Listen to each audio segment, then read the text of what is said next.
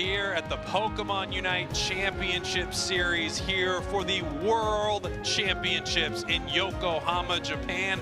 This is day one. These are our group stages. I am joined by Wonder Chef, and Chef, it has been electric so far.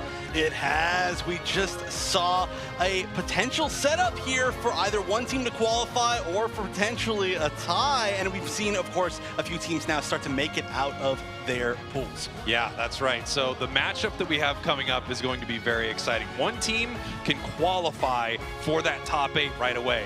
But of course, if it goes the other way, we will have a 3-way tie, and then we need to run it down to some tiebreaker rules to figure out which team is going to move forward in our group stage. We have Entity 7 versus Oyasumi Makaro.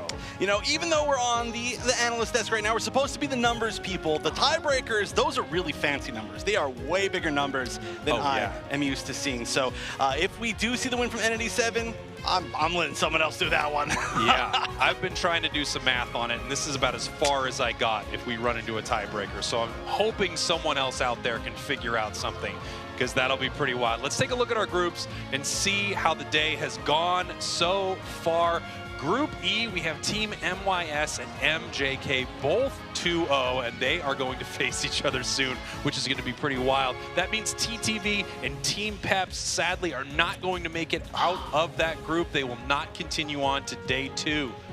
Those are two teams that I really love seeing. But now the 3-letter teams, those are going to be a little bit confusing, but I'm excited to see that, as well as all the rest of the teams that are really getting close now, especially with these first 4 groups. We are getting into the qualifier matches, and this one can be for Oyasumi Makaro, but Entity 7, they're fighting for their life. Yeah, Entity 7 is fighting right here. And again, we're not sure exactly what the tiebreaker is going to look like for this team, but obviously Entity 7 is looking to take down Makaro, and they have been amazing today so far. They have. Honestly, this has turned out to be one of the scariest groups. I did not expect this group to be quite so scary all across the board. I mean, I've been impressed by Entity 7, I've been impressed by Kumu, and I've been impressed by Oyasumi Makaro. So all together, it's just like, I feel like if there's going to be one group that ends up as a 3-way tie, this might be the one that I would predict. I got to tell you, those shots of Entity 7 right there, those were scary. They were. I was intimidated. And I know they weren't trying to intimidate me directly, but I felt almost attacked by that. Do you think that they like broadcast that to the screens in front of the other team every single match just so that they can kind of get in their heads? I would. Yeah. I absolutely would. I'd show it to them on my phone. I'd try to get their attention, be like, look at how scary we can look. Hey, look at my phone. Look at this video. Hey, they're not looking. They're not looking. Here we have Oyasumi Makaro, obviously one of the top teams here in Japan, and boy, the crowds are out for Japan today. I saw them earlier on our B stage, and just everyone flocking over to watch Oyasumi. Oh yeah, I mean, it's so cool. We actually, over here, we've got the B stage. Of course, it is being broadcasted on YouTube for anybody who wants to see the extra games. But not only the main stage crowd, but the B stage crowd as well has been so loud for every Japanese team. And it has been so cool to watch. Of course, us being from North America, we're kind of used to it being the North American teams, I think, a little bit more. But wow, the Japanese crowd, they are going in. Yeah, they are pumped for this squad specifically, and they are looking so good in their games. Again, if they win this, they qualify, and they are moving forward. Oh, look at all these signs. So many of these hand-pasted custom signs that we've seen, and all of these, or most of these, are for Oyasumi Makaro. They're a very popular team. We've been talking to like a lot of the other teams, a lot of the casters, and from Japan. And of course, a lot of us have heard like, what's the scariest team out of Japan? And they're like, oh, our 4th seed, Oyasumi Makaro. It's like, what, your 4th seed? Yeah, I mean, it's just been incredible. So much support. We actually did talk to Entity 7 yesterday. Let's get to know them a little bit better with their team profile. Somos 27 campeones de la región de Latinoamérica Norte. I think so, Rey, el capitán. Pues yo creo que la fortaleza de Gil es el macro que tiene por toda la experiencia. Yo creo que la fortaleza de Hitman es el micro, o sea, tiene 4 manos, bro. Yo creo que la fortaleza de Minato es que él es el más clean. Entonces, yo creo que la fortaleza de Steven es igual, las mecánicas que tiene dentro del juego. La fortaleza de Reggie, pues es el que mejor domina los Pokémones, los ágiles, y pues sí, mecánicamente sí es el mejor. Lo que más me emociona de estar aquí en Japón es obviamente competir, demostrar que podemos ganar, la comida y conocer los Pokémon Centers. Si pudiera decir algo a uno de mis fans o a mis fans, pues sería que gracias por todo el apoyo y por siempre estar ahí tanto en las derrotas como en las victorias. Quiero agradecer a mis fans por apoyarme tanto y a mis padres que siempre están ahí apoyándome en todo. Son una gran pieza importante por la que estoy aquí. Yo quiero agradecer a toda la comunidad de Latinoamérica que nos ha estado siguiendo y apoyando durante toda la temporada y sobre todo a mi familia, que sin ellos pues, definitivamente no podría estar. Mi esposa, que ha sido un gran sostén para mí durante esta trayectoria. Okay. Is Entity 7 still there? I think they are. I think they are. You got to keep hiding. I'm scared of them. I'm intimidated by them. And I don't know what to do about it. Just give them some good food. That's what they said in that video. They were here for the food, and I completely agree. I think that the food is... I'm up. Hide. He's been hiding. Hide. He's been hiding. Okay, I'm sorry. I'm hiding. We'll make sure that they don't see us. Okay, good. I'm just worried about them, okay? I think Okay. everyone at home is worried about them. We're very afraid of them. They seem nice enough, but we saw how intimidating they could be. And the last thing I want to do is run into them in a dark alley. That's all I'm saying right now, okay? Walk me to my car. Yeah, I think that's fair. Also, I think what people don't know is that there's actually just like, they just drop us down right here. So when we get off the stage, they just drop us in a pit, and we're actually just hanging on. Yeah. We're not actually crouching. It is pretty fun. It's kind of a slide. We slide right down into a big ball pit, but at the same time, you know, this is work, okay? So it's important to remember that throughout the process. I cannot wait to see these two teams go at it. You know what? I think they're looking at something else, so we can probably get up here. But this is a big moment. This is a big moment because if Oyasumi Makaro wins here, we have our next team qualified. Right now, all we know is that the former world champs are making it to day 2. We do not yet know who is going to make it there with them, but this will be the first team qualified from Japan if they can pull out a victory here. This would be a huge statement as well. Everybody knowing that Japan is so strong, but to see the 4th seed potentially qualify is huge, and we can actually take a look at groups A through D to see who else is getting really close to qualifying. Team Peru actually 2-0 currently in their bracket. Yeah, Team Peru looking great. I got to see some of those games over on the B stage. They're looking fantastic. We have not gotten to see Group C or D yet, who have some amazing teams. Obviously, Group C is that insanely scary group with Talibobo Believers and 0-0 Nation inside of it. And then, of course, a team like Eichland that could be a spoiler team depending on how these teams play against each other. And then, of course, Group B, we only got to see one game so far inside of Group B. There's Fuecoco. You can see he's hiding from them. He is. He's also hiding, but also because he's got the food, and they were saying that they want the food, so, you know, you can't take it from Fuecoco.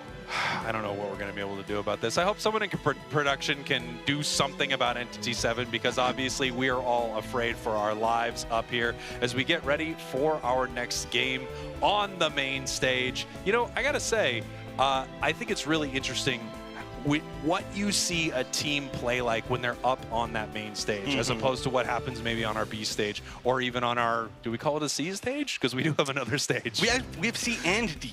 I think, C actually. and D. Yes. I don't know if they're technically stages, but yeah, we've got a lot of Unite going on all the time here, way more than could ever be caught on camera. And hey, we can look at the top attackers overall throughout the day. Mew leading it off, even though it's been a little bit more rare, I feel. Mew, incredible right here. Now, these are the top attacking Pokemon. They're sorted by average damage dealt from today. So these aren't just the highest and lowest. This is everything put together. I have not gotten to see Glaceon yet, but I'll tell you, the Pokemon I'm most impressed by in this pool has been Alolan Ninetales. I feel like A9 is just crushing it every time you see this Pokemon. So we can see out in the crowd some favorites who are not yet in Pokemon Unite. Not yet, and I feel like that would be a very scary addition. Either of those, maybe, in their own ways. Oh, what? Wait, that's a real door? That's a real door in that? I didn't even know that. I just got jump scared by the fact that is a working door in the houses on the stage. Yeah, that's where I stay. Oh, okay. Yeah, I've been sleeping there. Oh, nice. Yeah. Don't tell Entity 7. I won't. They're so close. Here we go. Heading into our draft, we have Hoopa and Leafeon banned out. Interesting to see Leafeon banned out. We have seen it actually perform extremely well today. It feels like it's had some wild swings, but people who are amazing with Leafeon are doing really well, as Lapras is a first pick, and that Pokemon has been crushing it. it. Oh, yeah. This is, I mean, Lapras has been the name of the game for the while. And actually, surprisingly, I mean, I guess there's just so many defenders here, but Slowbro, we're pretty far into this draft, and already we're not seeing any Slowbro. We've got the Umbreon and the Inteleon, the Eons, making some good work. I don't think Mewtwo is allowed, so that would be a very unfortunate pick. Let's see what we end up getting instead.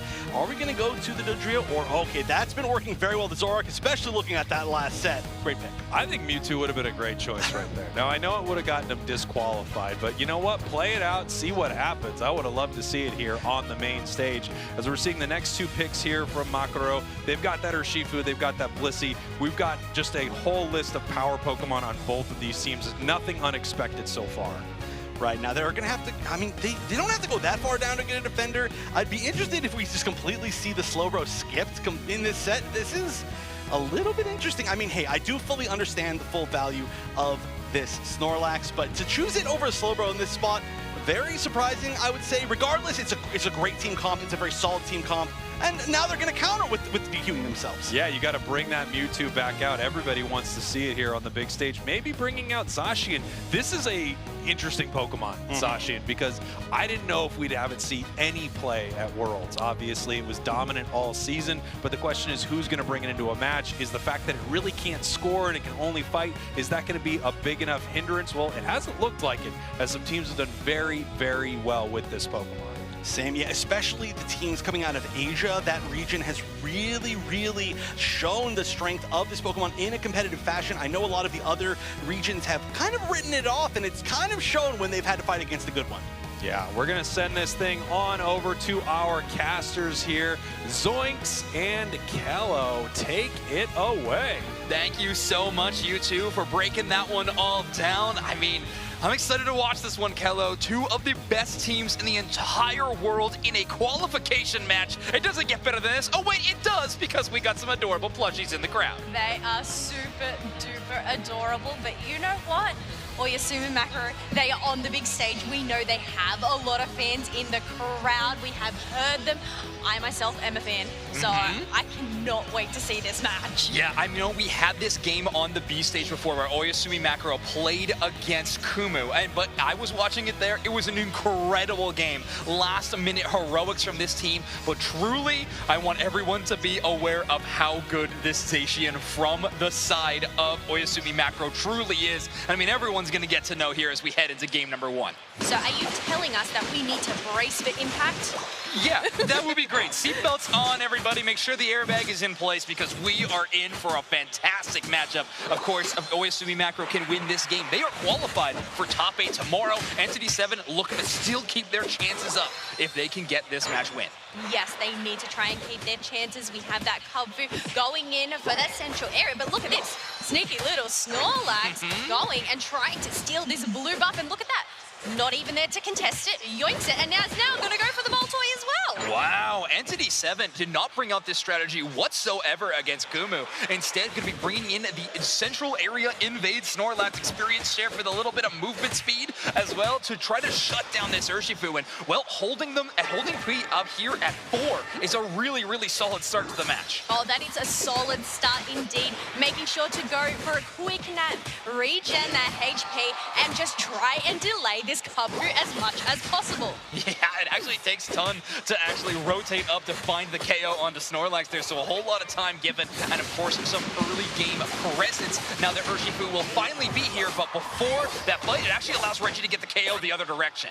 Oh, they get the KO, but look at this, the presence of this Zacian just freaks me out. Yeah, the Sword Dog definitely an intimidating force, but wow, an Umbreon flank here to get a knockout. Oyasumi Makaro now on the board as well as they get one score here in the bottom path, and the Umbreon showcasing why it is such a powerful pick right now. Oh, definitely a powerful pick, especially when it gets that level 4. You have them trying to battle it out. Snorlax trying to defend. Empty air there, but is going to find that invisible Drizzly there. Yeah, some great spectacles there from Minato to be able to find that Drizzile. They're probably going to escape. Oh no! An eject button with tackle actually gets the chase down, but a bit too much speed on that attacker to fully get knocked out in that situation. Sorry, there's not one Zacian. There was 2 Zacians on the map there. The illusion. Sprinkles was right. They are air bike. However, Reggie, I honestly like them in the Zoroark a little bit better. However, great little rotation by Oyasumi Macro gets all of that experience for that 8-minute spawn of the Altaria Swablu. So a really good early game showing from them. However, Reggie is starting to work. They get a KO on Namame the other direction, but P is trying to take this 1v1. Oh, and look at this. We do have a liquidation Inteleon here, making sure to get these sure hits. We have the heavy slam escape, but unfortunately it ends up getting taken down by the Urshifu. Wow. Nowhere to go in that flux zone, right? Absolutely. Too slow, too many dashes on cooldown in that situation. Reggie takes a whole lot of damage from the liquidation, but they are able to earn a lot of that back with some wild Pokemon knockouts. Oyasumi Macro, I would say, probably favored in this first Reggie fight. However, we do have Reggie on this Zoroark who can really play spoiler.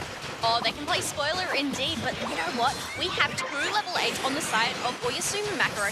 No Unite moves on hand. I know, as I say that, we do have Urshifu that has locked it on down, but we have the 2 defenders just trying to ward off this Umbreon and create enough space for this Urshifu to solo this Reggie steal. Now they have some backup. Umbreon is just playing that bait, ends up getting taken down, but you know what? I think it was a sacrifice that was necessary. Yeah, Mame going down in that situation is no big deal whatsoever for Oyasumi Macro. They get that first objective, and not to mention Sui has been doing incredible work here in the top half. Zacian is already hit, that's right, level 10. Double digits for them at this point in the game, as well as securing the Reggie Lucky. They won a 1v1 versus Reggie in the top half, which really helped put them far forward. Oh, but because they had no members there, we have the Reggie Alecki that ends up moving on forward. They didn't even capitalize that. Instead, we have a Shifu that is just brawling on and out, trying to defend this pad from this Snorlax. And look at that, the Reggie Alecki didn't actually provide anything helpful for Oyasumi Macro there.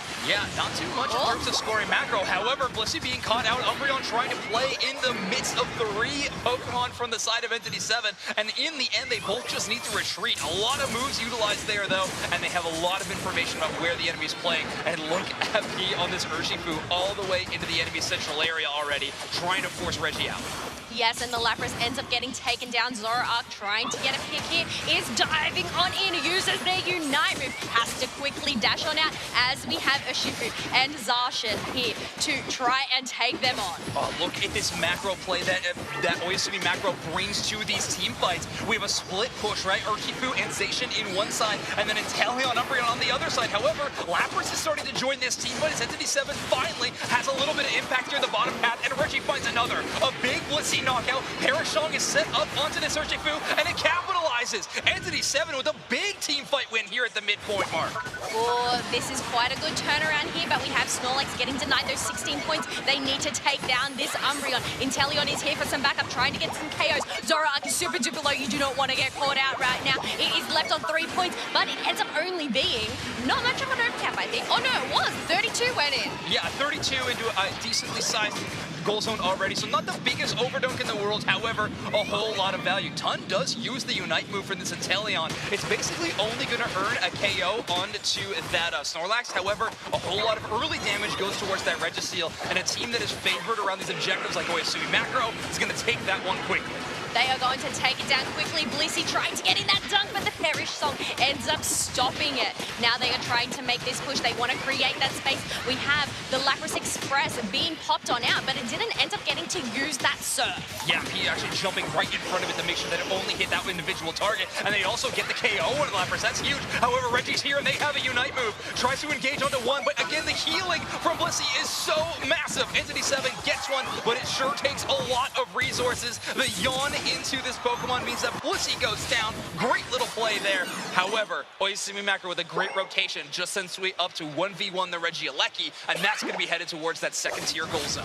Yes, the power, the shred that this Zacian has to be able to solo these Reggie Aleckis and just create this pressure up in that top half. Yeah, a lot of people, when we talk about this Zacian, the role ends up being debated quite a bit. Is this an objective shredder? Is this a tank Pokemon that focuses on defeating those tanks, or is it just a great team fighter? And well, it depends on the player and how they want to execute most often. You see them just auto attacking in the tall grass, making sure that big fourth boosted auto is ready for any big team fight. I feel like it's just ticked off all of those boxes that you just mentioned right there. Yeah.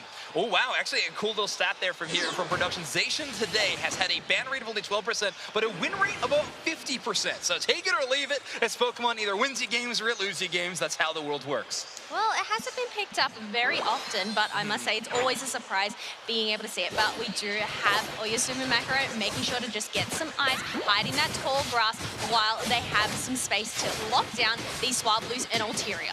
Top path has been amazing for Oyasumi Macro all game. However, bottom path, Entity 7 has been able to shore up their defenses quite a bit. So they actually are holding on to a score lead. And with a rotation from Lapras towards that top path, they threaten to score 40. But it looks like Oyasumi Macro reads that one and actually goes for the defense immediately. They are going for the defense. We have 18 seconds left until that Razor Quasar does spawn. But Registeel is here. Doesn't look like they are going to go and take it, instead opting for positioning. Look at the positioning of Mame on this Umbreon in the enemy central area, hiding in the tall grass, trying to get as much vision as they possibly can. They only spot the Lapras, and currently Oyasumi Macro has all of the positional advantage around this Rayquaza. They have both tall grasses spotted out, and they're really forcing Entity 7 into this middle channel for this initial team fight. And here we go. Snorlax gets a big engage. Reggie drops the Unite move, but the Blitz Assistance ignores all that damage, and he starts off strong. Oh my goodness, and now that Lapras is getting caught on down, it ends up getting taken out. There's only the Ninetales that is trying to run for its life, but we have Umbreon that is right on its tail. This leaves the space for the rest of 4 members of Oyasumi Macro to lock down those Ray Shields. Crowd goes wild for the hometown Japanese team to secure the biggest objective of the game. They do need to make sure they find some scores, but with no Pokemon that can do true damage or hit below those shields, it seems like they're going to be able to rack up a pretty large lead. Entity 7's been in situations like this before today already, though, but Oyasumi Macro is holding on to this lead tightly. Oh, they are holding on to it very tightly, considering 4 members of Entity 7 are down. It's only the Lapras here trying to defend this home base, but we still have Zacian with the shield and 29 points on hand. Oyasumi Macro finally here on the main stage, showing why they have earned such a huge reputation from their region. Taking down Entity 7 here. I mean, there is 40 seconds left in the match. Blissey does go down, but there needs to be way too much scoring for this one to turn around. Oh, it's really interesting to see they just left home base there, instead trying to go and push, but you have Oyasumi Macro right behind them. 3 members of Oyasumi are down though. 25 seconds left on the clock. The Lapras Express, they are trying to rush on in, possibly get in some last minute dunks, but are they going to be able to do it? Reggie goes down to Inteleon. Ton is getting in range. They're using the Unite move from Inteleon, and they're dealing out so much damage. Entity 7 needs to score not only here, but on future goal zones as well. But Mame and Ton holding down this goal zone, putting up a picture-perfect defense, and Oyasumi Macro starts off this match 1-0. And did you see that? A 4 KO streak from that Inteleon as well. Incredible from them. What a start, and a reminder to everyone, if Oyasumi Macro can win this match, they are qualified for top 8. They are now 1 game away from heading into day number 2. All right, let's send it over to our analysts to break this match down. Woo! They got a little dicey there at the end, but really, really great match for Oyasumi Macro.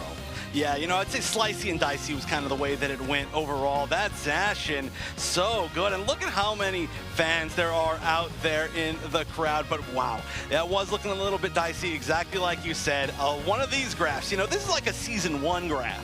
Yeah, this was very much a Zapdos graph right here. That fight really went well for Oyasumi Macro, which, you know, incredible stuff from them. Entity 7, it felt like they had an opportunity to claw their way back right there at the end, but they really had some tough sledding in front of them. So many points from Oyasumi Macro, and man, they just had such an amazing Ray fight. Yeah, I mean, there were some great team fights all together from Entity 7, but yeah, they just weren't able to pull together in the final one. So let's take a look at the damage. And oh my gosh, I thought that we were going to see a little bit more out of some of the melee on Oyasumi Macro, but Tong on the 117,000 damage Inteleon. That is pretty ridiculous. Inteleon is an amazing Pokemon, and when it really has room to run and hit every single one of those liquidations, it's just going to stack up huge damage numbers. You also saw it in that final fight, use that Unite move and just start hunting members of Entity 7 down. I feel like that's the real kind of next level of skill involved with Inteleon, is using that Unite, because it's so weird, right? Like, nobody knows how to actually use it at first, and now these teams are starting to say, okay, this is exactly how we do it. So we can take a look at the highlights. Maybe there will be some examples of that in there, but I mean, I knew that it was a really strong Inteleon game. I didn't realize it was quite that strong. Yeah, incredible game here from Oyasumi Makaro. Just one game away from securing their spot in the top 8, as we see some great fights from both these squads. Of course, Urshifu doing a lot of work as well for Makaro. Yeah, I thought maybe Urshifu was going to be the one topping damage. I was definitely wrong, but still, I mean, incredible amount from the Urshifu, incredible amount from the Zacian. Again, Zacian, despite the fact that it wasn't like 117k Zacian, it's such a hard thing to answer when it's in the hands of Oyasumi Makaro. They are just so good at taking advantage of that Pokemon and the space that it creates. When it moves up, you have to deal with it. It allows the Inteleon in the back to get a ton of extra damage. It's just looking so good. This comp, everything that Oyasumi Makaro has been doing today is looking really good. Yeah, now Entity went into this final fight actually ahead right here. They were in kind of a solid position, but they dive in for this moment and they do not make it out. This is just an incredible, choke point right there for Oyasumi Makaro. They rip through their team, and even though they do have a push here at the end to try to come back, it's just a little too late for them and a little too little on the scoreboard. Oyasumi Makaro taking game number 1. Yeah, where you initiate is so important, and that was just one of those tough spots, but that's the best you can do. Sometimes you just don't have the opportunity to engage exactly where you want to be. We can see who the player of the game is. It's Ton GG on that Inteleon. Of course, a huge amount of score on top of all of that damage. What can I say? We expected going into this weekend, Inteleon was going to be either banned or picked basically every single game. We've seen that so far. Yeah, I thought Inteleon was going to be one of the power Pokemon in this tournament, whether or not a team was able to utilize it correctly or not utilize it correctly. And we've seen whether you're playing Snipe Shot, whether you're playing Liquidation, and, of course, the early game from this Pokemon, we've just seen such a dominant performance from it all weekend. And then, of course, other big-name Pokemon inside that match. We had Lapras, we had Zoroark, we had Alolan Ninetales, so there was a lot going on inside that game. Oyasumi one match away from securing their spot right now. And again, that's so huge. To be a 4th seed qualifying, that is just an amazing statement. So here we go. Game number 2, the draft and ban phase is beginning, and it's looking like there's some shifting around, but maybe the Umbreon and maybe the Hoopa. It looks like Tong is considering banning that Mewtwo, and I think, you know what, I'm sure you could ban it. I don't think there'd be anything wrong with banning that Pokemon. I mean, you're just kind of reinforcing the rules of the tournament there at that point. Yeah, that would be a flex, I do have to say. And the Lapras first pick, very, very much expected first pick. Now, we'll see. The big question to me is, are we going to actually see the Slowbro this time around? Because it has just been completely passed up within this set so far. It looks like the bird is the word for Entity 7. They might be bringing out Dodrio and Inteleon. So 2 incredibly strong Pokemon, tons of burst damage just in very different ways for the side of Entity 7. As we have some more lock-ins coming here from Makaro. We have possibly a Leafeon that we saw banned out game number 1. Right, maybe this is going to be the opportunity to take it, but what do you pair it with? Oh, is it going to be Zacian and Mini Zacian? Yes, it will. This is going to be a very scary set of dive, I guess you could say, Pokemon in general. If you are anywhere in that back line, you are just going to be scared for your life the entire time. Yeah, and the question is, what are we going to bring in from a defender here? I would love to see a Slowbro, I have to be honest. I think it's solid into Leafeon and pretty solid into Zacian, but it looks like it is not preferred as we get ourselves a Trevenant. My goodness, look at this squad from Oyasumi Makaro. If this is Urshifu Blissey, I mean, just what a terrifying lineup. I actually would have loved Clefable and Urshifu here, because you can literally kill everybody. I mean, this is a full melee comp, essentially. So I feel like that would have been really good. But the Blissey's equally disgustingly good, right? I feel like they are getting everything that they wanted. I feel like Oyasumi Makaro got both in this draft and the previous draft everything they wanted. Yeah, I mean, if I'm looking at these 2 teams, I would be more excited to be on the side of Oyasumi Makaro. I'd also be terrified to be with Entity 7 because I don't know if they turn on me at any moment. But this is a really solid setup from both teams. I love the draft from Oyasumi right here. We are going to send this thing over to our casters extraordinaires. Zoinks, Kellosaurus, take us to game. Thank you so much, Spraggles. Here we go, Kello. Game number 2 between 2 incredibly talked about teams. Oyasumi Makaro and Entity 7 really earning some big reputations headed into this weekend. Well, and currently, Oyasumi Makaro definitely living up to the name. Oh, they are definitely living up to the name, living up to the hype. Absolutely. I must say. But as we head on into game 2, obviously, we do have Entity 7. Their place is on the line. Exactly. Entity 7 needs to win this game before we can even have that tiebreaker conversation. On the other side, though, Oyasumi Macro also just as much wants to win this game, so we don't even have to open up that can of worms. This draft was really interesting. I mean, it really feels like Entity 7 went for that comfort pick strategy, and Oyasumi Macro just grabbed all of the good stuff. It really seems to be lining up that way. Entity 7 did come away with an Inteleon, though. Sounds like a shopping spree at the Pokemon Center. Wouldn't you say? You just want to stuff everything in your bag, everything that's good. Gotta grab it all. Gotta grab all those good Pokemon. But as we head on into game 2, Oyasumi Macro from Japan, Entity 7 from Latin North. Let's go, Zoids. And look at this change-up already from Oyasumi Macro, expecting the invade that's going to be coming in from Entity 7, and we see here the Phantom is making their way through. We give the Blissey to help that clear be a little bit faster, make that red buff knocked out immediately. However, Minato is most likely going to be sealing away this blue buff. A slight chance from he to grab it, but no, Hitman actually is going to grab it with that Doduo. Ooh, live it up to their name there. Hitman indeed, and escaping with 1 HP and a dream. Yeah, it's not easy to escape from a Zacian with 1 HP or any. So great play there from the Entity 7 to get a little bit of a red buff and get out of danger. A nice little exchange. Sui, though, on this Zacian. It's actually going to be bringing their presence to the bottom path in game number 2. A little bit of a switch up, but I think the matchup into Trevenant is amazing. Oh, definitely amazing indeed. But look at this. We do have an Urshifu that is here to support this Zacian. They are going to put the pressure on this Phantom that can do nothing but try and retreat. And now they are going and taking their Buttlebees. Oh, my word. Rapid Strike Urshifu is so good at playing in any part of the map. Flux Zone or no. A great little advance. And he, by the way, has been one of those players that we have heard so much about. On the Urshifu is their signature pick, and they truly are a different level. Even trying to invade Reggie's central area, and you can see a blue buff below them, so clearly it went pretty well on the bottom side of this central area. I guess that's the thing. It's an all-rounder. Is it a speedster? Is it a supporter? Is it a defender? It can just do the lot. Absolutely. And I mean, the damage it's done so far has also been fantastic. They're going to try to take this 1v1. Reggie's going to try to join this matchup. However, Lapras is a really tough target to try to shut down with this big burst damage. In fact, they take so much from Zacian, who gets the chase down, but Reggie able to escape until a Solar Blade comes out of nowhere. Ton with a huge play. Ton, that was beautiful. And look at this, we still have a Phantom that hasn't evolved. It is honestly not very useful at this point, coming up against a Zacian, a Lapras.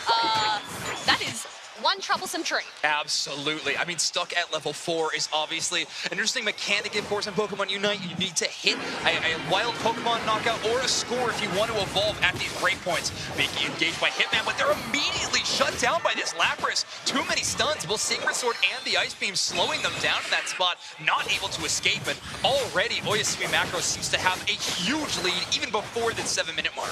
Oh, they does look like they have a huge lead, but we do have the basement Reggie that is about to spawn in 10 seconds. Obviously, they have these levels, 2 level 8s, Zacian and Urshifu, and now the Leafeon as well. They are a dominant force that you do not want to come across.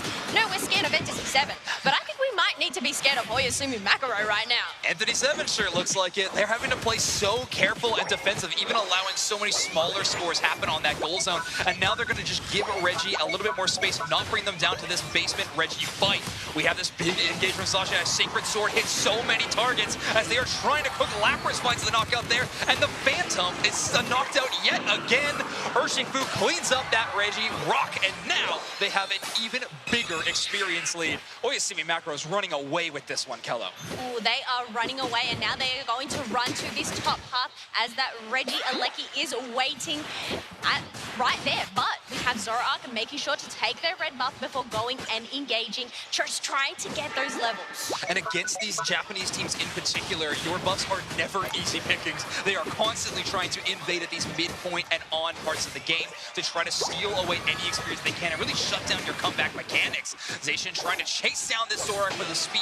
A little bit too much, they get away, but he is working in the background. Urshifu finds one, Lapras finds another, and Oyasumi Macro is really popping popping off here at the top half. Oh, they are popping off indeed, and Zorak ends up going down. We have Inteleon trying to use that liquidation, but it wasn't able to stop those dunks, and now we have those 2 Tier 1 goals gone.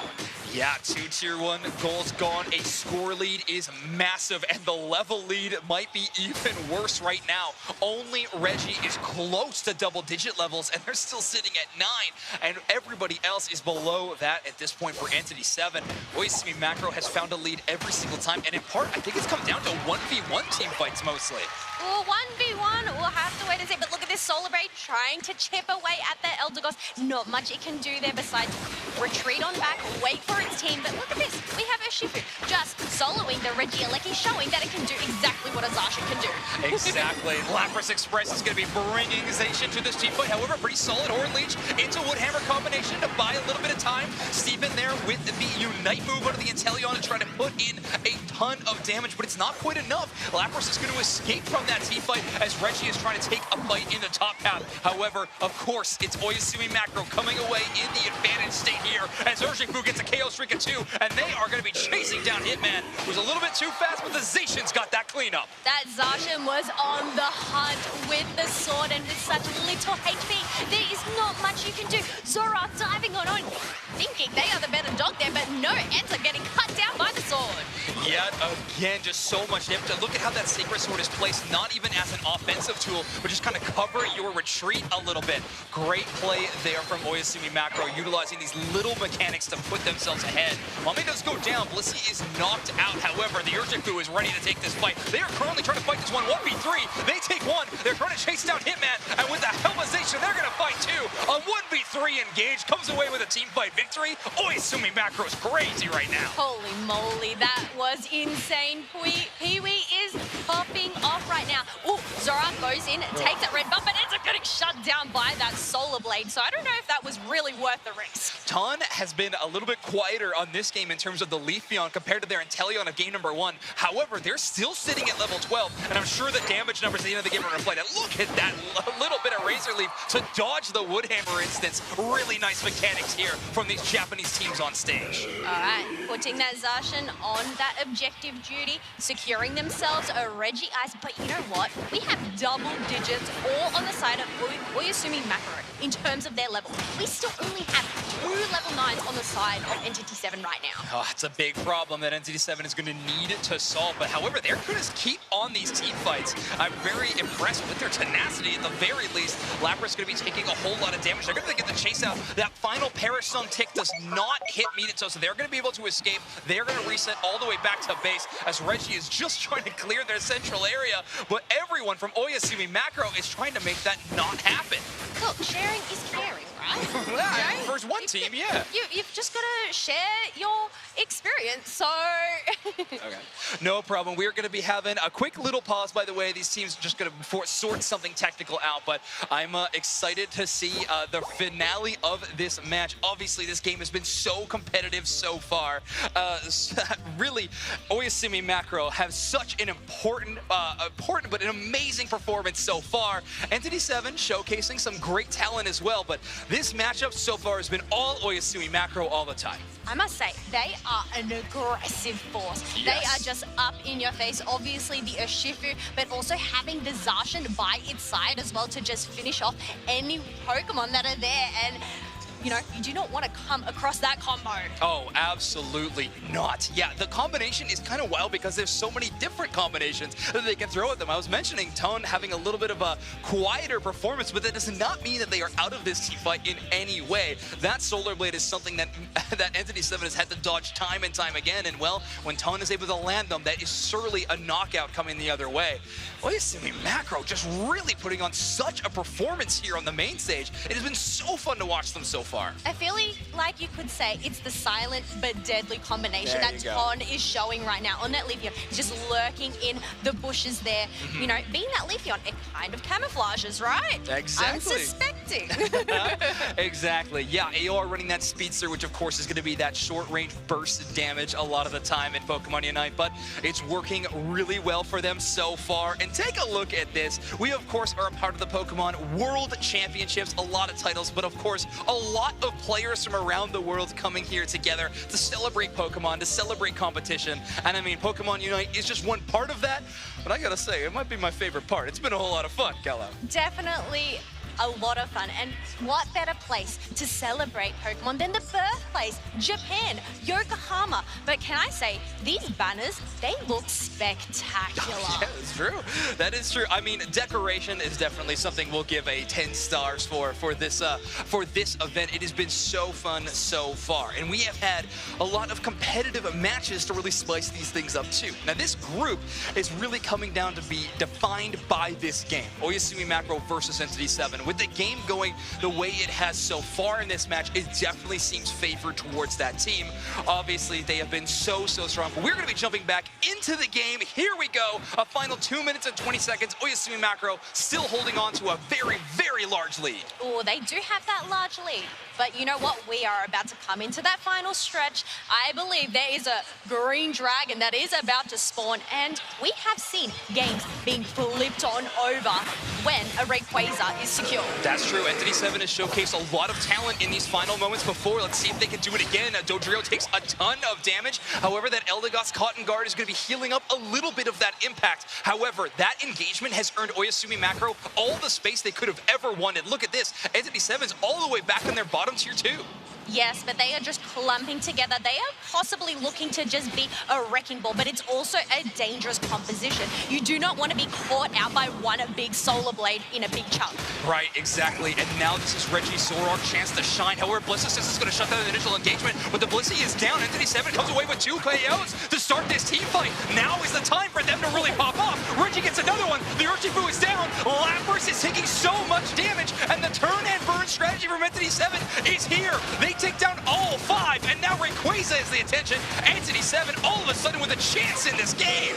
This is the wrecking ball that I was just talking about. Obviously, being able to stick together, support together, you know, stick together, stay together, that is what they've done. Now it's just a matter of getting these dunks in. We have 380 on the clock now to 234. Oyasumi Macro, they're going to have to turn it around and get in some extra dunks. You can never count a team like Oyasumi Macro out of the game, but we couldn't have really made a tougher position for them. However, more dunks go in from Entity 7, and all of a sudden, this team from Latin America North now has a fighting chance here in the World Championships to make it out of their group. We are going to be tied up 1-1 unless Oyasumi Macro can find a way to score. Right now, all they're trying to do is break that Rayquaza shield on the Zoroark and try to stop one scoring potential, but with only 15 seconds left in this match, it feels like we're all finished up. Entity 7 have just tied this game 1-1. I must say, we have had so many Game 3 situations today. And I mean, you wouldn't expect anything less from the World Championships, but Entity 7, they still are in this. Entity 7 with their backs against the wall in the truest way, able to push through into the final moments and make that game their own. What a match. No one expected that result at the end, least of all Oyasumi Macro, as now this matchup is tied 1-1. Let's throw it over to our analysts to break that one all down. Ooh, well, you couldn't have wanted it to go another way if you want to see a game number 3. What a final fight from E7.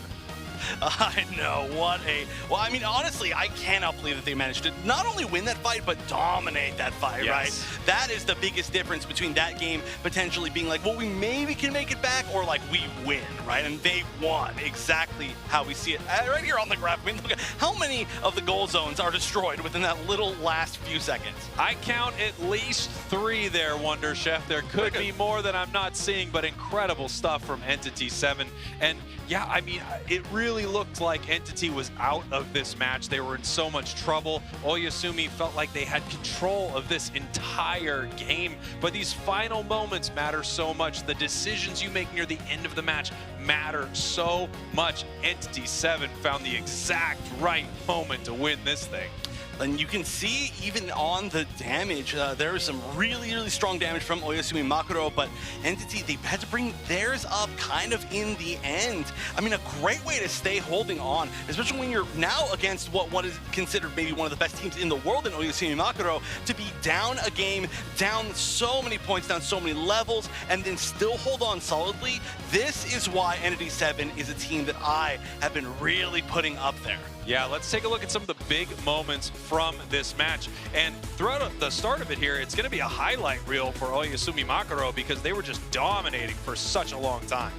Yeah, there really is no other way to put it. I mean, this is a scary comp. We talked about it when we looked at the draft, but not only is there Zacian and Leafeon, but also the Urshifu and the Lapras. Everybody is just going to dive that backline, and it's going to be such a strong early game, and that's exactly what we did see. But then once they survived all the way to the late game, that's when things started to change in the favor of Entity 7, and not even really that much. It really, really took one big final fight right here to make it happen. Yeah, huge fight right here from Entity 7. That drill peck, massive, right into the boosted. You can see Zacian getting taken down on the top left of your screen right there. And then as soon as Lapras goes down, incredible stuff. They dump it 600. Ah! Oh, it's Entity 7 right there. Scared me. It's okay. It's a okay. jump scare. You can go hide right now. There's a player in the game. Don't look at the screen right now. There's another Entity 7 player. Yeah, I don't want you to be, I know you're very sensitive to this kind of stuff, but Reggie is the player of the game on the Zoroark. That's, I'm stealing your line for that one. Since I'm next to you, you don't get to do it all that often. We're never together on camera. So, I mean, very, very strong in the entirety of this group, I would say. Yeah, incredible stuff, obviously, and they must be feeling good on stage right now. They just gave themselves a lifeline. We are heading here to a game number 3. Truly, I hope the people smarter than us backstage are crunching the numbers and they know what is happening right here. This is being taken to a game 3. And by the way, we are seeing so many teams take it to a game number 3. These regions are so incredibly close all across the world. It's incredible. Have we seen any 2-0s on broadcast? The only one I remember was Luminosity and Time to Shine. That was the only 2-0. That's right. And that was, yeah, that looked like it. No, it wasn't. No, wait. You were right. Luminosity lost the game to somebody, right? They lost the game to S8 UL Esports. That's what it was. Yeah, so almost all 3 game 3s. But again, just to kind of remind everybody what the situation is. So this is a 3-person group, and now we've had Kumu defeat Entity 7. We've had Oyasumi Makuro defeat Kumu. So now if Entity 7 defeats Oyasumi Makuro, it's a 3-way tie. And also on top of that, every match that's happened so far has gone to a game 3. So if this is a win, it is 3 game 3s. I have no idea what the tiebreaker is. Don't ever ask me. Do not at me on Twitter. I will not answer you. I feel like if it were up to me, I'd give it to Entity 7, but that's just because I'm worried about what they would do if I didn't give it to Entity 7. It's getting pretty crazy, and obviously, this is like a starter Pokemon situation, you know? Yeah. Entity 7 is the Bulbasaur, and Oyasumi Makuro may be the Squirtle. It's just, this is a situation where one beats one beats the other, one beats the other, as we get ready for our next match right here. Very much decider right now. This is going to be very, very exciting. I mean, we're going to have, of course, the chance now to qualify guaranteed for Oyasumi Makuro, assuming that they can actually win this. Oyasumi Makuro on the right side. On the left side is going to be Entity 7, and we're going to see the ban of the Zoroark. I do like that a lot, realizing that it's just such a strong pick in the hands of Entity 7. And we have a Lapras first pick, something we've been seeing all day. I think this Pokemon is just one of the most dominant things that you're going to see here in Unite right now, especially in this competitive environment. But Umbreon, Inteleon, no slouches either. You got some Eons over there for sure. Eons of victories. It seems like we've been seeing for Eons, even though they're 2 of the newest Pokemon in the game, but they're just doing so well. All right, there's no way we see the Mamoswine, right? This is definitely a troll pick. Yeah, we're going to see the Eldegoss, another solid pick, the Dodrio doing really well. It doesn't seem like these teams are really changing up their strategies all that much from what we've seen so far, at least. Yeah, I mean, obviously it worked for Entity 7 last time, and, you know, Oyasumi Makuro, they had a great game too, actually. They just kind of fumbled at the goal line right there. We're going to see how they want to close these picks out. We obviously have the Urshifu, the Blissey, incredibly powerful from Oyasumi. We're basically seeing a little bit of a run back here. No way. Does Hold on. Hitman bring this out? Is this for real? Is this for real? We've seen a few other... Whoa, it's happening! Let's go. Absol and Gudra. Okay, this is... I said we don't see anything very different. I was wrong. I'm leaving. Okay, that's right. You heard it here. Chef is quitting right now mid-broadcast. We've never had this happen before, but he has to because he's been so wrong in this moment. I have to say, true. This is incredible. I cannot wait to see this match. I did not expect the team to pull out Absol. I expected to maybe see some Gudra later today, but we are seeing it right now. We have got to get this thing over to Zoinks and Kello. I know you have to fill out some exit paperwork, so let's send it on over to them right now. What on earth, Kello, are we looking at? This draft got real wild real quick there at the end. Look, the thing is, they are at a game 3. They have to pull out all stops, all those things up their sleeves. I cannot wait to see how this Absol, but Gudra, this defender we've obviously seen, Lapras, Umbreon, being that dominant force along with Slowbro, but this is a first for Gudra, and I cannot wait. Yeah, tournament debut for this Pokemon. Of course, it has had some recent buffs and changes, and has had some competitive success as well in some grassroots tournaments where, of course, NAIC was maybe where we saw a little bit of the Gudra's impact. Now, it is a very interesting Pokemon when used competitively against some of the top teams. That Power Whip Dragon Pulse combination is a really good play from these teams, and well, it gives a lot of healing over towards whatever Pokemon is going to be handling that. So let's see what Hun's ability is on this Gudra. I'm so excited to watch it in action. Oh, I am definitely excited to see. I think everybody is excited, but otherwise we do have that Absol going and taking that central area. But do we see a Snorlax invade once again? Yeah, it looks like they're going to be making their way across, so very impressive. I'm impressed by this game so far. So already, Minato going to be trying to take away this red buff. Snorlax trying to pull it off, but going up against 2, that's a tough spot to be.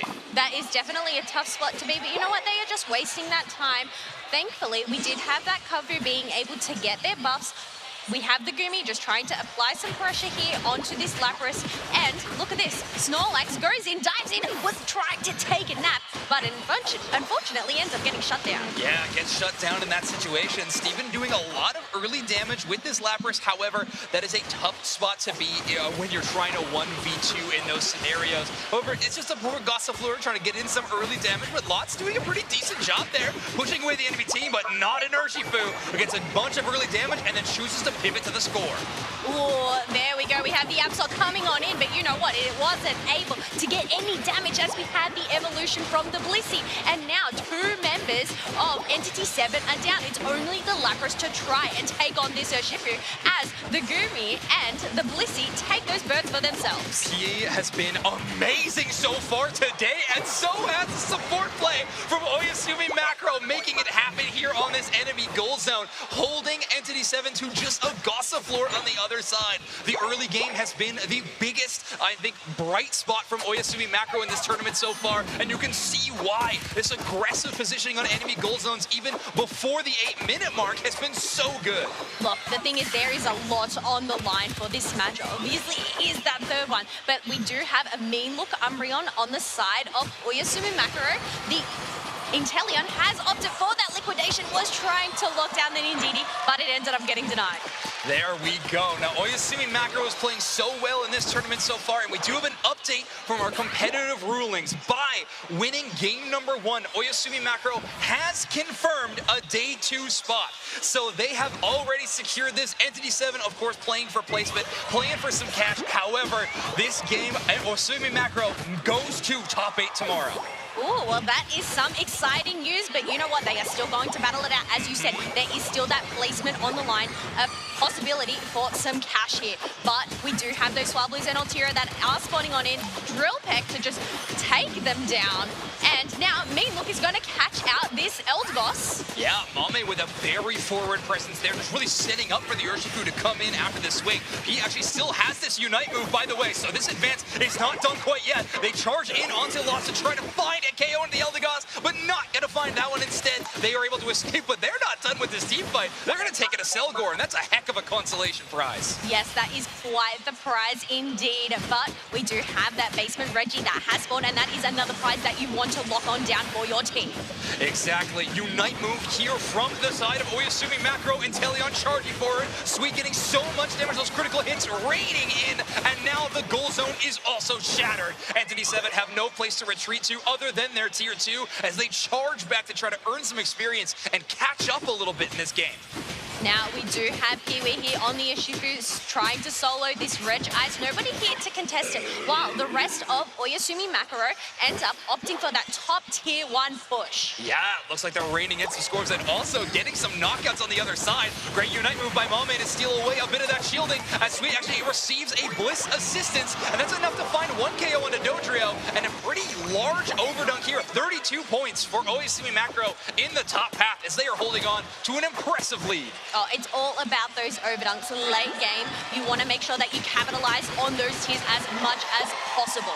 Absolutely, yeah, you can hold on to those, and that's a Gudra invade happening on the other side of the map, by the way. Oyasumi Macro definitely trying to hold on to this lead whatever means possible, as Gudra is currently 1v3 in the enemy central area, and they get 1. I believe that's a Muddy Water build as well as the Power Whip, and they are getting 2 as well. Oyasumi Macro just trying to skill dip Entity 7 in the enemy central area right now. This is absurd. This is absolutely absurd as they are trying to take down this Lapras. It is getting hit by those egg bombs, getting chucked on back. Finally ends up going down. We have Reggie Alecki knocking on the doorstep of tier 2 here, and now Oyasumi Macro, they are being the wrecking ball force that we saw in that last game that Entity 7 showed us. Entity 7 only has 2 goal zones left, and one of those can't be broken. I'm sure Oyasumi Macro would have tried to charge down even far more forward if they could, but what an early game lead from Oyasumi Macro. We are now officially past the halfway point of this game, and Entity 7's win conditions are shrinking by the minute. They really need to find a big KO onto preferably the Inteleon or the Urshifu to earn back some comeback experience. I'd love to see some specific target fire from there. However, we do have a Group E update. MJK has beaten Team MYS, meaning I believe that MJK is the successful team in Group E. Well, that is pretty exciting, but we also have a pretty exciting fight happening right here. Inteleon being able to get a 2 KO streak there. But you know what? 3 level 12s on the side of Oyasumi Macro. The highest level on the side of Entity 7 is that Absol. Oh my word, yeah, Absol at level 11 doesn't really hold a candle to a couple of all of the level 12s, and now a level 13 on the other side as yet again we just really pushing into the enemy with no signs of stopping. One bubble beam is going to slow you down, but if you're earning a Registeel and even stopping a goal zone on the other side and coming away with 2 knockouts, 2v4, and right now Hui is getting so much value. Look, I feel like Gudra was able to shine with those 1v3s, but now we have Urshifu trying to demonstrate that capability as well. Entity 7 is playing so far from behind right now. Oyasumi Macro is dominating this game, and it's not particularly close. However, a Snorlax engage comes away with 1 knockout, so that's some experience sent the other way. But these are respawning Pokemon trying to join this team fight, and one by one they're getting shut down. Oyasumi Macro asking who is next. We will defeat whoever enters our battlefield. That Gudra is whipping it back and forth. I must say, it's always very comedic to see opposing Pokemon trying to make an escape, but ends up getting whipped on back. Exactly. I mean, Oyasumi Macro going for essentially a moral victory at this point. They have, of course, qualified for top 8 tomorrow, but they are trying to show Entity 7 that they are truly one of the best in the world. Dodrio pushing around that Gudra. They're caught in the mean look, but if Blissey says this is going to earn some shields, and Urshifu is going to find the damage, Oyasumi Macro ain't done yet. That's a fight at 240 right now, and they are absolutely demolishing Entity 7. That's a KO streak of 4. Do we get a full 5? No! Unfortunately, Inteleon steals the Penta.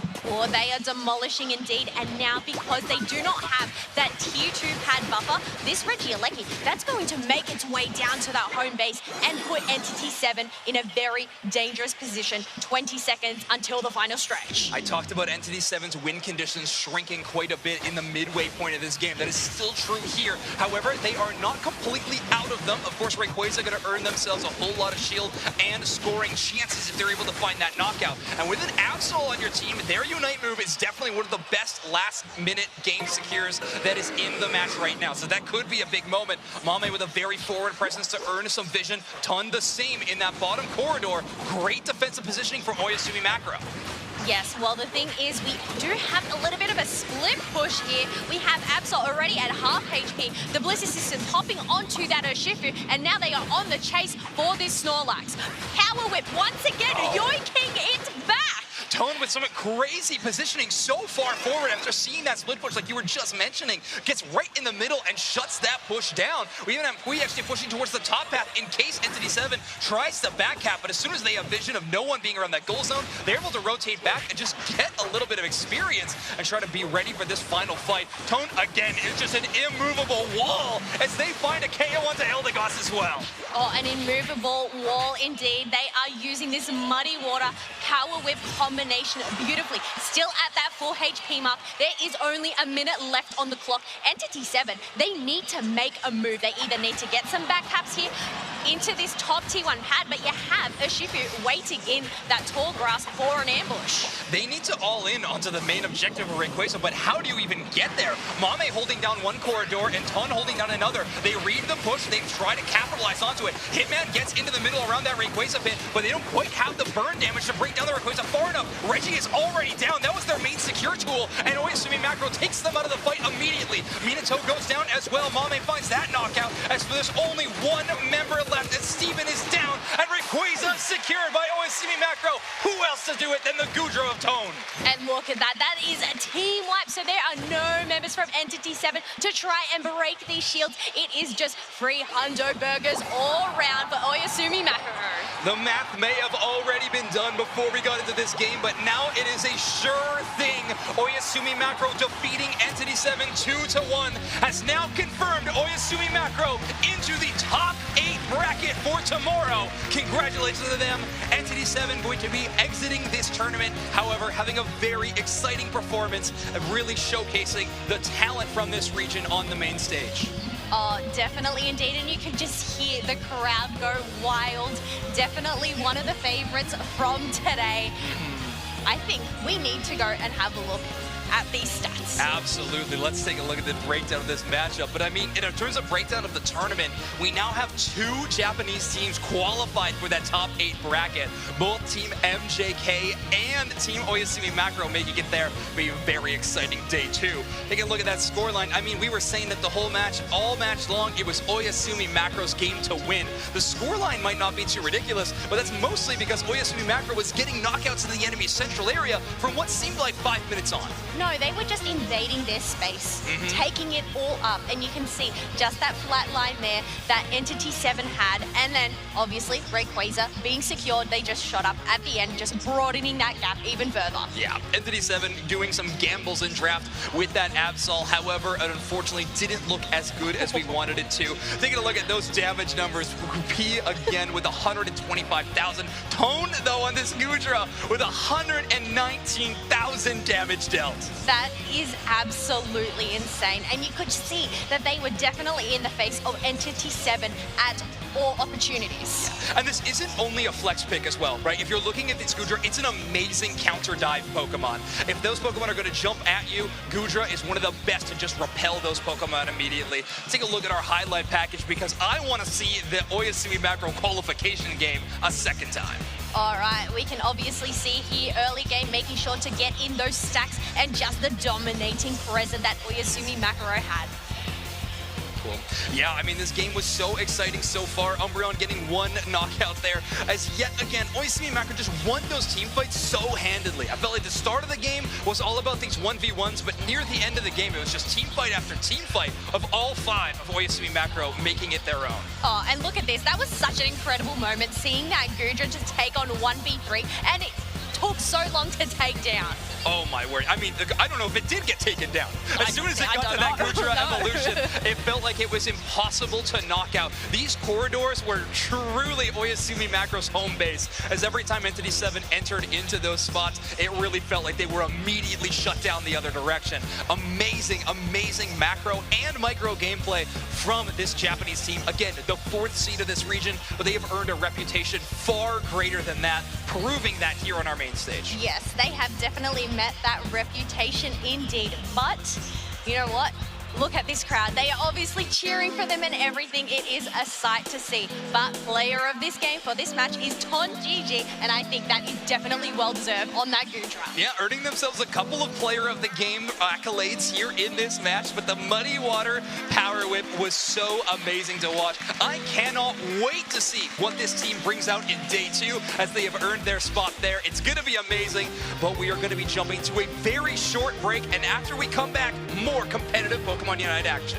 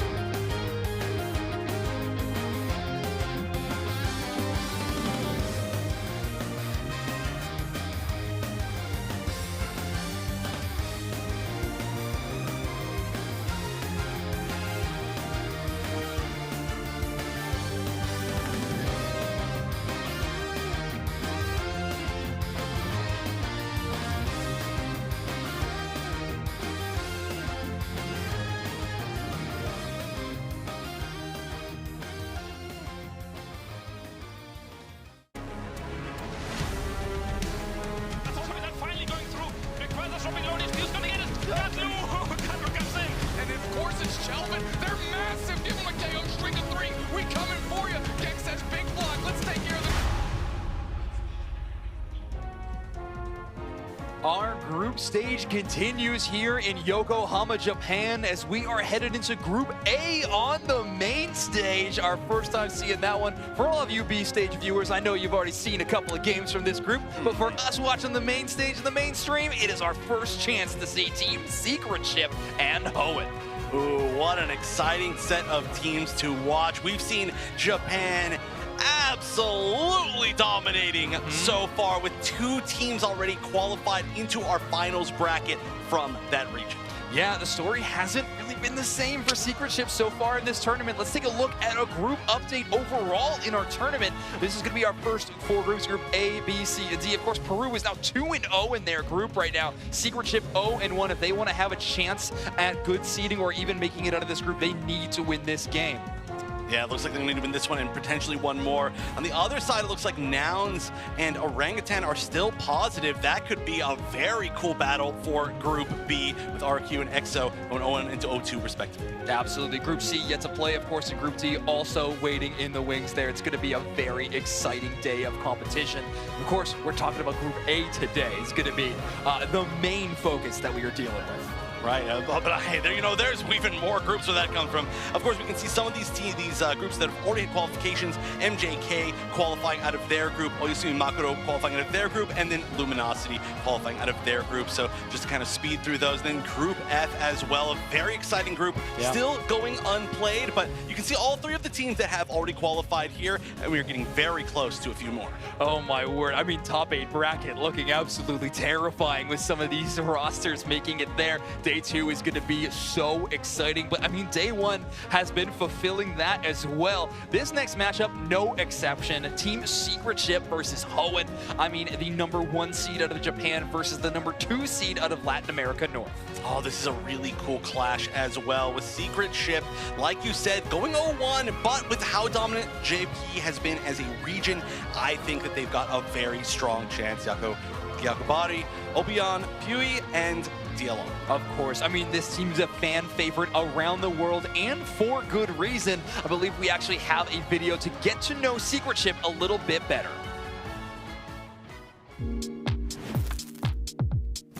日本のシークレットシップです。優勝します。今年も横浜の世界大会に来ることができまして、去年のロンドンのような会場の熱気を味わえるということがとても嬉しいです。今年は、予選ブロックを勝ち抜いて本戦でいい結果を残したいと思います。2年連続優勝という、素晴らしい結果を残すことができたのは、本気強く負けても諦めないで、メンバーで調整し続けることができたからだと思います。去年世界大会を経験したメンバーが、チームメンバーにいますので、その世界大会で、本来の力を 100% 発揮するにはどのようにしたらいいのかというのを知っていると思います。なのでそれを教わりながらやっていきたいと思います。今回日本で世界大会開催されるということで、プレッシャーには感じてません。で、とても喜ばしいことですし、海外の、たくさんの選手、お客様が来てくださるので、日本の文化だったり季節にも触れていただいて楽しんでいただきたいなと思います。じゃあ口引きはいきます。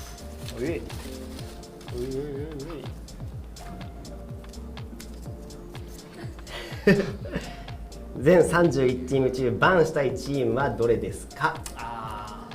いや、もうあれしかない。RRQ。Wow, RRQ getting the call out to be banned by Secret Ship. Well, let's hope they can compete against them forward in the bracket, as currently we're setting up for this matchup against Hoenn. And while Secret Ship is down 0-1 right now in their group's results so far. That's true. I do like their overall demeanor, though, within that. You know, they said they hope that everybody gets to come and visit and experience the Japanese summer, and I think that the Japan scene has really been putting on the heat, so that is very accurate. Absolutely. Now, Hoenn, the opponents on on stage right now with a seasonal win-loss of 53-10, by the way. We were talking about this at the start of the day, but Hoenn in their region was so dominant at the start, really having a couple of huge monthly finals wins and looking kind of untouchable until Entity 7 really came online. However, with Entity 7 heading home now, being eliminated from our tournament, it's now gonna up to Hoenn to really put on a performance, and up to, of course, a Fusion to try to really showcase that they you want to be here and want to represent Latin America North. Yeah, this is a really tough bracket. I mean, the fact that we're already within like partway, I would say maybe about halfway through this group, means that this is really like win or go home basically. Absolutely. At this point for pretty much all of these teams. And so, I mean, what a matchup to have to do it against. You know, Secret Ship, a lot of people were really anticipating that they would be the one to go far. Of course, we all know now, especially now that Japan is doing very well, and then being the first seed out of Japan, that, I mean, really don't need to explain anything else. But the fact that they're 0-1 means that everybody else has to play them in a very different manner, because that's what they're going to need for a lot of tiebreakers especially. Yeah, you have to be absolutely ruthless in these matches. You cannot give up free games, otherwise these tiebreaker rules get a little bit scary for you to deal with. It's the same story for Hoenn though. On the B stage, they were playing up against Team Peru, and they had an extremely close game. However, Peru really showcased that they are a very strong team and took Hoenn down. So Hoenn also playing from the back foot here a little bit. It's an interesting matchup, totally. And there we go. We got some fans for Secret Ship in the audience, of course, with some specific players being shouted out as well. We got to celebrate the game of Pokemon Unite as well. It is now turning 2 with our 2nd anniversary event underway.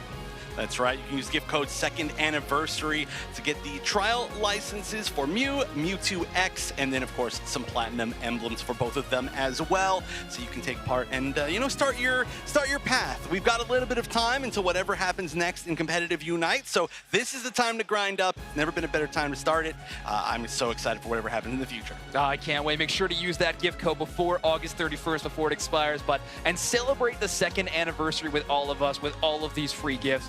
It's a really fun time for Pokemon Unite right now. A lot of really cool stuff in the game, but of course, the thing that is front of everyone's mind right now is the World Championships that is currently underway. Group A is where we are going to be currently covering for the next game or two. And, well, whoever makes it out of this group, I think, is going to be a real champion contender. Peru, Secret Ship, Hoenn. I mean, so many good teams here. Oh, yeah. I mean, okay, to be fair, anybody who makes it out of any group is a champion contender, but I especially agree here. This, I think, is maybe the group that has the widest ranges of not only just like a bunch of really high skill level teams, but the widest ranges of different regions and regional play styles that are mashing up against each other, that really you have to be able to deal with everything. And that's what we're gonna have to start off with, as we're gonna enter the draft for game number 1. Secret Ship on the left, Hoenn on the right.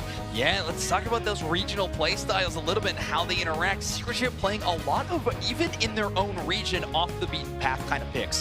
Definitely known for having some interesting draft strategies. And, well, Secret Ship in their regional finals was actually giving up Lapras Umbreon over to the enemy team and having a counter of it with that Sylveon top hat. Looking like we're going to change it up a little bit with the Lapras brand from Secret Ship, but Hoenn, doing their research, going to be banning that Zacian. Yeah, nothing surprising as far as picks, but I really do want to talk about that Zacian ban. That is really, really smart. We've seen, especially like I mentioned before, a lot of teams from Asia, different Asian regions, are very, very strong with this Pokemon. When we look at Oyasumi Makuro matches that we just got to see, we got some pretty strong examples on stream, I would say. This is going to be a Pokemon that you are going to want to have to deal with, and if you don't know exactly how to counter it, then there's one way you can always counter it. That's a ban. Yep, exactly. Now, where the draft has lied has been really interesting. Yakko on Secret Ship, of course, playing for this team last year in the support role, playing a lot of Blissey last year, but now they get to kind of showcase their talent with that Hoopa. It seems like the final selections from Secret Ship are going to be Obion on this Lucario and Yakubari on the Trevenant.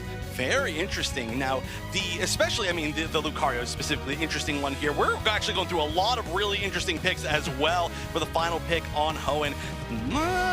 This is a lot of different roles. Please pick something. Whoa, Aegislash and Lucario. I think for the first time, both of them today.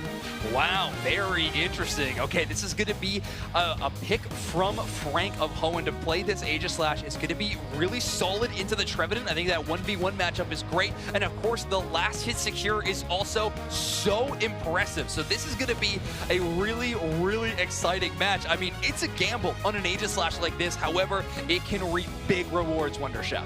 It can. We've seen it just very rarely this season, but you know, if you're familiar with last season, there's actually a lot of Pokemon in both of these teams that you would be very familiar with. So I'm excited to see how they do with all the changes. But you know what? I'm getting word that our casting is just not enough, so we've got to bring back Spreggles and Doop Snacks for this one. Wow, I mean, we're here to put the icing on the cake, which is something that Spreggles does every single time. We learned that earlier. No dry cakes in this caster booth, no shot. Two things that are sticking out immediately to me. Trevenant still favored by the East, coming back into this one, and then one cheeky sword. Yeah, Aegislash making their way here to the championship stage. And, you know, I'm not a believer. I'm not a sword believer right now, but I'm happy to be proven wrong right here. This is a big game. Secret Ship's in a must-win situation right now, but if any team can do it, it's the #1 team out of Japan. Secret Ship, your purple team. Let's start this thing out. Hoenn, your orange team. One thing about Secret Ship that we could say is when they're back against the wall, that's when they really come out swinging and are able to deliver big-time punches, rally back, and push deep into these tournaments. We saw it last year. We've seen it at the tail end of the UCS Season 2, and really Secret Ship is trying to rekindle that magic and do it right now against Hoenn. Hoenn right now splitting this central area, it looks like, between this Bulbasaur and this little Vulpix right here. Very interesting strategy coming out from them as they have Blissey in this top path up here supporting Aegislash. And here comes a very early Alolan Ninetales. Well, Alolan Ninetales is early because it's split halfway, and of course, you don't have to overcommit too much. Get it online, let it have an impact in the path. That Aegislash is going to need help. Right now, just a Honedge, and it's against Lucario, the UCS Season 1 top path menace. Yeah, what happened to Lucario? I mean, a lot of other Pokemon happened to Lucario, but it is back. It did receive some buffs recently. So the question is Lucario actually in fighting shape? We've not seen a lot of teams pick it up here today. No, not at all. Well, this is the first time that we've seen it that you and I have gotten to broadcast it here, and we're going to see if those buffs are enough to make it stand toe-to-toe with some of the perennial favorites we've seen in UCS Season 2.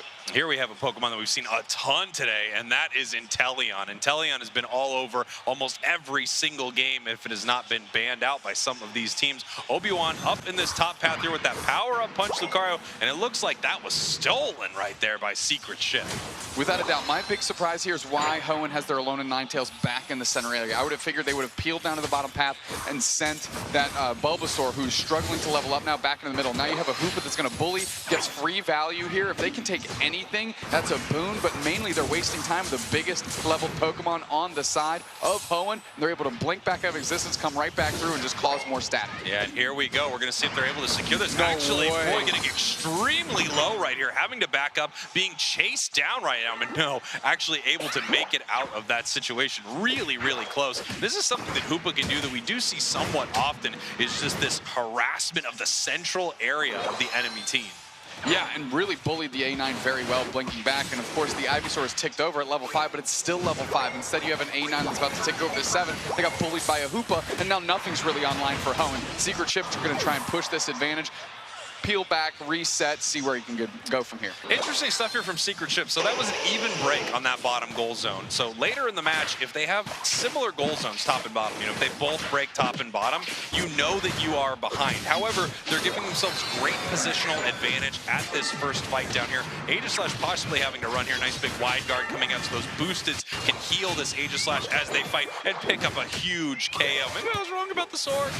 I mean, picking up a KO against a half HP Hoopa is nothing to write home about. That's exactly the Pokemon that Secret Ship is more than happy for Frank to have knocked out there. However, Hoenn prioritizing this Regieleki quickly, and that's leaving the Urshifu to take it for themselves. It is sealed up, it is flying in the face of Secret Ship. They have the Hoopa, so they're pivoting hard, and they're going to be able to defend this goal zone if they really want to. That's right, here we go. Regirock going down right now. Nice secure here as Aegislash jumps on in, and Reggie does make it into this goal zone. Not a huge overcap, though, on the side of Hoenn, so it's actually a lot closer.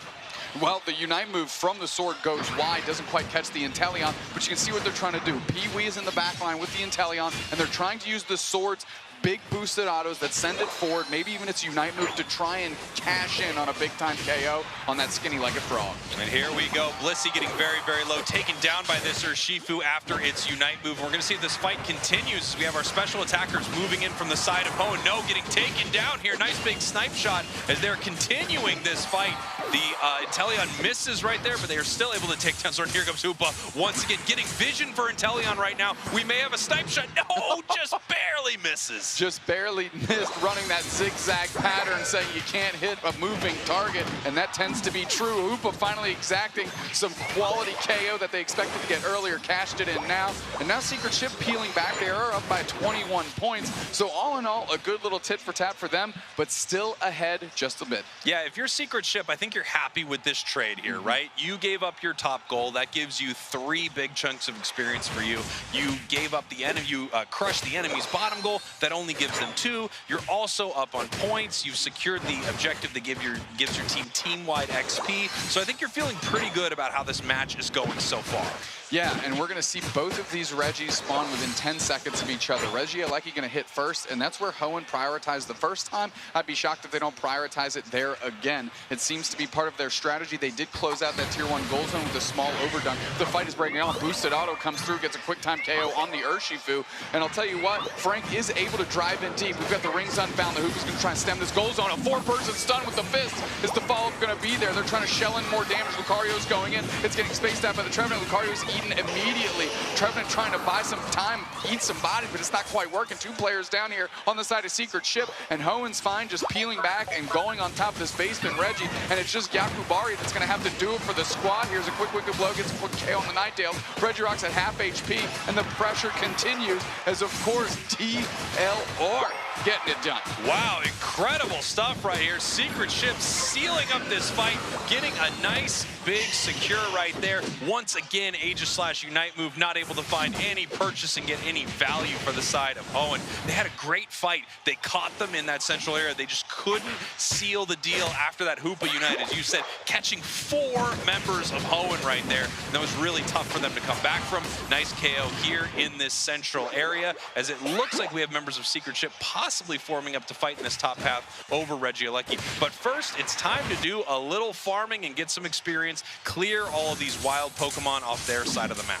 Well, Texas getting vision. Of course, that allows the Alolan Ninetales and the Sword to dive in on Yakubari, but Yakubari is a stout tree, and it is much more than that to cut it down. Snipe shot goes wide, and now it's Hoenn that has the positional advantage on the Regieleki. Yakubari's on the backside. Big push, cleans up 3, and seals up the Regieleki. Legendary defender play out of a legendary defender there. The rings are unbound again. We got the stuns, we got the KOs, we got 3 players down, and try to get some points in before that thing hits. Are they going to be able to? It goes in, and we get ourselves a big 36-point overdunk. Real nice overdunk for the side of Secret Ship. Puts them up now 196 to 154. We have 1 minute until Rayquaza hits this map, and Secret Ship, as we said before, is in a must-win situation. They need these games to stay alive in their group stage. Right now, they are ahead of Hoenn, but this fight can go either way. We've seen Hoenn have some really amazing fights when they're coordinated as a group. We've also seen some big moments where they've been caught out, and it feels like this Urshifu is really taking a few members of their team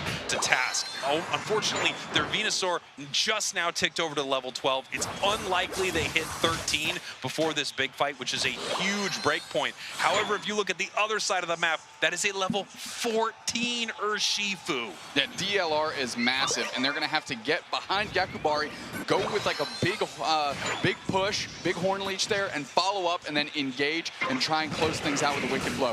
The Slowbro getting poached right there is big. There's 2 minutes, 20 seconds left. They can get a KO. That's massive. Wygar comes through. They're using the Trev Unites. They want to take this fight now. DLR's on the backside. They get slow beamed immediately. Now they're caught in a nightmare. Trevenant Woodhammers come out, and so does the Burden Anger. 2 players out for Secret Ship. Hoenn's looking to convert on this and get it done in a big way. Rings are unbound. Yako's trying to buy some time for this team, and Lucario's trying to engage, but they got 2, a big stun and catched it in. KO streak of 2 for them, but the Hoopa goes for the save. 3 players down on both sides. Can Hoopa catch themselves a reset? They do. Frank stands tall as the sword, but now both teams have to wait for everybody to get back in this thing. Everybody needs to come back, and we have 2 huge Unite moves to look out for. An Urshifu Unite, that targeted massive Unite from a level 14 Pokemon, but we've got the Blizz Assistance on the side of Hoenn that could save someone. Venusaur right now, level 14 after picking up KOs in that fight. 1 minute, 30 seconds on the clock, and we still need something to happen here for Hoenn if they are going to stay in this match. Nice little reset, sending Tree 3 back home, and so far it looks like no one is starting this fight. Froy putting some damage out onto Rayquaza, and here comes the Woodhammer. Woodhammer comes out, catches 4. Hornleech goes through, but that opens up a DLR to get on the backside. They're trying to smother Texas before they can place this. It's right on top of the Venusaur. Venusaur catches the Unite move. There's no Wicked Blow follow-up. 2 players down. Lucario and Urshifu are down. Spraggles. Hoenn moves to the middle. This might be the opportunity they want. 55 seconds left. Hoopa gets one back the other way, but the advantage is still in the hands of Hoenn. Secret Chip is looking for an opportunity. Pee-wee's on the backside. They're trying to line up a snipe shot. They nailed the Alolan Ninetales. Absolutely buckled him. Still, Gakubari's on the hunt. They're, again, buying time. Rayquaza's at about 20%. Who's going to actually flip on top of this thing? Trevenant comes through on the Venusaur. They're going to pivot now. Gakubari's in the middle, and Pee-wee is stinging true with these snipe shots. They're going back through the surface there. It's at the low. Egg bomb comes through. Who's waiting? The whirlwind it up. The tree! The tree! Gakubari, you absolute mutant of AO Silent. Nobody's going to fell this tree. We going for it. This ghost is showing their face now. Friendly neighborhood Casper going to go get some points in for the squad. Incredible stuff here from Secret Chip, securing that in the face of Hoenn, taking down that Venusaur, taking away their opportunity for a big secure right there, and then taking it with the Trevenant. What a back and forth fight between these two squads. Gakubari is an absolute mutant. Spraggles, Woodhammers, 4 nails in front of him, hit them all. Hornleech, 4 players in front of him, drag them all. Opening the door for the squad, going up and sealing Rayquaza. Too easy for the tree. That's right, call Professor X because we've got a mutant out here. We're gonna send this thing over to a couple of mutants, if I do say so myself. Zoinks Wonder Chef, break this down. We are mutants, but unfortunately our superpower is just numbers. So sorry to Chef and I for that one. Let's take a look at those numbers from that incredible game. Secret Chip really bringing things down to the wire before they secured that Rayquaza. What a Trevenant game from Gakubari. I know. By the way, my superpower is actually being specifically worse at numbers. It's unfortunately just goes the other direction. I think that maybe Dupestacks actually saw this. I almost fell out of my chair at the last Woodhammer in the Ray Pit, where it hit literally like 4 or 5 members of the team.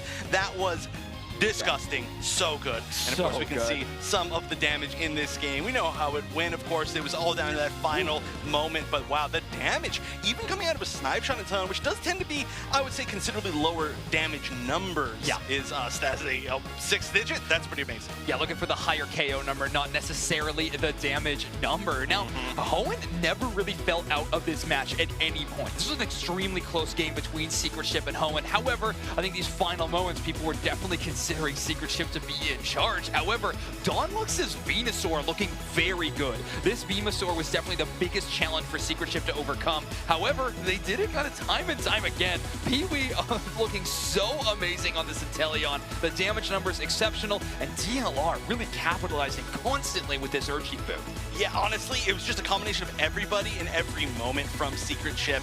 And I do really feel like, honestly, there was a point where Hoenn looked like they really had a heads up as far as one of those final team fights. But so much came down to what we're going to see pretty soon. This was the first of the team fights at Rayquaza. But there was that moment where everybody was down, and we did have Pee-wee sitting in the back, landing so many just unbelievable snipe shots, and it took down like 2 or 3, even things up, and then allowed the ability to take that final ray, which was so beautiful. This was a really big initiation that led to this, and here we go. We can start seeing them. There's the A9 going down, and then I think we see somebody, oh, actually we got to skip forward a little bit, but there were a few more picks right there. It was beautiful stuff. Yeah, Gakubari, of course, literally a part of every single little engagement. Texas was trying to hold out hope for a egg bomb knockout on the Rayquaza, but of course it is the Trevenant of Gakubari. Secret Chip popping off on stage after what was an amazing game number 1. This roster is really coming to the world stage with a lot to prove, and Gakubari, of course, front and center, our player of the game. 90,000 damage taken. This Trevenant was in every single fight. Yeah, just enabling so much.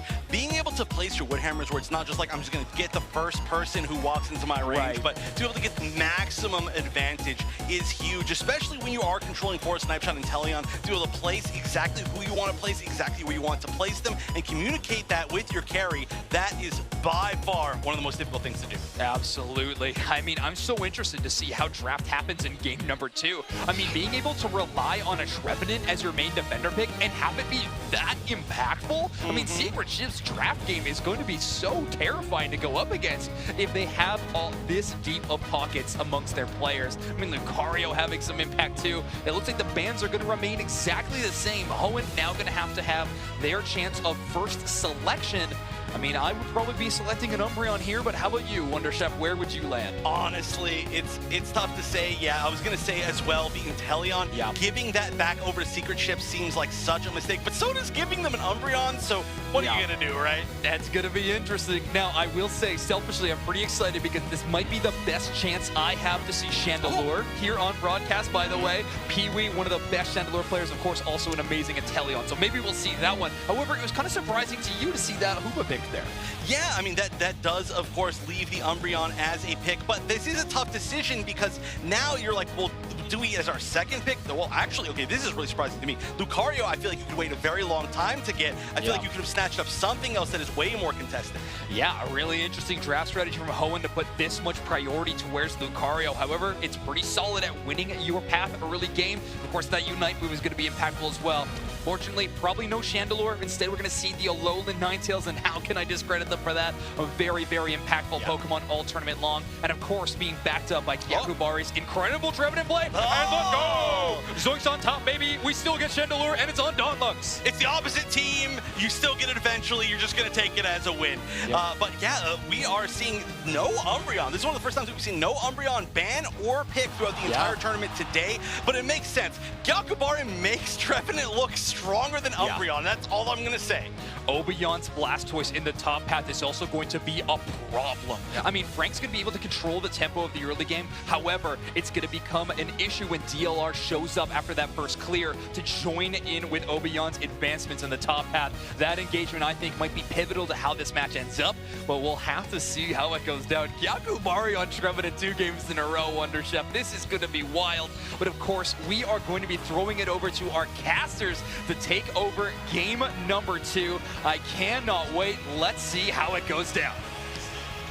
Give me the download, Spraggles. Just kidding, I'm taking it. Trevenant is back, and that's all I want to see out of Secret Ship right now. Yakubari came unglued in game 1. Making it happen here is the hope in game 2. Putting Hoenn on the chopping block, though. Lucario coming into the mix, and Chandelure coming into the mix as well. 2 Pokemon that we haven't seen much of, but making a shining appearance here for Hoenn here in game 2. I gotta say, I'm excited to see this Lucario once again looking like a pirate. Very, very nice stuff from the side of our purple team. Heading in here to game number 2. Hoenn, your purple team. Secret Ship, your orange team. And as we said before, Secret Ship is on a must-win run right now to stay alive in their group and have a chance to move on to day 2 and our top 8. And here we go. A little bit of an invasion happening early. Just a bit of a misplay, though. Missing their Astonish.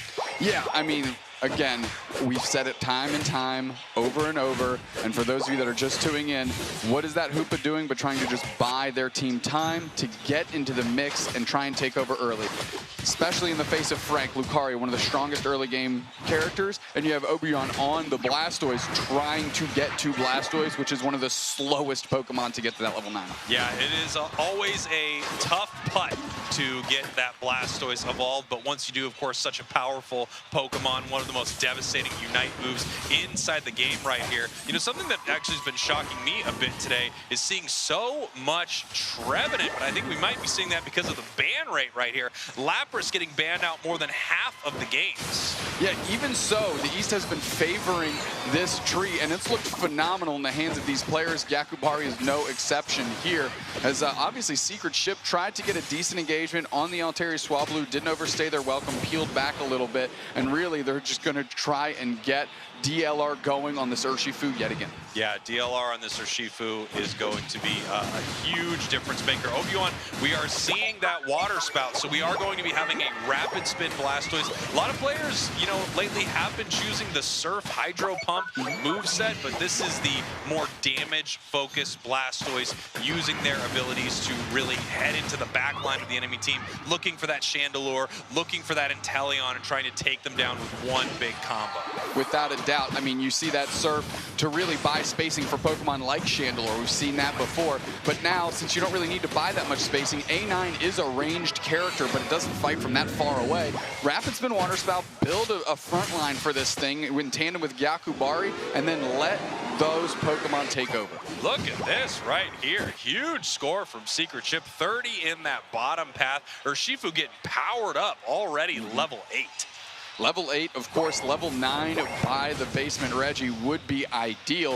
Of course, Hoenn has favored the top in game 1. Secret Chip, the bottom objective. We're going to see if that's where they decide to go here in about 20 seconds. Yeah, and here we go. DLR actually in a little bit of trouble right here.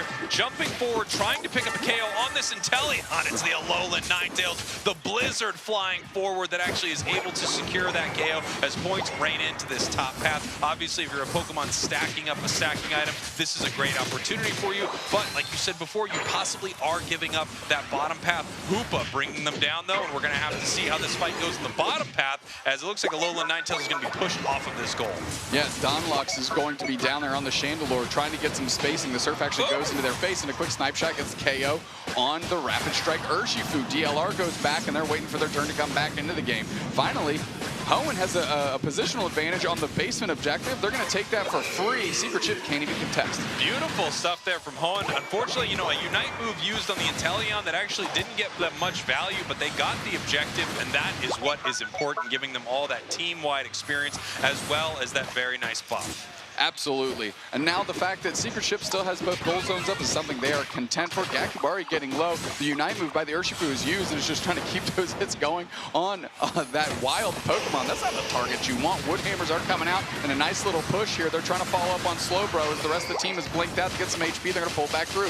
Hoopa just keeps chipping in and chipping in. Woodhammers buying time. And DLR just looking for an opportunity to engage. 2 players with a clean reset here. If they roll back through the portal, they'll be at full HP. They decide to pivot up top. That was a really pretty play from Secret Chip right there. I mean, what an amazing job of just getting out of that situation. It looked like multiple members of Secret Chip were going to go down throughout that fight. Beautiful hyperspace highway, sending them back to base, and then I think very intelligently deciding not to re-engage with that fight because it would have been an absolute nightmare. That being said, the first Regice and the second Regieleki have been taken by Hoenn, and they are putting good pressure onto this Secret Chip team. Secret Chip's still in the lead, but now the KOs are starting to fall. First one, Donlux on top of the Hoopa, and now they keep pressing on. Bliss Assistance goes back, and they leverage that Lucario Unite move as well. That thing comes out at rapid fire pace, and now tons of points are going in. Hoenn taking a lead. Hoenn's taken the lead. They've also taken the top and bottom tier 1 gold zone, so they've opened up a lot of experience here for Secret Chip,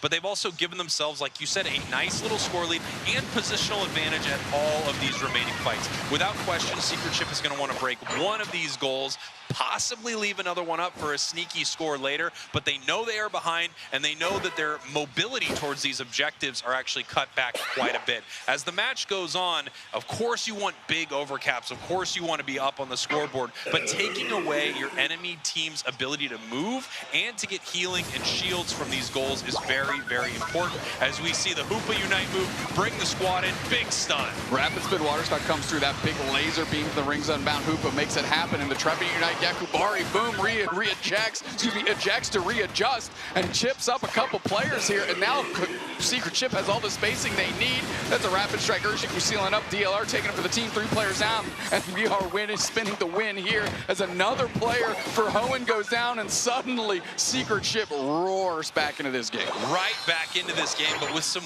weak scores right there. You can see they just overcapped that by 1.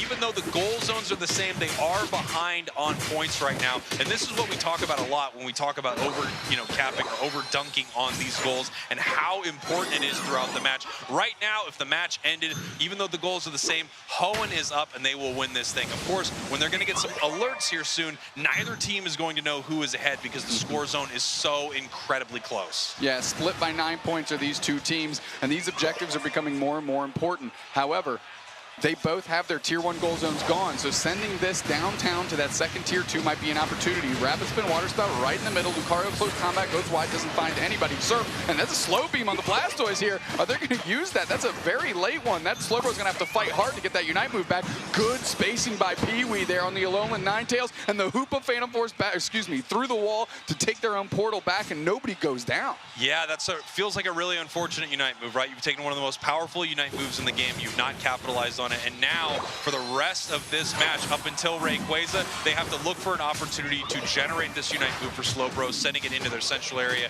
picking up wild Pokemon, just trying to get that Unite back. It's a game changer, but it didn't change the game right there. In fact, it might have put them in a really, really disadvantageous position heading into Rayquaza. Yeah, what that did is it allowed Secret Ship to get that Regieleki for free. Hoenn couldn't contest. They had to send their damage dealer with the Slowbro to start weakening all the wild Pokemon so the Slowbro could get the last hits and get that Unite charged up. Now they have to deal with this Regieleki, and there's 20 seconds until Rayquaza, and Secret Ship gets to posture on the map wherever they want. Yeah, the real question is, what does Secret Ship want to do? And it looks like they want to push forward and possibly fight right here. They have extremely aggressive positioning right here, basically inside the central area of Hoenn right now, and they're in a lot of trouble right now. Hoenn does not have a good position to move forward on Secret Ship, but Secret Ship is still slightly behind on points. We are waiting for that Unite move from Slowbro. I know they don't want to engage without it, and it just ticked over to getting it. So the question is, who are they putting this big Unite move on? It's got to be on DLR. DLR's caught out in the bush, though. They know exactly where they are, and they're forced to retreat. Lucario has them sensed out,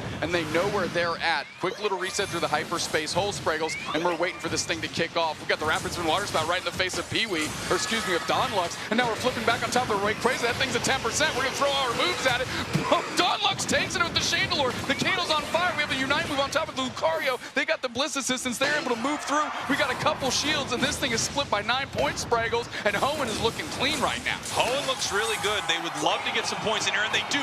Big 100 score right there. Giant hundo burger from this Slowbro, but this match is still incredibly close. They have a Rayquaza shield on Chandelure, as well as Blissey. It looks like Blissey was not able to score in the top path. Instead, it goes down. However, 3 scoring in the main base. If Lucario gets it, and it does, another 100 points. It's going to put them way, way up with 1 minute left in this match. That's the one you can't give up, is the one that Frank just got, and they singed. They literally escorted the Chandelure in. They had the shield. That's the 100 they wanted. Everything else was just icing on the cake. No dry cakes out here in the caster desk. Now we're just shooting out our Unite moves here as this thing is kind of on its last breath. Hoenn rallying back on the backside of that game, doing good. Looking incredible there in that final fight. 3 members of Hoenn left against 4 members of Secret Ship, and here comes their attempt. They're going to run at this tier 2 goal zone. They need to score a lot. They basically need to KO every single member of Hoenn and then somehow score. It's possible, but Hoenn's going to have to make some mistakes, honestly, to let them do that, and that is not happening. Nice big slow beam right there. Catches the Hoopa. We have another going down. That's 2 down on the side of Secret Ship, and they're going to close this one out. Hoenn ties it up in game number 2. Ultimately, Secret Ship just asking themselves, where did that go wrong? And to me, it was DLR getting sought out and sussed out on the backside, forcing them to peel all the way back around the team. And while that was going, Hoenn flipped the switch and started engaging and found themselves a big W. Yeah, huge, huge win right here to tie it up. As we mentioned before, Secret Ship, they need these games right now. We're going to send this back on over to Zoinks and Wonder Chef to break it all down. Thank you so much, you two. Another game 3, and then Secret Ship, who finds themselves in a tough spot. I mean, the story of this game was so interesting. Extremely tight game number 2. Hoenn definitely having a much better presence early in this game, and it really kept it so close up until those final moments. Yeah, you can see this graph is almost just an identical line from both sides. There's like one moment where they got a little bit more on the side of Hoenn, but overall, I feel like this is one of the closer sets that we've seen, and we've seen a lot of close sets over today. Absolutely. Donlux with 89,000 damage on that Chandelure, most in the lobby. I think this is a criminally underplayed Pokemon in our metagame right now. You and I were debating kind of the Chandelure versus Alolan Ninetales value, and while I think Pee-wee's Alolan Ninetales looks amazing, and it's an amazing counter dive Pokemon. You put up that Avalanche, you put up that Blizzard, it's so hard to jump onto an Alolan Ninetales. Chandelure's Unite move is nothing to sleep on. That is such a good security Cure tool, and you saw how it worked out in that Rayquaza fight at the end of this last game. Yeah, I mean, they both have so much value. I do fully agree with you, though, that I thought we were going to see way more Chandelure. Currently, the special attackers that we have the option to pick, even if we were to say, let's just say we just get rid of Alolan Ninetales and Chandelure, we'd still be going down to some strong options, right? Yeah. I mean, we saw Espeon earlier today. There's just so many to go down for. Yeah. So I'm very surprised as well that we haven't seen more Chandelure today. It does bring some different things from Alolan Ninetales, but I feel like after that, it's going to be like maybe we're going to start seeing more and more. Yeah, well, we put on a bit of a highlight reel, so let's take a look at this one. In Group A, in our game number 2, it has been a very interesting one. Obviously, this game is so important for both of these teams. If they want to be in the running at all against Team Peru, who's been looking amazing in this group, they need to win this game. Secret Ship winning this would be so important for them, and obviously, same for Hoenn here. All these goals so early, really putting Hoenn on the map, but these big engages by the Blastoise from Secret Ship really seem to be where their strategy was hinging on.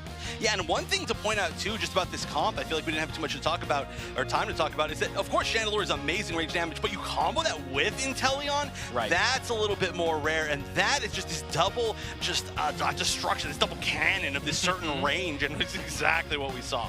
Oh, and look at that. I mean, Imprison is such a strong move, right? You put it onto Pokemon like Hoopa, who has 2 great little get-out-of-jail moves, and neither of them available when you're locked into that spot. So Team Hoenn really looking good here in game number 2 and making this match very interesting.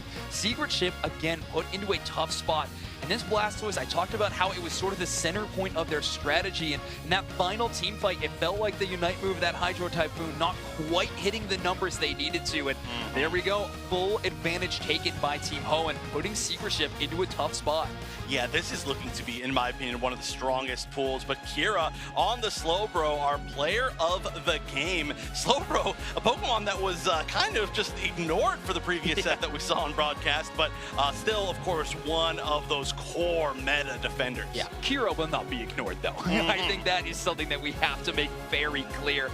They have been a player that for all season long has been instrumental in Hoenn's success. An amazing defender player. I mean, they're going up against Gakubari. This really does feel like a battle of 2 defender players in top tier, which has been so fun to watch thus far. Secret Ship currently hovering that Lapras ban. Hoenn going to be sticking with this Zacian ban. Do not want to see that in this game. Right, triple Zacian ban in this 3-game set. So very much they have decided that this is the counter ban. And honestly, it's worked out well, seemingly. We obviously don't know exactly what would happen if they got the Zacian, but if Hoenn's confident in it and they're doing this well, I feel like it's a good choice. The other side is going to be Lapras. So the first pick is going to come down to probably, like you said, with the defenders. Well, honestly, though, the thing is, Gakubari doesn't use the meta defenders so much, so it's going to allow the Inteleon first pick. So one of their biggest strengths is the fact that they have a little more versatility. Now Hoenn is going to get their chance to grab the Slowbro again, which was so instrumental to the success in game number 2. So game number 3, they're going to be running it back Lucario as well, first pick position. I mean, it was impactful in both of these games we've seen so far, but it feels like it's been the only match so far in this tournament that it's had any presence. That's true. Is this going to be a real pick? Okay, no, it's not going to be. We did see Absol earlier, and I wouldn't be surprised if we did see some more Absol later in the tournament, but this is another Pokemon that we haven't seen, if that ends up being a pick. Nope. I'm just going to stop looking at what they're hovering over because that is the wise thing to do. The Venusaur, though, that is going to be somewhat different, and the Mew as well. I wonder if we're going to see the double beam comp. Absolutely, we're going to see it. And I just want to say, this Mew will probably be moved over to Donlux. This is their signature Pokemon. We've seen Donlux now on the Venusaur, we've seen him on the Chandelure, but to see them on the Mew, I think it's going to be a rare treat. It's going to be so fun. They are so good at this beam build style of Mew. Gakubari, though, on the Trevenant again, and now a Dodrio from Secret Ship. That's going to be really interesting. By the way, when I was mentioning all the great special attackers, somehow I skipped past Mew. The point is there's just too many, and that's why we don't see them banned, I think, more, is that you can just keep flexing down. But I do like this, a pretty significant switch up from a good portion of the attacker side of Hoenn. And I feel like that's going to bring a very different type of game to their game plan. No Alolan Ninetales, no Chandelure. We're going with a complete switch up instead. Inteleon and Mew are going to be rounding out those bottom paths respectively for their sides. Now, Obeon on this Dodrio is something I'm really interested to see. Obviously, a very big stylistic change from the Blastoise they had in game number 2. Is this what Secret Ship needs, or does Hoenn have the advantage in this match? We'll have to see the result very shortly as we send it over to Spraggles and Deuce next to break this one down. Game number 3, Secret Ship. They are in the fight of their lives, their tournament lives here, Doobsnacks. Yeah, and Hoenn's not letting them get out of this one for free. Both of these teams want this win, of course, and I love that we're about to see this double beam come. And I was just about to say, if Mew wasn't picked, why aren't we seeing more Mew? That character is good. Yeah, Mew has, you know, it's strange with so many good special attackers as Zoinks and Wonder Chef were bringing up. It feels like you can really put so many different Pokemon into this role. We've seen Chandelure, we've seen Venusaur. Of course, we're seeing so much Inteleon, Alolan Ninetales. There are just too many good choices right now. I could not agree more. Pee-wee going with Yakubari. They're going to leverage that experience share and try and get Inteleon quickly. And of course, Drizzile, the first evolution of that Sobble, is going to try and get online and use Water Gun, one of the best secure early game secure tools that they have available to them. Yeah, I don't think anything really beats that secure tool. As we see Froy here in this central area, heading up now to try to get their level 5. Frank putting in the points in the top path. I mean, come on. The Yakao going to put the pressure on them, force them out a little bit, but it's the Doduo that I've got my eye on. They need to get their stacks. They need to hit Dodrio. We're going to check how many hats it has. Yes, we will. And get it online. Obviously, a lot of you are waiting with bated breath at home to find out how many hats Dodrio has. Of course, the correct number of hats is 3 different hats, but a lot of teams don't know how to play this game at the level that I do, Doobsnacks, and they don't select the correct amount of hats. Criminal behavior, to be honest. I mean, let's just say what it is. I don't want to say put him in jail, but at least give him a fine. It's something. Yeah, come on. I'm not crazy. As we head up to our top path right here, we've got that single strike Urshifu. Urshifu, we're seeing all different Urshifus across the board, but tons of teams prioritizing this Pokemon, whether they do it to fight, you know, incredibly well with Rapid Strike or secure everything with that single strike. I must say that DLR is one of the few players we've seen that have switched between the different types throughout a match when they've had the opportunity. Typically, teams are choosing it. They know exactly what they're going in with, and then they play that over and over and over again. DLR using probably their composition, what the other team has, and making that decision in-game, in flight, and that really gives some good versatility for Secret Ship. Yeah, you love to see a team that can take a Pokemon and pivot like that, knowing what the enemy team is bringing out and say, okay, I thought I was going Rapid Strike, but I think Single Strike is going to be the play for this one. Dodrio is another one of those Pokemon. We're seeing a ton of Drill Peck today, but you see players switch it up between Drill Peck and Tri-Attack, depending on the kind of enemy composition that they are running into. It's really cool to have Pokemon that you don't know how they're going to play when they are selected.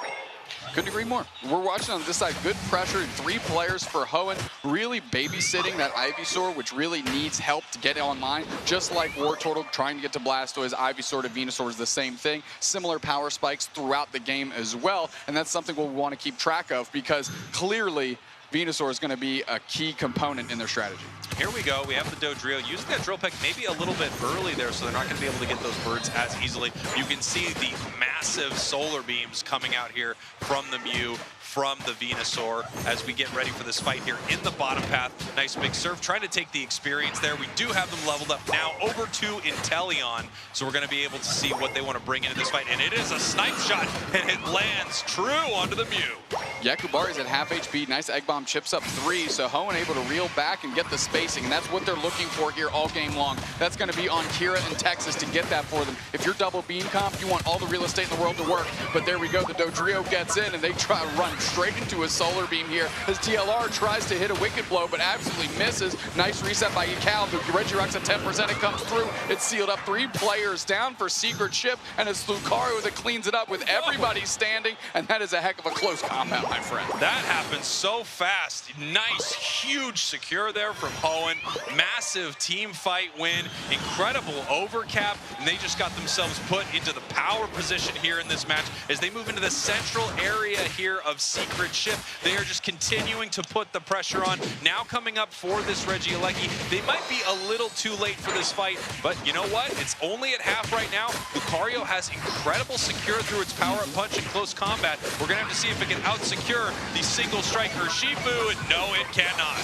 No, it cannot. Now it's retreating a little bit. Nice egg bomb to try and keep that. Unite move comes out, tons of damage on Frank, but the solar beams are actually forcing the Urshifu out of dodge, and we have a solar beam that chunks DLR again. And look at this, Hoenn is working these solar beams incredibly well, using the real estate that we have, closing down alleys of retreat and engagement, and now they easily take care of the Regieleki, and they're up big, Sprague. They are up big. These snipe shots are getting some massive damage onto the side of Hoenn, but we have not seen a big KO yet with this move, this match. Obion in this central area here, looking to pick something up. Nice big player in here, but no! Stopped by the Slowbro Unite move, and they go down. The Mew is protected. They are safe. Great way to make sure Don Lux doesn't get KO'd. Slow beam, we have the sludge bomb over the wall, and that's a KO right there. What is that? What are we doing? Don't draw attention to it right now. Well, it's not working at all. Yakubari tries to stem the tide in the top path, fairly successful here, but the lead is ridiculous, and Hoenn is making the magic happen at every other axis, and now they're up experience, scoreboard, and they're getting to be bullies. That's right. We got 3 seconds now until this bottom objective is coming up here for Hoenn. The team is moving down. We see Frank heading down to this bottom path. I don't know why, but that's how I have to say Frank's name. You can't just say Frank. It's Frank is heading down to the bottom path right here. We have the Hoopa heading down from Secret Ship. They have a Unite move, and there it comes, but they are actually in a lot of trouble right now, and it looks like they are going down to this Lucario, and they do. Listen, call him Frank Castle, because that's a punisher right now. Just KO'd the Hoopa, and now they get this thing for free. Nobody took that portal as a bait and switch, but the defense for Hoenn, again, because they have solar beams for the long range, they're reigning true, and they're not even getting any points in Fraggles. I mean, Hoenn has got this thing figured out, front, back, and center, no questions asked. They're taking wild Pokemon while they're trying to surf on top of the other team. Secret Ship needs to figure this thing out fast. Yeah, Secret Ship is in a lot of trouble right here. Of course, their tournament life is on the line if they cannot pull out some victories here against Hoenn. And now we have Frank heading down to the bottom path, just barely missing that massive score. Just barely missing. Inteleon jumping in, though, and that's a good opportunity. If Frank wants to go for the engagement, they're buying time. Here comes Obi-Wan on the Dodrio to provide a little bit of cover, and now Frank might be in a little bit of trouble here. That's a lot of damage getting shelled their way, and finally rings in a KO. Yeah, I think Frank was trying their best. They're calling Frank Reynolds because they just went and started blasting. It did not work out for him right there. That's a good one. That's a good one. Sludge bomb, solar beam comes through. Yakubari's like, I'm a tree. I'm a ghost tree. You can't poison me. You can't sun me down. I'm coming back for it. But look at this. We're under 3 minutes. The team on the right has a huge lead. I don't know too many numbers, but I know 301 is more than 110. Without quite, wait, let me check. Production? Doing the math. 3. Do I carry the 3? No, you're right. It's way bigger. I'm not a mathematician, but the way we dress, we might as well be. Here we go. First KO down, and that's Obi-Wan that just is on the chopping block. One of the strongest characters on the side of Secret Ship. They were dealt with instantly. No questions asked. I mean, Hoenn, the whole squad from top to bottom is huge. Yeah, they're looking incredible right here. We've got that level 13 on Venusaur. We almost have level 13 on this Lucario. Slowbro is even level 12 on the side of Hoenn. As this Regieleki is pushing towards this tier 2, they are in a powerful position right now. They've got vision. They know where this Urshifu is, and they are ready to take a big fight. Here comes the Trevenant, actually pushing Slowbro into a bit of a bad position, but the snipe shot misses, hits that second one. However, the soft boil keeping him healthy. Yeah, a lot of eggs being shelled out early, though. And look, Frank is on the backside. They're going to see if they can get an opportunity. They charge up, they engage. Who can they catch? They're trying to get on top. They are trying to be locked down. That's not going to happen. Yakubar playing very far forward. They use their Unite move. They catch 3. Slow beam on top of the Yakubari, and they get KO'd by Frank.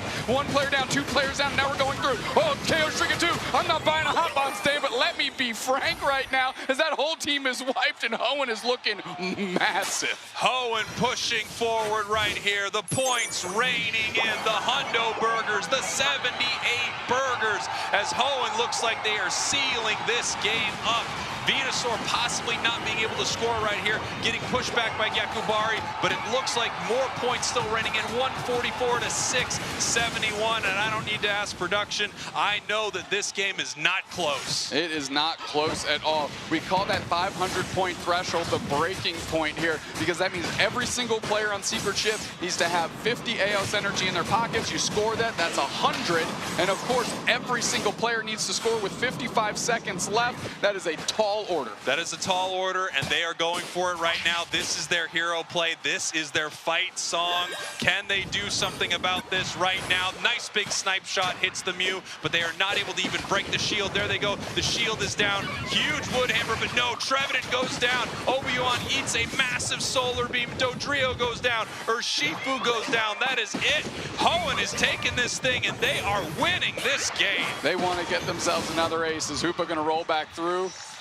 They do. They're saying, hey, let's see if we can give you an ace. There you go. Have a gift, a parting gift from Secret Ship on the way out. Hoenn shipping Secret Ship off into the sunset. That's right. Secret Ship's such an amazing team, taking this to a game number 3. But Hoenn looked incredible right here. Special shout out to Frank for being named Frank.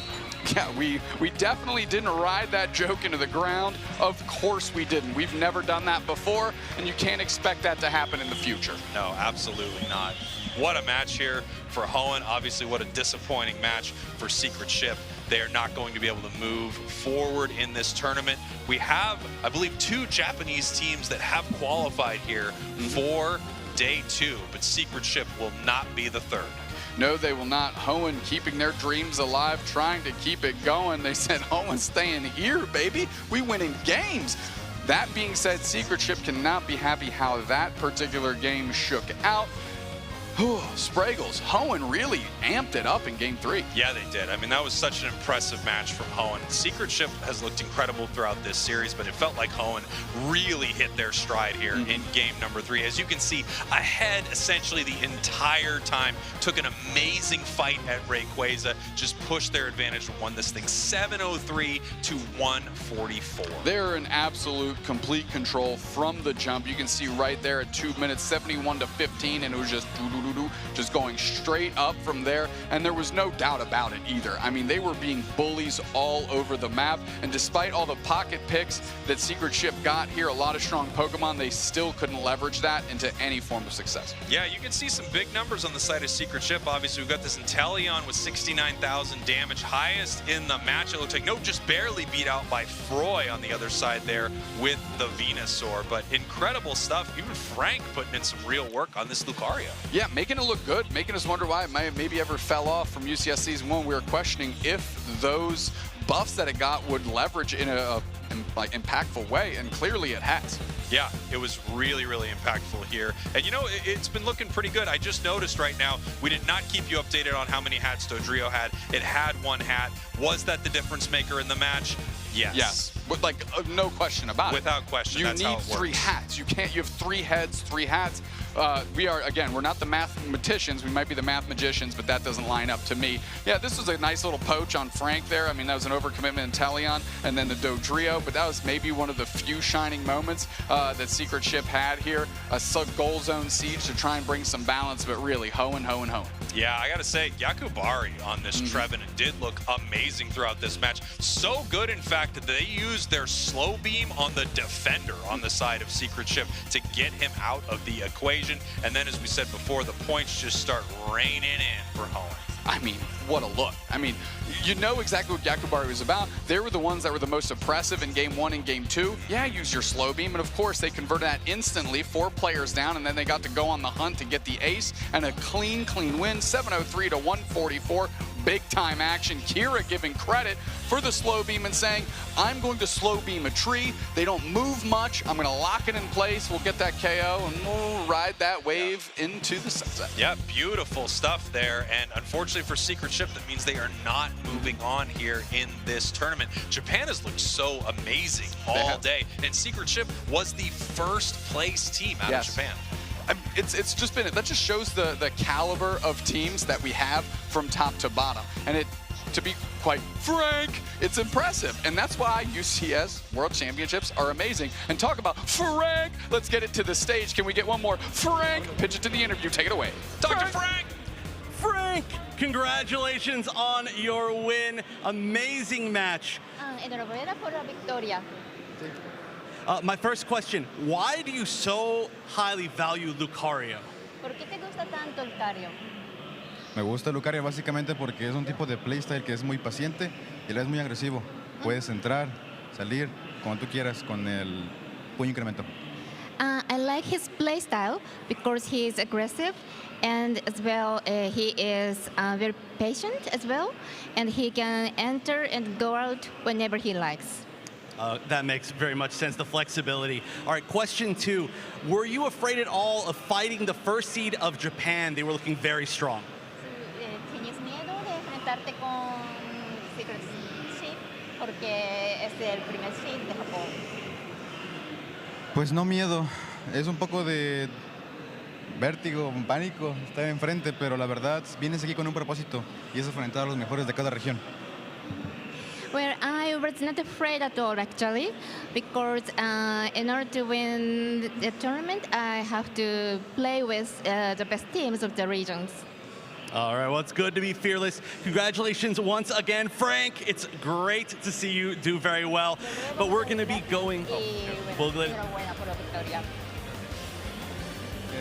Una lástima que joven tenga que despedirse tan temprano, pero dimos lo mejor que pudimos y para el siguiente año hay otra oportunidad. Créeme que aquí vamos a estar.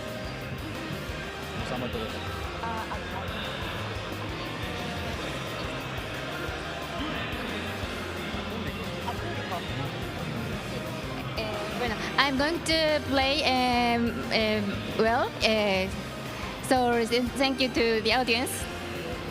All right, well, thank you once again. Congratulations. We're going to be taking a short break as we move forward in this group, so don't go anywhere. We're going to see more of Group A right after this.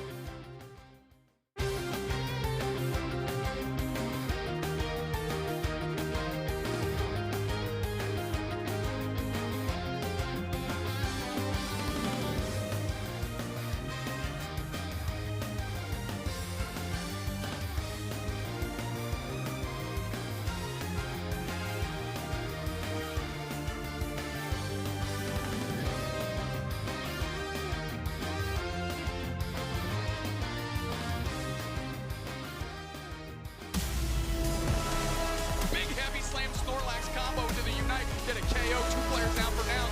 Damage, but Martin still struggling to defend it, and Regilecki finds Purchase.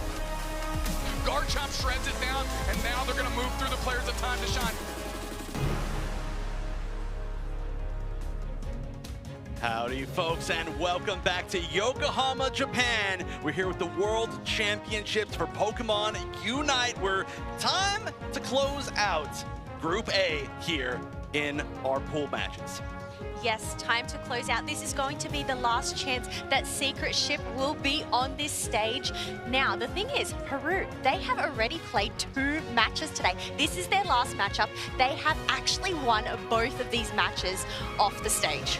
That's right. This, of course, is our first seed from their region, and it's going to be, I'm very excited to see them play for the first time. So qualified, guaranteed. Our first Latin American team, I believe, in general to qualify, which is a very impressive thing when Japan has been doing so well. But again, this is the last chance, like you said, for Secret Ship to play on their home turf. Also, we do have confirmation that Peru will be moving forward to fight Oyasumi Macro on the finals bracket. So this is a good opportunity to at least fight one Japanese team for them, get some information. Look, yes, exactly. It's all about gathering that information for these teams that they will be versing tomorrow. It's all about doing your homework, Chef.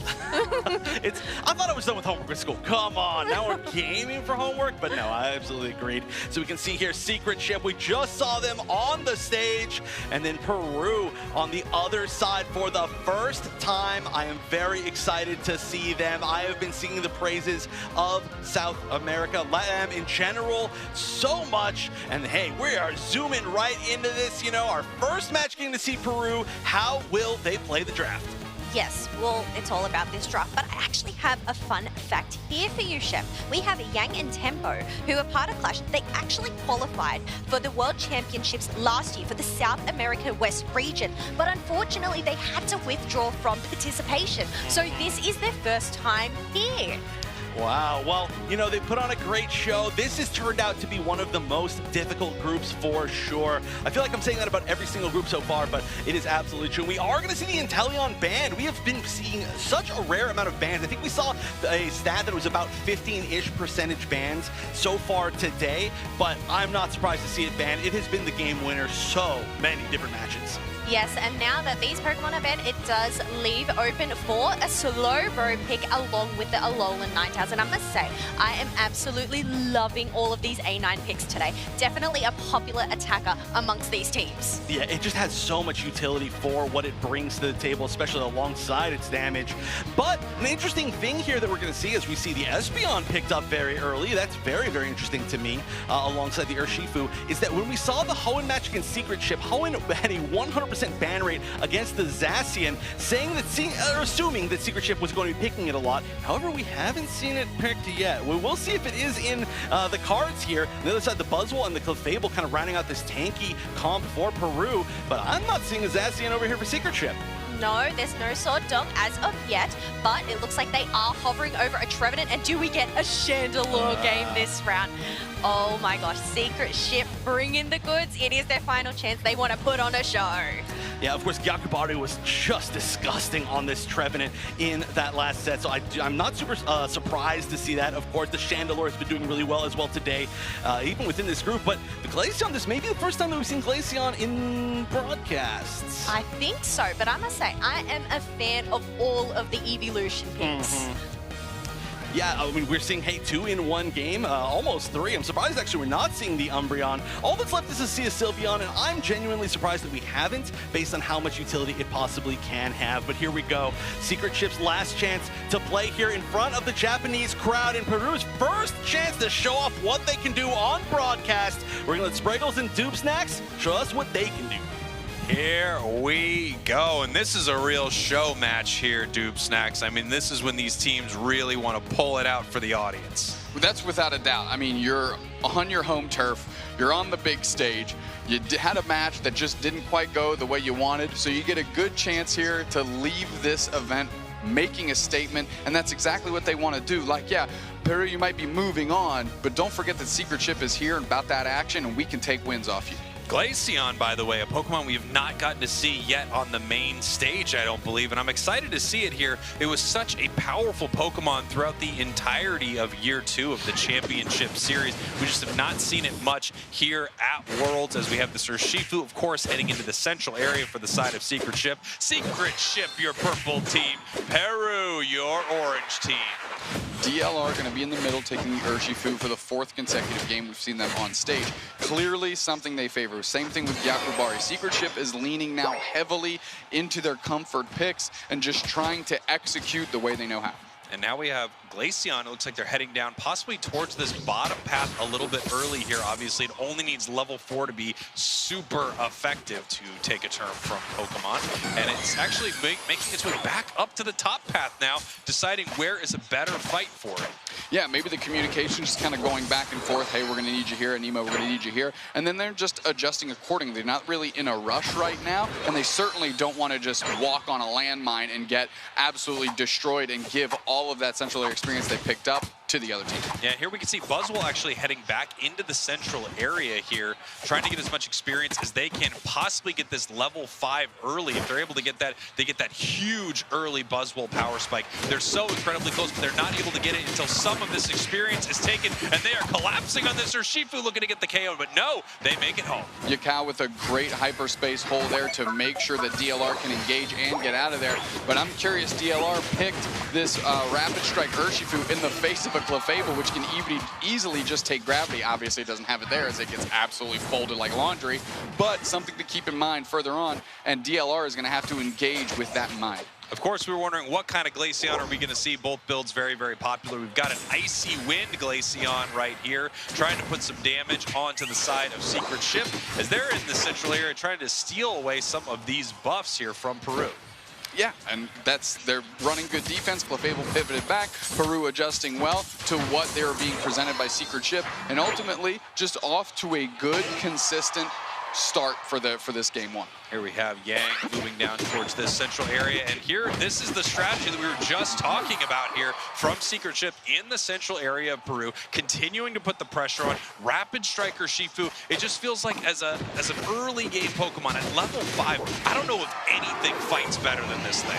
Well, it's fighting certainly well right now as Anemo is just pulling up, and they're going to have to try and get this Clefable unlocked, but Kia is caught out, and they are smushed like a game of whack-a-mole, and DLR going to make it out on top of that? Are we going to find an Icy Wind? It actually flips back on top of Yakubari. Tons of damage being rained in. And now the A9 is providing some support here. And finally, they get the KO on the tree. But of course, what they were looking to do there, send that Urshifu home, make sure that they could block for it, be that defender, and they were. Yakubari's Trevenant has been amazing throughout this tournament. It really reminds me of Bruv from Nouns' Trevenant from the AOS Cup in the middle of the season, where suddenly they just had to start banning Trevenant because like, we just can't deal with this person on this Pokemon.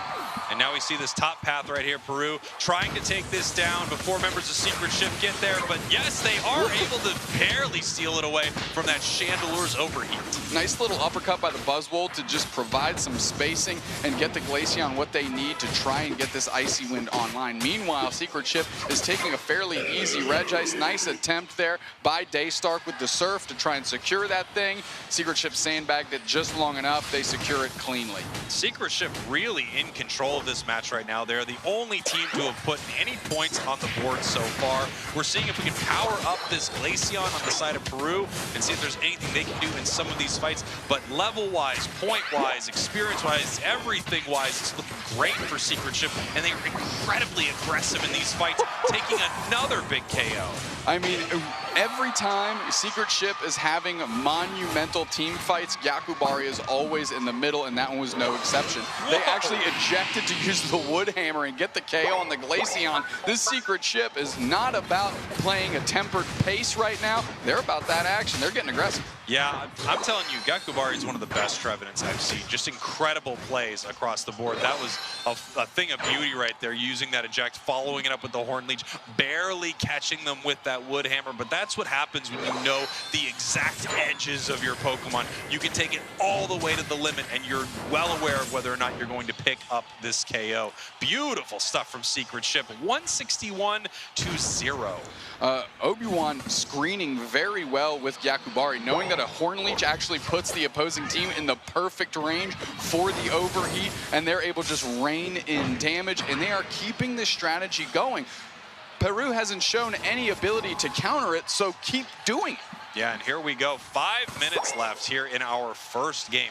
Secret Ship with a commanding lead. Tempo looking to make something happen here in the top half. You know, they might pick up a nice big KO, and they do. They're able to score some more points right there. Actually, would have been better if they sent nobody up there. Honestly, that's right. They would have gotten the same amount of points in. The Buzzwole wouldn't have had to do anything. I mean, the Buzzwole would still have a Unite move technically, but I mean, it's a good exchange for them when you're talking about Peru. Here we go, good engagement. Nice Alolan Ninetales Blizzard Avalanche combo, but the DLR's Unite comes out just in time to get slow beam. That's a nice catch. Now they're pushing forward. They're looking for an opportunity. Yakubari flashes in again and goes for the Glaceon. They get poached by the Buzzwole. Now the rings are unbound and they can get some stuns in. It's right on top of Tempo. They get K'd out by who else? Yakubari. Glaceon is trying to icy win their way out, but they're stunned down by the big space fists in tandem with the Espeon. Wow, Alolan Ninetales finally just frost buckles the tree, but the damage has been done, and Secret Ship is still all over this Regieleki. Secret Ship now taking another big objective here after a big fight win. Way ahead in this match. Level-wise, we have some evening up on the side of Peru here as they're making their way around the map looking for some experience. They're going to have to deal with this Regieleki, while we have members of Secret Ship ready to try to take this objective in the bottom path. Buzzwole, a real tough customer to deal with, but we've got 2 members of Secret Ship down here trying to make something happen. Buzzwole looking for the KO, the Phantom Force pushing them back right there, and they are able to take the hyperspace hole home as they now are looking to possibly pick up this Buzzwole on their goal zone. Yakao doing great work, keeping the pressure on. The Buzzwole is clearly hunting for that KO, using their Phantom Force to actually dip behind, get a little bit of space off Tempo, and let DLR step up and say, Tempo, if you want to get back into this, I've got you. Up on the top side, though, Anima getting a KO streak of 2, and the Chandelure getting it right back, as a matter of fact. And, of course, the left side team has a huge lead. They're looking to get another objective, too. Yeah, and this could be a nice fight for Tempo if it's able to get around this, but no, here comes the Hoopa, able to support the Urshifu right here, and we're going to be able to pick up this Regirock for the side of Secret Ship. 45 seconds now until Rayquaza hits the map, and Secret Ship is way, way ahead. Way ahead. If I am Peru, I am looking for a committed flip here and do it quickly. Try and catch Secret Ship off guard. Otherwise, you're going to let them play forward, disrupt you, and let Yakubari and the rest of the team line up behind them and engage in the way they want to. Yeah, as you can see, level-wise, things aren't looking insanely bad for the side of Peru. We do have a level 13 on this Glaceon. They can output a lot of damage, but it needs that spacing. It needs that front line so it's able to do something right here. And Secret Ship has just been so disruptive when they are dashing in and fighting Peru here. We actually thought we'd get more out of this Clefable, but they have not been able to change too much on the side of Secret Ship's Urshifu. Scrapping out up top. I mean, we've got DLR looking for the Buzzwole. Tempo's trying to hold their own. A little bit of support out of Kia, going to try and get the heals going. If they can get a pick on DLR here, that's a good little move here. Unite move is used. One player down, they're down for 15 seconds. What's the move they're going to make from here? Retreating back to Secret Ship to get some time. Buzzwole goes straight for a score, Spraggles. Yeah, interesting play here going for that score. They are still behind in this moment. Maybe they feel like they don't have a way to engage on this fight exactly how they want, but it feels to me like this is a missed opportunity. You just isolated and KO'd such an important member of Secret Ship, but then you don't take this fight. I mean, everybody thrown in a blender right now as the Snow Globe comes out, the Trevenant Unite comes out, the rings are unbound, the stuns are there. Still just one player down. The Alolan Ninetales is so low. Yang Ji finally getting KO'd by Obion, and now Anemo is just moving back across the map. They're looking for an opportunity. Yakubari gets KO'd, the Buzzwole gets a KO streak of 2, but is it too little too late? 1 minute left and they still haven't started focusing on the objective, and now they're getting absolutely folded. All the tempo back into the hands of Secret Ship. Yeah, and this Clefable's also in a lot of trouble if someone decides to chase it down right here. We got 41 points, no, possibly going in. They're peeling back. They realize that Rayquaza is being hit right now by Secret Ship, and they want to make sure that they are here for this fight, doing everything they can to stop DLR, to stop Obion from taking this Rayquaza off the map right here. Here comes the Glaceon with a possible secure. Oh, the Slowbro gets it! Okay, Peru, they're coming back. They're down by 15. 13, and this is an easy gap to close, Spraggles. The first hundo burger, bang, that's in, eating good. Peru looking for another one. They going straight for the gut goals to see if they can get more of those in. Plus 200 points, that's a big question mark to me. I think they're gonna get it. Yeah, the points are raining in here to the main goal, and I guess the question on my mind is, why did Secret Ship do that?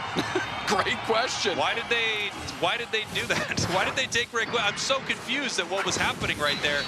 That did not feel like a great opportunity for them, and unfortunately, it just really went the wrong way. Well, credit to Peru. I mean, I was questioning why the Slowbro was peeling back, and you said, hey, I mean, Secret Ship is starting this thing, and the reason that they peeled back was to give themselves an opportunity, because they were going to be able to take Rayquaza with who they had on the map in that moment. Even the Clefable pivoted down and said, hey, this is our chance. They've opened the door. Let's see if we can kick through this thing. And guess what? The Slowbro made it happen. They got it done. Daystar coming through. Yeah, incredible stuff here from Peru. Real heads-up plays right there. And unfortunately, Secret Ship trying to take the win condition away. They weren't able to do it. Let's send it on over to Chef and Kello to break this one down. What a turn around that one was. Yeah, you know, sometimes the only damage that you need is a Clefable and a Slowbro, and that is, honestly, both of those are for the Pokemon, and it's like, yeah, they're the support, and sometimes they just chunk you for your entire life, and you're like, oh yeah, that's right, they can actually deal damage. But what an interesting game. Let's take a look at some of the data, Keller. Yes, you can see that Obion there, 95k damage, but you know what? It wasn't enough, obviously. The turnaround, as we just witnessed from Peru's side.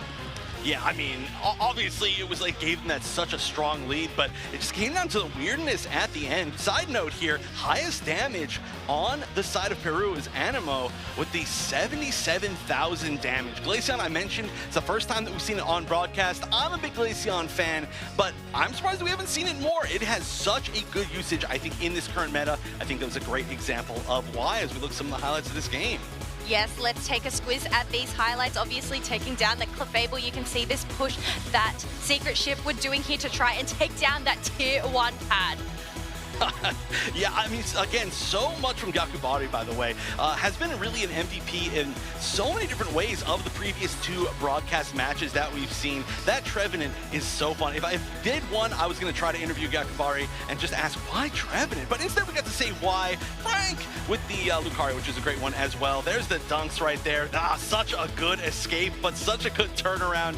I mean, had to at least commit some resources a little bit there. But this was, again, I just have to point out, a very strange match. I don't know if you feel the same way, but it was just kind of like a brawl for a little bit. The comeback was interesting, but well taken advantage of by Peru, very well. Oh, definitely. Considering how many points they were behind, in the end, it obviously being that a close game, but the fact that you get those Ray Shields, you're able to get in pretty much those free dunks, but you can just see him trying to take them left, right, and center here, and it was, the time was running out. The time was running out. Yeah, it was still more than a little bit scary. So, hey, just a lot of clutch factor, right? Well, again, this is our first time that we've had a chance to see Peru on the broadcast. So this is a good first chance to kind of see how they're going to be playing through our finals bracket tomorrow. We do get to see the player of the game is going to be the Glaceon, and it is going to be Animo. I mean, I love seeing it. I completely agree. Having those double glasses plus that slick spoon to maximize that special attack damage, being able to dish out 77,000k damage. Yeah, that is quite a bit. So now I'm curious if we're going to see anything different in the draft. The thing about that is that the Glaceon was really kind of the MVP damage-wise of that team, but Glaceon is so far down the list of potential bans, and even really far down the list of potential, I'm going to try to steal this from you by playing it ourselves.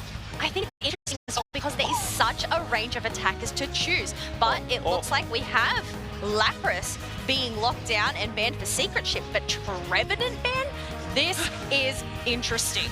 Okay, so now we know for a fact that Secret Ship cannot qualify, but if you're Gakubari, you got to feel really good about that. If you can force a Trevenant ban in the strongest defender meta of all time to target you specifically, you win, right? You win. I'm looking at Spraggles. I'm getting confirmation. Thank you. You win. Yes, it is a confirmation. Thank you, Spraggles. But because we do have that Trevenant ban, Inteleon is being selected first, and I think this is a great first selection, but it does leave that opportunity for Hoopa and Urshifu on the side of Secret Ship. Yeah, I'm actually really curious what we're going to see from Gyakubari now that we are not going to see the Trevenant. Oh, we're going to see the Umbreon. Oh, congratulations. You've banned the Trevenant now. You get to fight Umbreon. You get to lock in Umbreon, but look at this. We have Daystark that has locked in Slowbro. And as we have mentioned time and time again, that is not the Unite move you want to be caught out on. Oh, yeah, definitely. If you are any sort of squishy, we are going to see the Zoroark, though. The damage out of the side of Peru is very scary. The Zoroark, the Inteleon, potentially the Blastoise, however that ends up being played. And, oh, the Goodra. Now I'm curious if Gyakubari is going to be the one on Goodra. There are, of course, a lot of potential role shifts here, especially when you're playing, for example, like Umbreon. It can be shifted to a lot of different kind of minor roles within the defender role. It does look like they're going to be sticking with exactly what this is, playing the Goodra more as a kind of like a top path brawler type, which we saw work very well for Oyasumi Makuro. Yes, I definitely think it would go into that top path, having those special attack specs. It wants to get in those dunks earlier on. But you know what? As final preparations are almost done, I think we go and hand these off to our casters, Zoinks, Spraggles, and Doom Snacks. Well, as the only people on the broadcast with mustaches, it's very difficult to get us confused with anybody else, but we did it. You know what I think it is? I think it's everybody wants to hear about It's because we were saying so many good numbers. It's the numbers thing. We might have gotten so smart that someone actually thought that we were Zoinks for a moment right here. A huge compliment. By the way, one of the greatest compliments someone can pay you in a match of Pokemon Unite is directly banning the Pokemon you last played. What an absolute move right here. We do not see Gyakubari again on this Trevenant, and I honestly think there's no bigger way to say, you've done it. You're incredible. We're taking this away from you. On the world stage, nonetheless. And these are teams from all over the world, and they say, you know what? This kid's a problem. I like the tree. It's not very nice to us. Yeah, let's just give them one of the S-tier defenders, because that C-tier one is beating us up. Yeah, incredible stuff here as we head into game number 2. Peru up 1 game against Secret Ship. Secret Ship bringing out a really interesting composition right here, changing things up. We've got the Goodra. We've got a different look from Secret Ship as we head in here to game number 2. These two Pokemon work incredibly well in tandem, do the Hoopa and the Goodra. Once the hyperspace holes are open, and Goodra, if it picks Dragon Pulse, has so much self-sustain that it's very easy to keep the Goodra going and going and going like the Energizer, but just a slimy Energizer bunny. And that's exactly what they're going to look to do. And that's a tough front line to crack if you're Peru. Yeah, absolutely. Here comes a nice big boosted and an Electro Ball from the Mew. And now we have Tempo jumping on in, looking to see if they can pick up any type of KO, and they cannot. Secret Ship playing it safe, moving back here, trying to get their level 4 possibly on Umbreon, but no, it gets stolen away, and Gyakubari very low and gets KO. Yeah, nice little shot by the Sobble, give them some experience, but quickly DLR sees that, and they're going to get a KO streak of 2 here. The K opener may have been over to Peru, but of course, Secret Ship takes the next 2, and they're keeping that pressure on. That Rapid Striker Shifu so incredibly difficult to deal with. All the while, you can see Mew is doing everything they can to take away this wild Pokemon experience between these two goal zones. Looks like a ton of that goes over to the side of Secret Ship. Without a doubt. I mean, DLR already over halfway to level 7, and that's where they want to be. They're waiting for this engagement by Tempo. They zip back and forth. The Drizzile Yang is there for the support, and DLR just says, I need to get out of here. Wartortle cuts them off, though, with that big attack, and now Tempo's going to be able to possibly get a KO here. Is there enough follow-up? They get out of dodge. Come on, Yakao with another perfect hyperspace hole. Incredible stuff, like a trap door, and they just escape from this fight right back into it, looking to pick up some big KOs, diving into that flux zone, just seeing if there's anything they can do. As Tempo is here, and they are pushing up towards DLR, looking for this KO. But man, that Urshifu is so slippery. I mean, Yakao's been doing great with the Astonishes, with the Phantom Forces to keep the pushes from continuing on top of their key players, and that's, of course, exactly what you're looking for. Gyakubari quickly getting a KO on Tempo here, and Secret Ship's got a pretty good composition, and I like the way they're using it right now. You know, I gotta say, it looks like things are going pretty well for Gyakubari on this Umbreon, so maybe they're just really good at the game, and it doesn't really matter what you ban against them. Just like me. Yeah. That's probably something that's true. I'd agree. Yakubari's still doing so much work. It seems like every time they press the buttons on the controller, they're hitting multiple targets on the other team, which is amazing, of course. Another little Phantom Force dipping through, and Nemo's right there. They're trying to give some cover, but there's no way Yakko's taking that back. They've got a hyperspace highway down to the bottom path, and they're going to see if they can take this Regiwalk for the team. Daystark is there. We know they can secure objectives even if they're all by themselves, but Yakubari's there to bully, and Secret Ship gets an objective. Yeah, beautiful play here from Secret Ship, and now they're seeing if they can make it top in time to stop Peru from what they are doing, and it doesn't really look like it. It looks like Hoopa is there all alone right now as they are scoring in this bottom path here, raining some points in. 114, 143 right now. Look at this beautiful overcap. Really nice 25 over in this tier 1 goal zone. Yeah, Secret Ship and Peru have both shown that they're doing pretty good at their numbers here, getting the scores in the right order to maximize those opportunities that they're getting. Finally, the team rotates up. They're going to try and deal with this Regieleki. The Hoopa surprisingly didn't get KO'd when it pivoted up by itself and nobody else could follow through that hyperspace highway. So good on them to just buy enough time so this thing can be dealt with and that Peru can't make a push in the top path. Here we go, just bullying Tempo out of this central area right here. And we can see this War Turtle is still sitting at level 8. They were able to leave it in the top path for a while and try to get a ton of experience, but it really needs to tick over to level 9 to finally become Blastoise. There it is. We have our Blastoise on the map. Huge Unite move, and we've got a Surf Hydro Pump Blastoise from the side of Peru.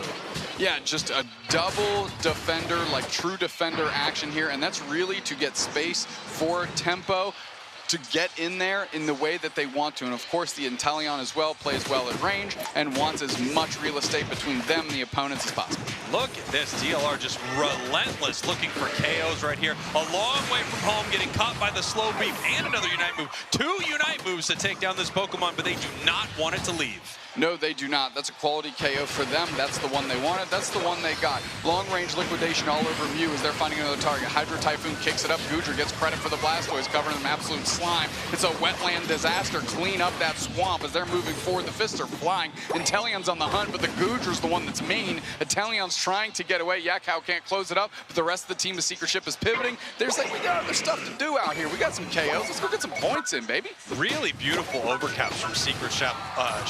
All match here, just incredible stuff. They're now up 208 to 148 right here. Obviously, Peru is going to need to score a ton here in this bottom path to even this thing up. Obion getting that focus band popped from that Zoroark and just having to retreat.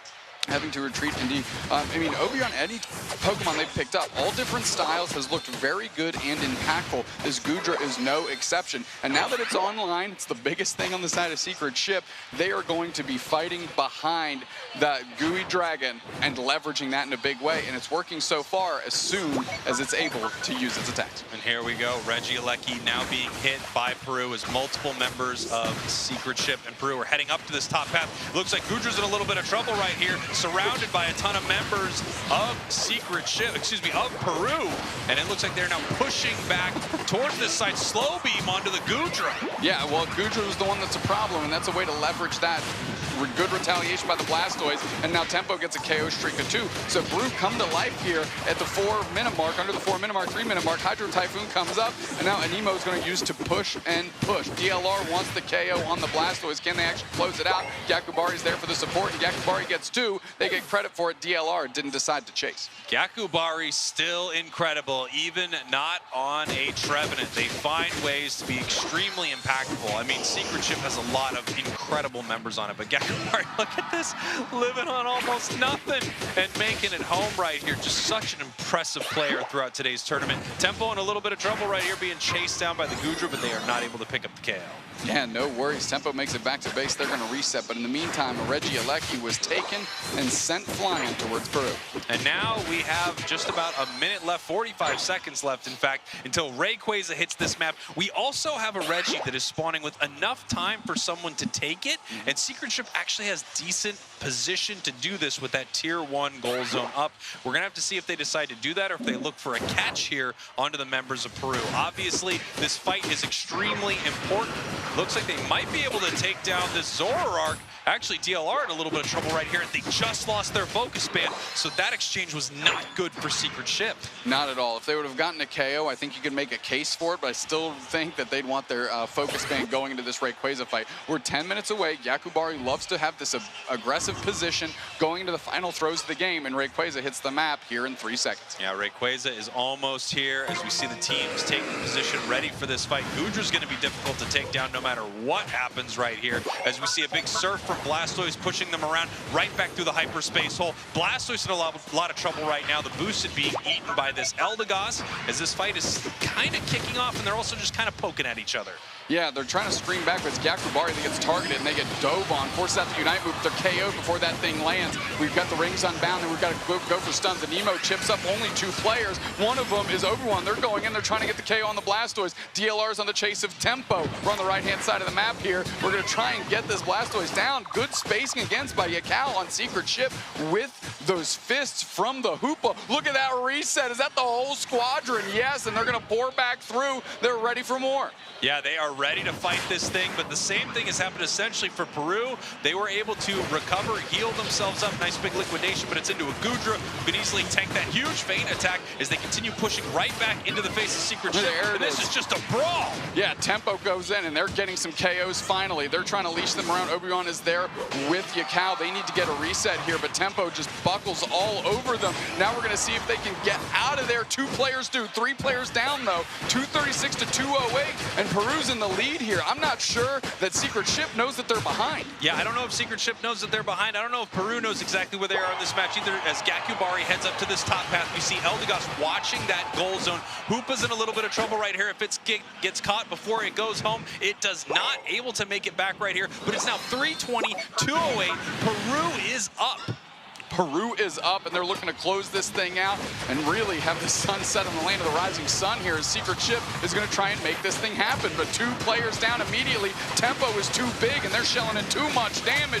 Peru, baby, sending Secret Ship to the bottom of the ocean. That's right. Peru doing such an incredible job right here, going 2-0 against Secret Ship, the #1 seed from Japan. Incredible showing from both of these teams. I mean, without a doubt, Peru really dominated their entire group, and that was no exception there.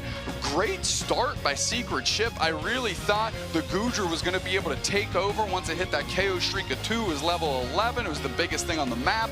Could they fight behind it? I mean, it just didn't leverage in the way I thought it would, and credit to this Peru squad for finding the adjustments in flight and getting it done. Yeah. Absolutely incredible stuff right here as we're going to take a look at the scoreline. Obviously, this was so close. You see the moment where we were talking about, where we were saying, I don't know if either team knows exactly who's up right there. That's when Peru broke that goal zone, and they were able to move the scoreline enough to where they were now finally above them, continuing to put points on the board. Rayquaza not taken, doesn't matter. Peru still wins this thing. I must say, in that final fight, the only reason Peru did not win more convincingly was because of Yakao on the side of Secret Ship, who was really playing incredibly well for this team and keeping them sustained and in the fight as long as humanly possible. And you can see that by that recovery number that is attached to Yakao there, which is reset heals essentially. Yeah, I mean, huge numbers for a Hoopa, by the way. But of course, you take a look at the other side, massive damage numbers right here. You can see the teams on stage, obviously, you know, a ton of sportsmanship between these 2 squads. They know that they are facing off against the best teams in the world right here.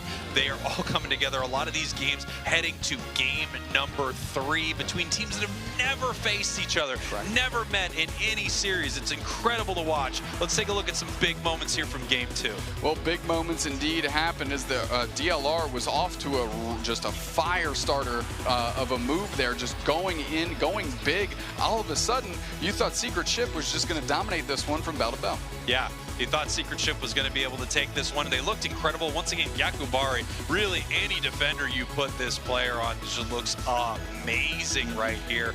But Peru having some huge moments throughout this fight, and Tempo, just so many big KOs.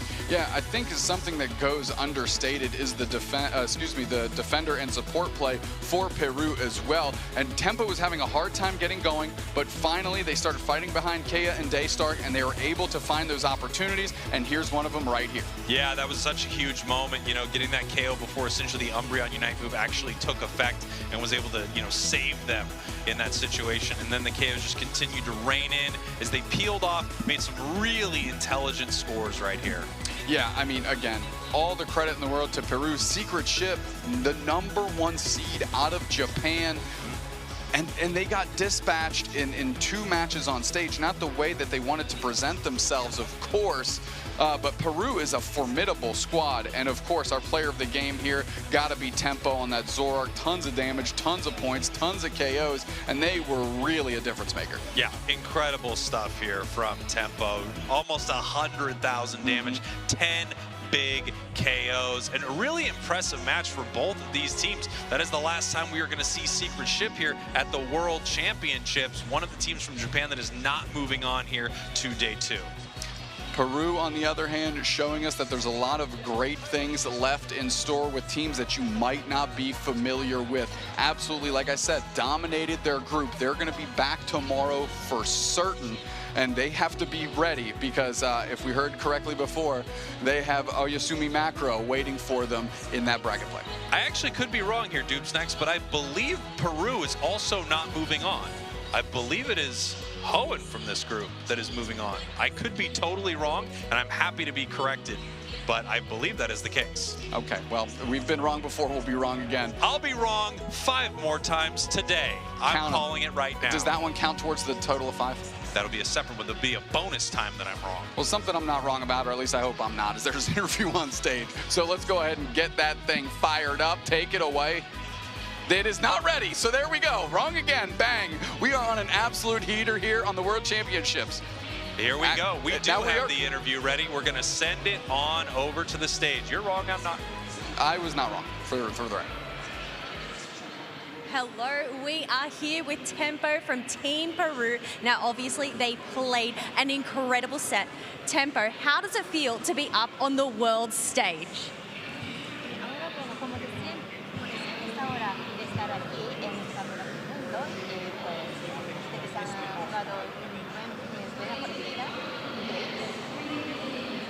Pucha, para expresar no tengo palabras esto.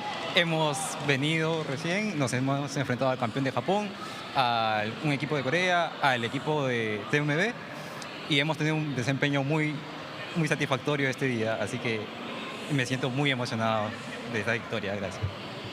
Actually, I don't have words to express my feelings.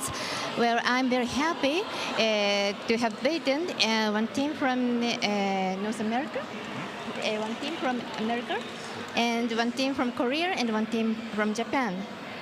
Yeah, so the ability to verse all of these players from all around the world. Now, is there a team that you are most excited to verse tomorrow?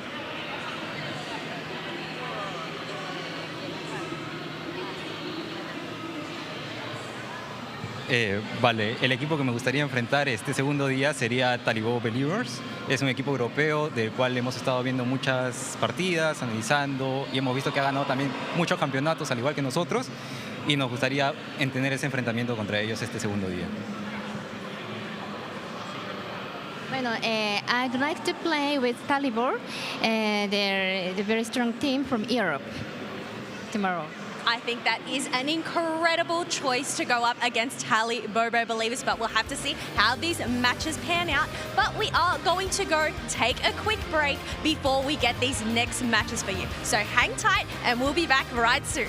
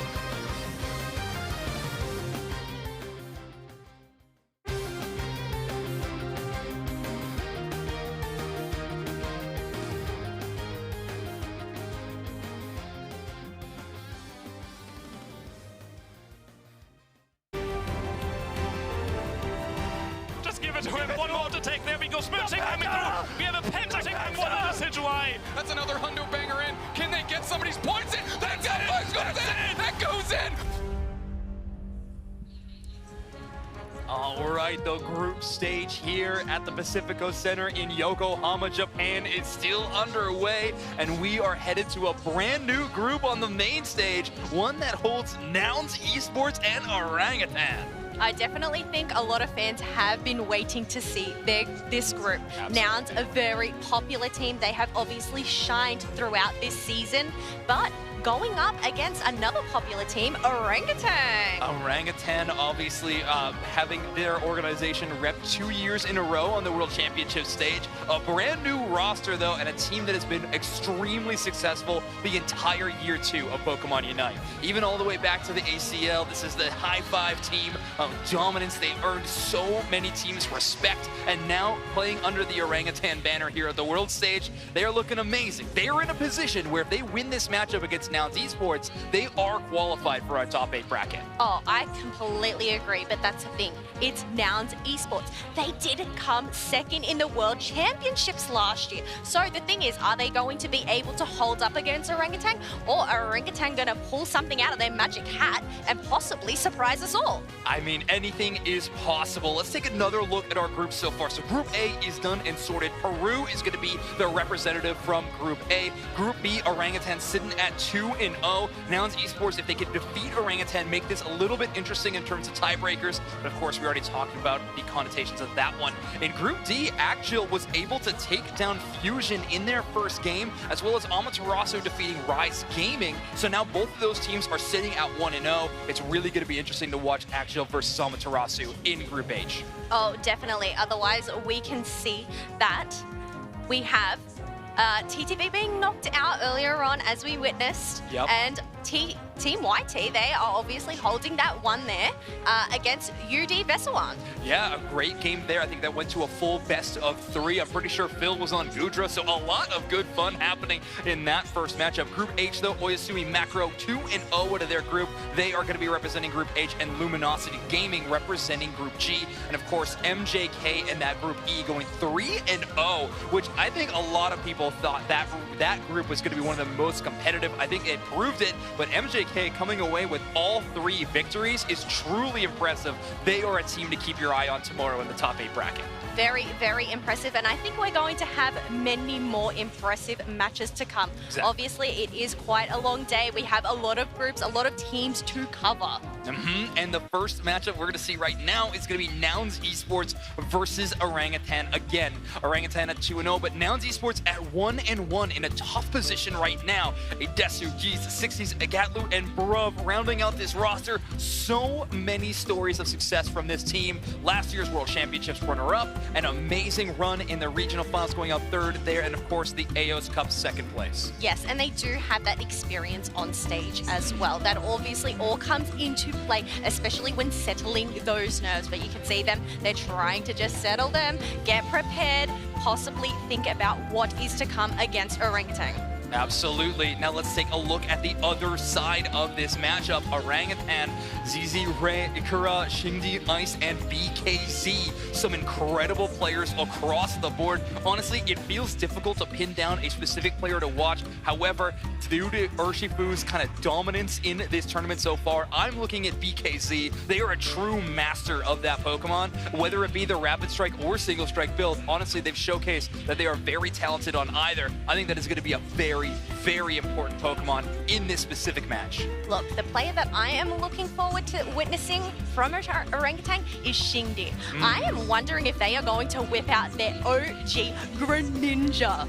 Oh my word. I mean, Greninja is an exciting pick. Obviously, I love seeing the Greninja in play. However, it's usually only picked as that counter pick towards that double special attacker, or double mage style of gameplay, right? You need something that is susceptible to getting those surf knockouts, find those resets. However, However, the way Xingdi plays it, honestly, it seems like they are finding resets out of seemingly nowhere. And a team like Nouns Esports is not going to be giving in very easily. You can see them here so focused and ready to play.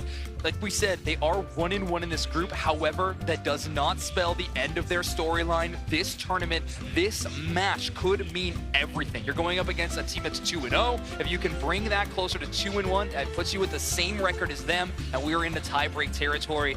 You want to win this one, and you want to win it 2-0 if at all possible to set yourself up better for when we get to those tiebreaker spots. Oh, definitely, and that's the thing. With all of the matches that we have seen today, obviously all of the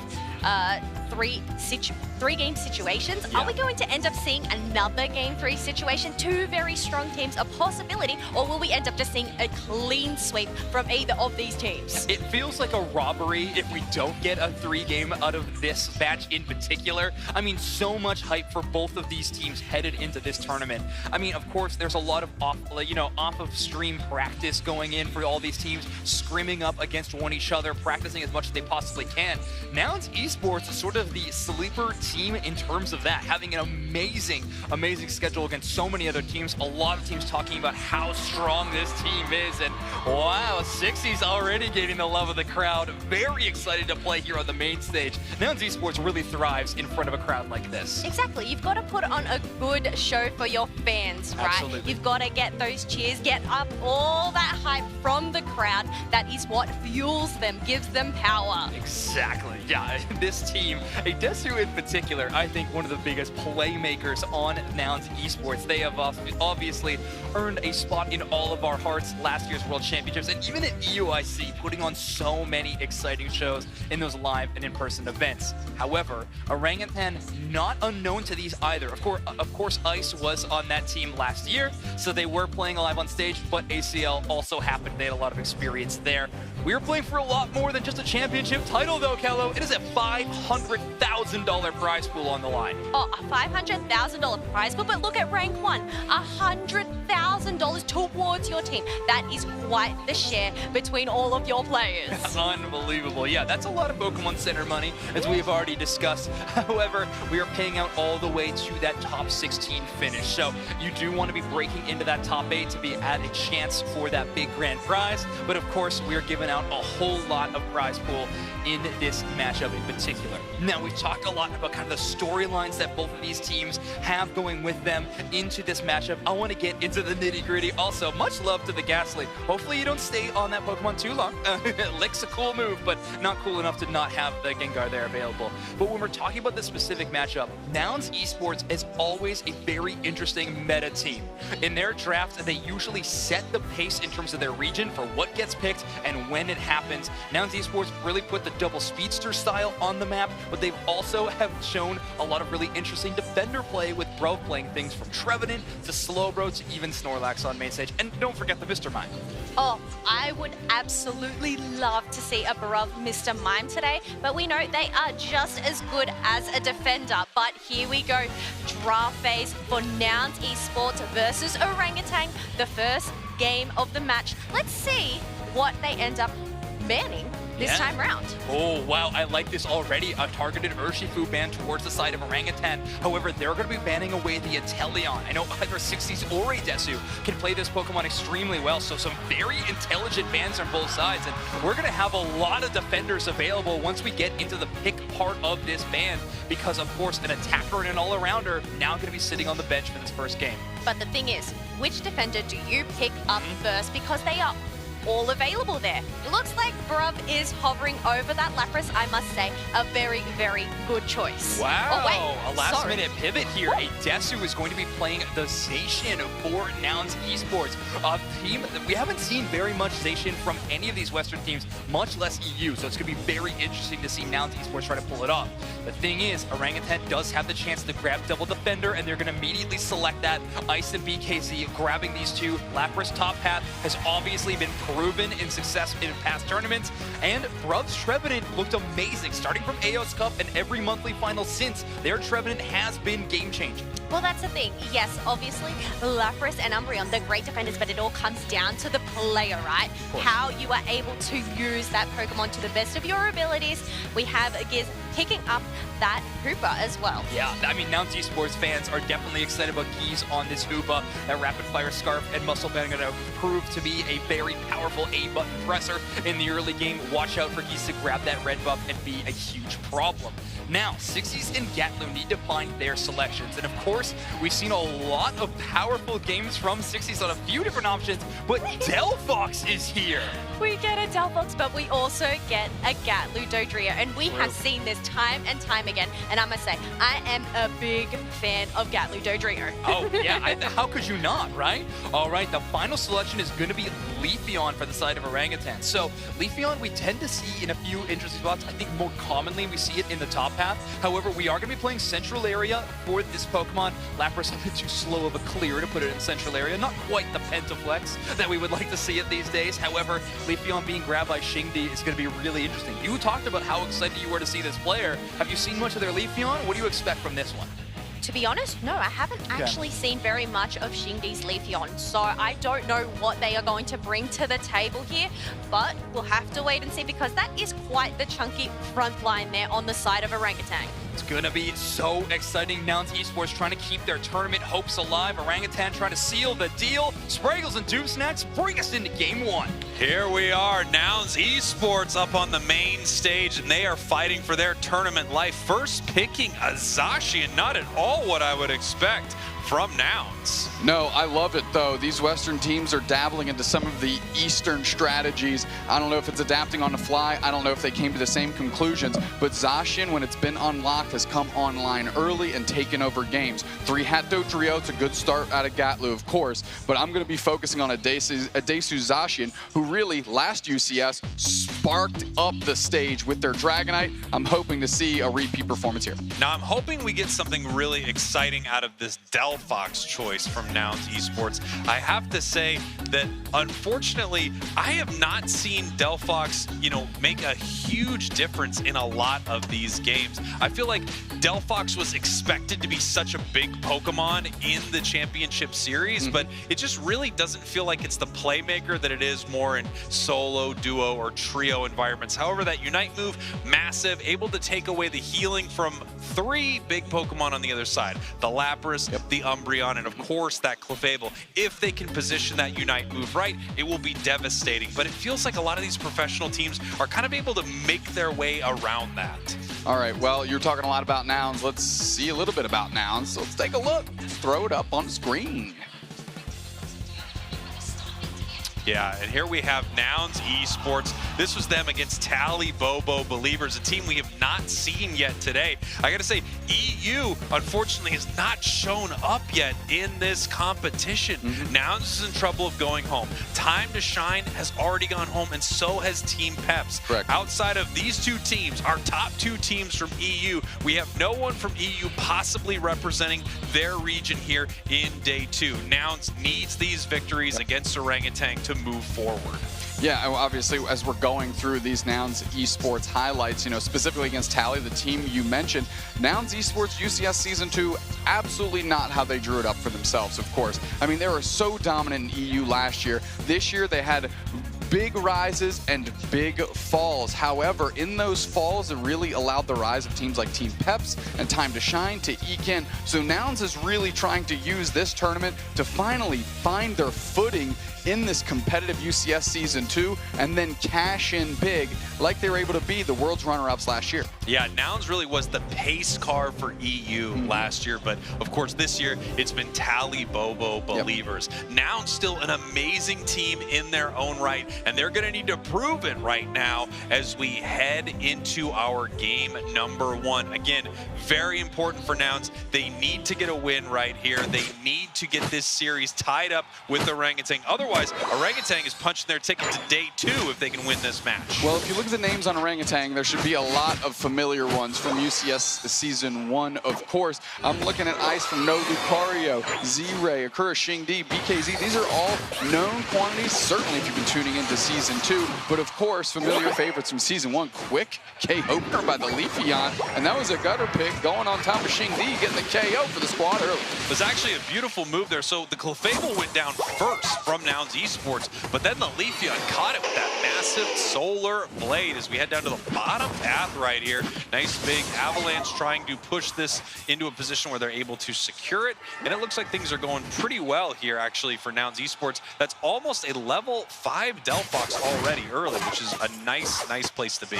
Absolutely. However, on the other side, you know, Z-Ray has that Alolan Ninetales online. Of course, Xingdi has the Leafeon going. We just saw that big solar blade, of course. And they've got an opportunity. Poaching all of the wild Pokemon to their side of the map is Gatlu, giving them all that experience there and really keeping Orangutan from taking over too quickly. That is a great work out of those 3 players in tandem to get a big-time KO on the Trevenant. Yeah, really starting this thing off early with a lot of aggression here in this bottom path, and they are continuing it right now as we see Adesu in this top path looking to push them back right here from this goal zone. When you're dealing with the healing from the Clefable and the Lapras right here, you can't even really fight them on their own goal. Nice eject button trying to pull back here, but it's just futile effort. You're not able to take them down. It looks like he's actually chasing onto the Clefable now. He says, look, I can't take the Lapras. I'm going for the Clefable, missing the Sacred Sword right there, continuing to push, looking for the KO, gets the focus band, but can't get a KO. This has been an absolute insane top path sequence by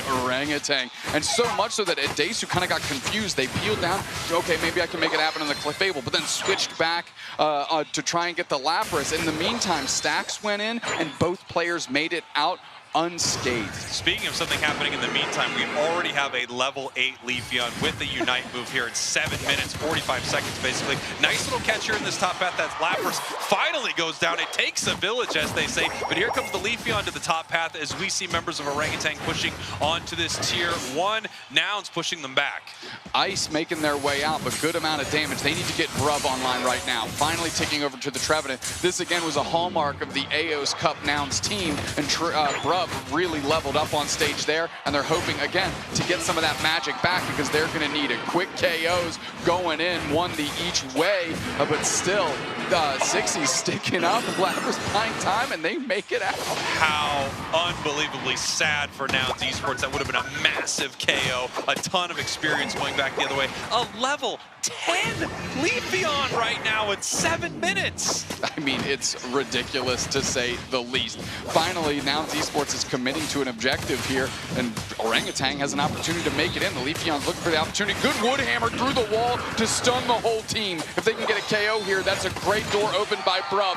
The trio goes in, poaches Ice, no questions asked. Fanciful Fireworks are right on top, and they're using that to engage. They're picking up all the berries that they can on their retreat. Finally, Clefable leashes back in. Can they do anything here? Try and keep that reset. Quick KO on top of 60s. That's a place to start, and I can't believe they were able to protect that goal zone as now Brub is on just between 3 players and gets smushed. Yeah, and here comes Orangutan towards this tier 1 goal zone with the Leafeon. Huge moment right there. They go down. Adesu coming down, trying to stop something from happening, but no, getting pushed back by this Lapras right now. Nice big Ice Beam, and they're looking to take this down. The Parasong, and following it up with this Leafeon, which is an absolute demon here on Eos Island. I mean, this Leafeon, I mean, it's level 10, so it's getting to do a little bit what it wants, but it's the support and the follow-up from the other teammates that's allowing this Leafeon to keep getting bigger and bigger, just ticking over to level 11, biggest thing on the map. Yeah, incredible stuff right here. Obviously, we saw a nice fight there from Nouns Esports coming back into this match, especially experience-wise, but they are not yet back into this match score-wise, and we've not yet seen really Adesu do much on this Zacian here in the top path. Looking to make something happen here, no peeling back right now, not able to take this fight. I mean, the thing is the way that Zacian engages isn't great into a Clefable. It can just sit there. Trevor Unite right into the Fanciful Fireworks, and now Nouns Esports wants this goal zone. They got a quality KO here. They need to do their math right, need to get the points in. Stand on that thing so you make sure you get it. 16 gonna go in the other way, and of course Ice coming in with 24, quick math, 17 over dunk, and Orangutan holds on to their lead. Yeah, nice big score there from Orangutan. Not a perfect overdunk or anything like that, but they're still up on the scoreboard. However, they still have that tier 1 goal in the top path without many points being scored on it. So Nouns has an opportunity to put points in that top top goal. We have a bottom Reggie spawning, and no one is getting ready for it. Orangutan is actually heading to the top path as well, as Nouns is now starting to rotate down towards this bottom path, and it looks like Orangutan doesn't care at all. No, not at all. They are committing to this Regieleki. They're going to take that thing down. Shredded is the Registeel. Unfortunately, Geese can get them up to the top path quickly, but I'm not even convinced they've started hitting this thing yet. Yeah, I'm not sure what they're planning on doing this top path. Regieleki now being chipped up. It's down at half. I don't think Nouns is going to be able to make it up there. In fact, they decided to send Dodrio Gatlu off to score. I think that's the right play for Nouns right here. They just couldn't have made it up there in time, so let's find another place on the map to put some pressure, try to even up this goal zone, as we are now watching this Regieleki walk. And 4 members, looks like, are moving through the central area. Maybe 5 members of Orangutan moving through the central area towards this tier 2 goal zone. They have 2 members of Nouns down there to defend. Well, Bruv reset and they collapsed on top of it. Gatlu is enough, and that is just 2 on 4, just enough to spook Orangutan and get them away from that goal zone. Orangutan, my big question, why did they wait so long on the Regieleki breakers? Yeah, I'm not sure, but it looks like they did hold it for a moment there. Maybe they wanted to make sure they had great positioning in case Nouns was able to make it up there and they could win a massive team fight. Either way, that worked out better for Nouns. They were able to block them at their tier 2, both top and bottom, and they were able to score in that tier 2. So Nouns has this tier 1 goal zone open that they can really sneak off to and score at any moment. They have a Dodrio, which makes that incredibly easy. Nouns can even up this game pretty simply. However, Orangutan is fighting extremely well throughout this match, specifically Xingdi on this Leafeon. Well, it has been caught up in level, and they're going on the Zacian, spaced out well with the Blizzard Avalanche. They're still collapsing on top of Ice, who makes it back to their goal zone. Those fanciful fireworks are out, but just like that picture you took in 2016 on your cell phone, ain't nobody looking at those fireworks. Finally, Nouns is going to score some points, but it's not off the back of anything. BKZ ferrying in a big tidal wave, stopping all those scores from going in, and all of a sudden the pivot is huge. 2 players down for Orangutan, so technically Nouns can still push, but Adesu's in the flux zone, seeing what kind of work they can do on top of this Lapras. Adesu turning back around, and actually is Gatlu on the Dodrio, who picks up the KO on that Leafeon. That is a massive KO, extremely high-level Pokemon right here. As we start to look at the levels right now, and somehow, Doobsnacks, you've got a 14 Delphox, 13 Dodrio. They're actually ahead on experience right now, and only 7 points separate these 2 teams as we head into Rayquaza. No bottom Reggie is going to be taken, as members of Orangutan are getting ready for this fight. We have a Unite move on everyone but Delphox. We know Delphox gets its Unite move back in only 3 seconds, and there it is. There it is indeed. Leafeon's going to hold tight around that top goal zone. I think the reason Orangutan sandbagged the Regieleki was so that there wasn't an opportunity for another one before this Rayquaza fight. But this fight is kind of kicking off up top. BKZ able to bully out the Dodrio from trying to score. Gatlu scrambling back to the middle. But that's exactly where some players from Orangutan are hanging out. All of Nouns Esports kind of clumped up. Yeah, Nouns Esports really clumped up, but they were able to make a good score there. They are now ahead on the scoreboard right now. Nice big mean look onto the Trevenant, but that's not where they want to start the fight. We actually have a Unite move. Dodrio running away from this top path right here. And it looks like it was in a ton of trouble using its Unite to escape, but no one goes down as Adesu is fighting in the top path against this Lapras. Rings are unbound. Adesu's low, and right back is Ice. They use that Unite move to just vaporize all the shield. Follow up. Fanciful Fireworks right in the middle. 60s gets the KO back on Ice, and they're trying to flip the script. Parasong is big. Geese is getting low. They're the first domino to fall, but 2 back the other way. Group P is looking firesome here. 60s gets low, but they get canned immediately. And all of a sudden, the player advantage is in the hands of Orangutan. The Parasong forces Adesu out, and now only people standing in the Rayquaza pit is 1 Gatlu, and the rest are Orangutan. Are they going to be able to suss out Gatlu? They do. BKZ bullies them out, and they're starting to shred. Clefable scrambling to score. Ice is off the respawn. And now we got to see how many points Clefable can put on the board here, because this is going to put them up. It does. 218 to 259, so now they are stopping to hit this Rayquaza. Now Rayquaza is going very, very low. Adesu looking for the secure right now with this Unite move, but it might be too early. Here it comes. It's too Secured early. by the Hoopa. Geese with the hyperspace hole seals it up. We see that fist pump right there. Gatlu's like, I got buckled, but why do that when we got a support player here? Geese scrambling to score. Bruv's going to get that hundo banger in. Boom. Lack it up. They're in the lead now. 10 seconds left, and there needs to be some sort of push, but I just don't think there's enough time. I don't think there's enough time, as it looks like Adesu has made its way down to that bottom goal, and now somehow is able to pull this out in the last seconds right there. Let's go, Nouns Esports! I love that energy, and that's what they bring to the stage every time you see Nouns there.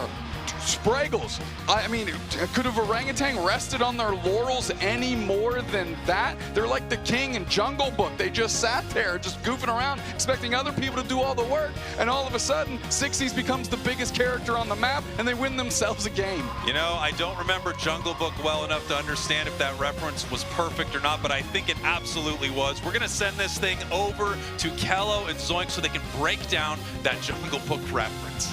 I'm going to skip right on past that Jungle Book reference, actually.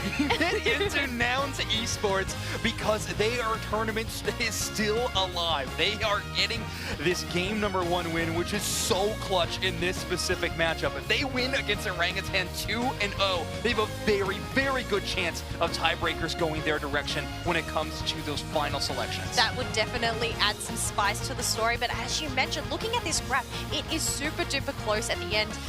Getting that Rayquaza right at the end, they were able to get those back halves, but look at this, the stats here. Wow. We have 60s here on the Delphox dishing out 76k damage. Wow, I mean, what a team fight from them in those final moments. I mean, Delphox, of course, the biggest discredit to it in terms of compositions is that it really struggles early on. However, in that final team fight, finding so much value, it looked great. Let's run this game back and take a look at how Nouns Esports pulled ahead in our match with a 1-0 lead. I know there were many heart-stopping moments, especially at the end there. I think I held my breath. Yeah, I didn't breathe at all. And honestly, I'm really happy to still be here. That Leafeon from Xingdi really was terrifying time after time. Those Solar Blades looking for these big knockouts. However, Nouns Esports doing a very good job of playing around it. Honestly, what seemed to be the big story from Orangutan was either BKZ or this Lapras.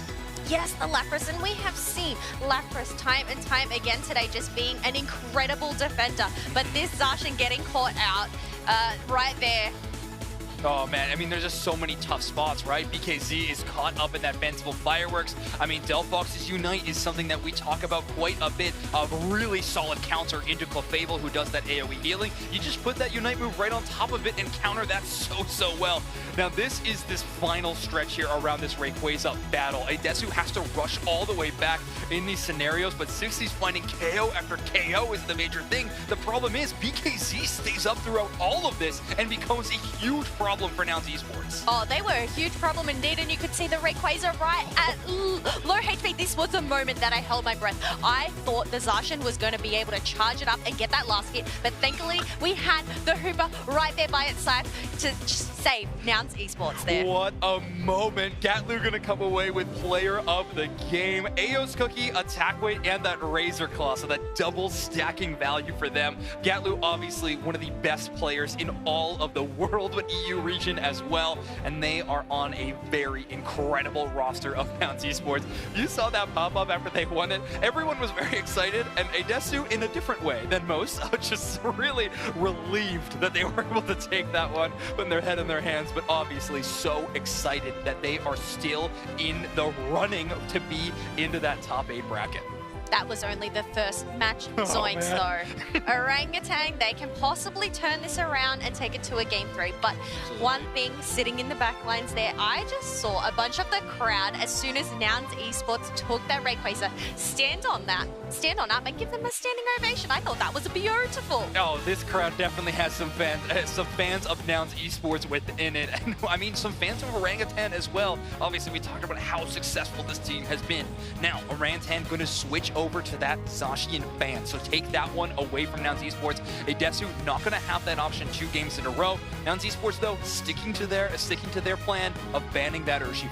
Yes, well, I guess that ability to pick that rapid strike or the single strike Urshifu, you do not want to come up against it. But Zacian, we obviously saw it last match. You do not want to come up against that legendary. Take it away. And it does leave the option for these defenders to be picked on up, though. Wow, Orangutan actually going to take the Inteleon with that first pick, giving Nouns Esports the chance here for double defender, but instead we're going to grab the Lapras, which I'm shocked wasn't in that first pick position on the side of Orangutan, but instead they are going to pair it alongside that Leafeon, such an incredibly powerful Pokemon in our tournament so far. I think we have seen so many spectacular Solar Blade plays during this tournament today. So, depending on who ends up playing it on Nouns Esports, but obviously because Lapras has been picked up, we have Umbreon being picked up by by ice along with a Blissey as well. Yeah, I mean, that's a lot of impact. Orangutan kind of showcasing they might go for something like a Venusaur pick later on in this draft as well, since they have that huge pocket style support and they don't have the Urshifu to pair with it. However, Nouns Esports can play that a little differently. They are going to grab the Gardevoir and the Hoopa. So Geese Hoopa, again, that's a great showing from them, but now we get to see a Desu on a really powerful pick, but a late game scaling pick in this Gardevoir. That is right. It has to get to that level 8, that full evolution, and it's all going to come up to that front line. Having that Lapras there, but is the Hoopa going to be enough of a front line unless they end up locking down another defender, another more tanky Amon? We'll have to wait and see. But I saw you flex your muscles because get ready, Machamp is here. I am very excited to see the champ. The final selection for Gatlu seems to be debated quite a bit amongst the team. We're still rotating through, and the final pick is going to be that Alolan Ninetales. So a pretty hard commit towards this bottom path. Zire gonna be on this Machamp, and yes, I did attempt at flexing, not as much as the champ. They got the belt though, I can give that one up. It's gonna be BKC on this Pokemon. Now I talked about their Urshifu and how it's stuff of legend. If this player was going to pick a comfort pick though, it is exactly the one they are on right now. The Machamp is a fan favorite, and of course it's one of BKC's favorite as well. But it's all going to come down, once again, a late scaling Pokemon. It needs to hit that full evolution. It does have that attack weight, so making sure to pump up those muscles, get in those stacks earlier on. Yeah, and 60 is going to be running the Focus Band on this Leafeon. Very interesting, a bit more of a defensive item. We often see the Energy Amplifier there, but a bit of a switch up. Let's see if Orangutan can get the switch up and bring this to a 2-2 scoreline, or if Nouns Esports can take this one 2-0. Spraggles, Do Snacks, it's your turn. It is our turn. What an incredible game 2 we have for you. Nouns is on the precipice of maybe tying up this bracket against Orangutan if they're able to do something right here. Incredible stuff. Obviously, we see the Zacian band out and we see the Urshifu band out. No bear necessities, the simple bear necessities. They do not have them in this game. I don't even know what that's from. King Louie is the name of the monkey in the Jungle Book that I was trying to reference. And honestly, at this point, I'm not even convinced it's an orangutan, since you just hit me with the bare necessities thing here. We are going to take a look at this. I'm excited that Machamp is in here. It's always good to see some of those first, the Pokemon that were included when they were first released. Yes. Just kind of staying true and staying alive, right? Showing that, you know, old dogs can learn new tricks. That's a statement that people say. Old dogs always learn new tricks, and that's what we're going to see with this Machamp. The real question is, can Machamp land its Unite move? Because Machamp has two options. If it hits its Unite move, it's one of the most devastating things in the game. It carries 5 members of the enemy team away through a massive barrage of punches. And if it misses its Unite move, it's almost as tragic as Talonflame flying into a wall. I mean, it's one of the sad ones, for sure. Sometimes Machamp goes to the Talonflame school of Unite moves and just absolute chucks it into the ether where no one actually is. We are back in the action, and unsurprising, Machamp taking that top path roll right there alongside that Chansey and the experience share. And we've got this Leafeon heading up. They can possibly run to the top path very, very early if they would like. Adesu right now able to secure that central area for Nouns. Looks like they're in a lot of trouble right here. Maybe not even able to make it on home. Unfortunately, they have 9 points right now, so they'd be able to score with 5, but it's a lot harder with 9, and they pick up a big K opener. Yeah, that's nice for the side of Nouns. They're just stay committed. They keep pressing their buttons, really making the Chansey work for it. They do grab both berries, which I guess is something you can write home about. But besides that, Nouns Esports making the right moves, staying in the pocket, getting the KO. Wow, Nouns looking incredible right here. Somehow they've been able to out-secure this Inteleon in the bottom path, and it must be that Leafeon, of course, with that Solar Blade. We see 3 members of Orangutan in this bottom path, so the question is, are they going to push into this fight, and how bad could that be for Nouns? Side shot coming out, that's gone before it even comes up. You just know how well Nouns Esports has the timing down. Those moves were already being put on the place where the Swablu and Altaria populate, and now they're trying to bully poor Akura, who is still a Chansey. Yeah, this is just going to be tough for them in this top path. The Solar Blade has such incredible secure right here. They need their level 5. They're not able to find it yet. They need their level 4 on their Blissey. It looks like they are. They are hiding to peel off and score right here. Stack their stacking item if they have one. I have to assume they do because they've just been so incredibly aggressive right here. They are able to take that right there. 3 big stacks. I mean, what a play. They're, of course, going to go down for it, but that's definitely worth it, using those special attack specs to make sure that they can get those massive heals as the match moves on. That's an exchange they are happy to take any day of the week. We saw the Machoke just hanging out. BKZ not willing to get too frosty in the face of 60s here because they are getting big on this Leafeon. Biggest thing on the map, and their evolution on the counterpart on the other side. This is a big KO if they can get it. Ice locks it in. No, Glaceon locks it in. That's even better. The Glaceon getting larger, getting that KO. Shingdi getting credit for that is massive as they keep putting the pressure on. Bruv forced to reset here through the hyperspace hole. So does Geese, and Bruv rolls back through. So does Geese as well as they're meeting in the bottom path. 30 seconds to the first objective. That's right. Nice play there by Nouns Esports, able to get out of that situation. You know, the Icicle Spears, they're a sure hit. They follow you all the way home, but when you're healing back at base, that's A-OK for Nouns. Huge amount of damage, just insane damage being thrown out right here, but enough of that went over to Nouns so that they could evolve, as Kello talked about a little earlier. They needed to hit that level 8 on Gardevoir, and they have. They've got 8 on Guardy, they've got 8 on their Leafeon as they get ready for this fight here in the bottom path, but we've got 2 Nouns members still in the top path being brought down by this hyperspace highway as Reggie has hit the map.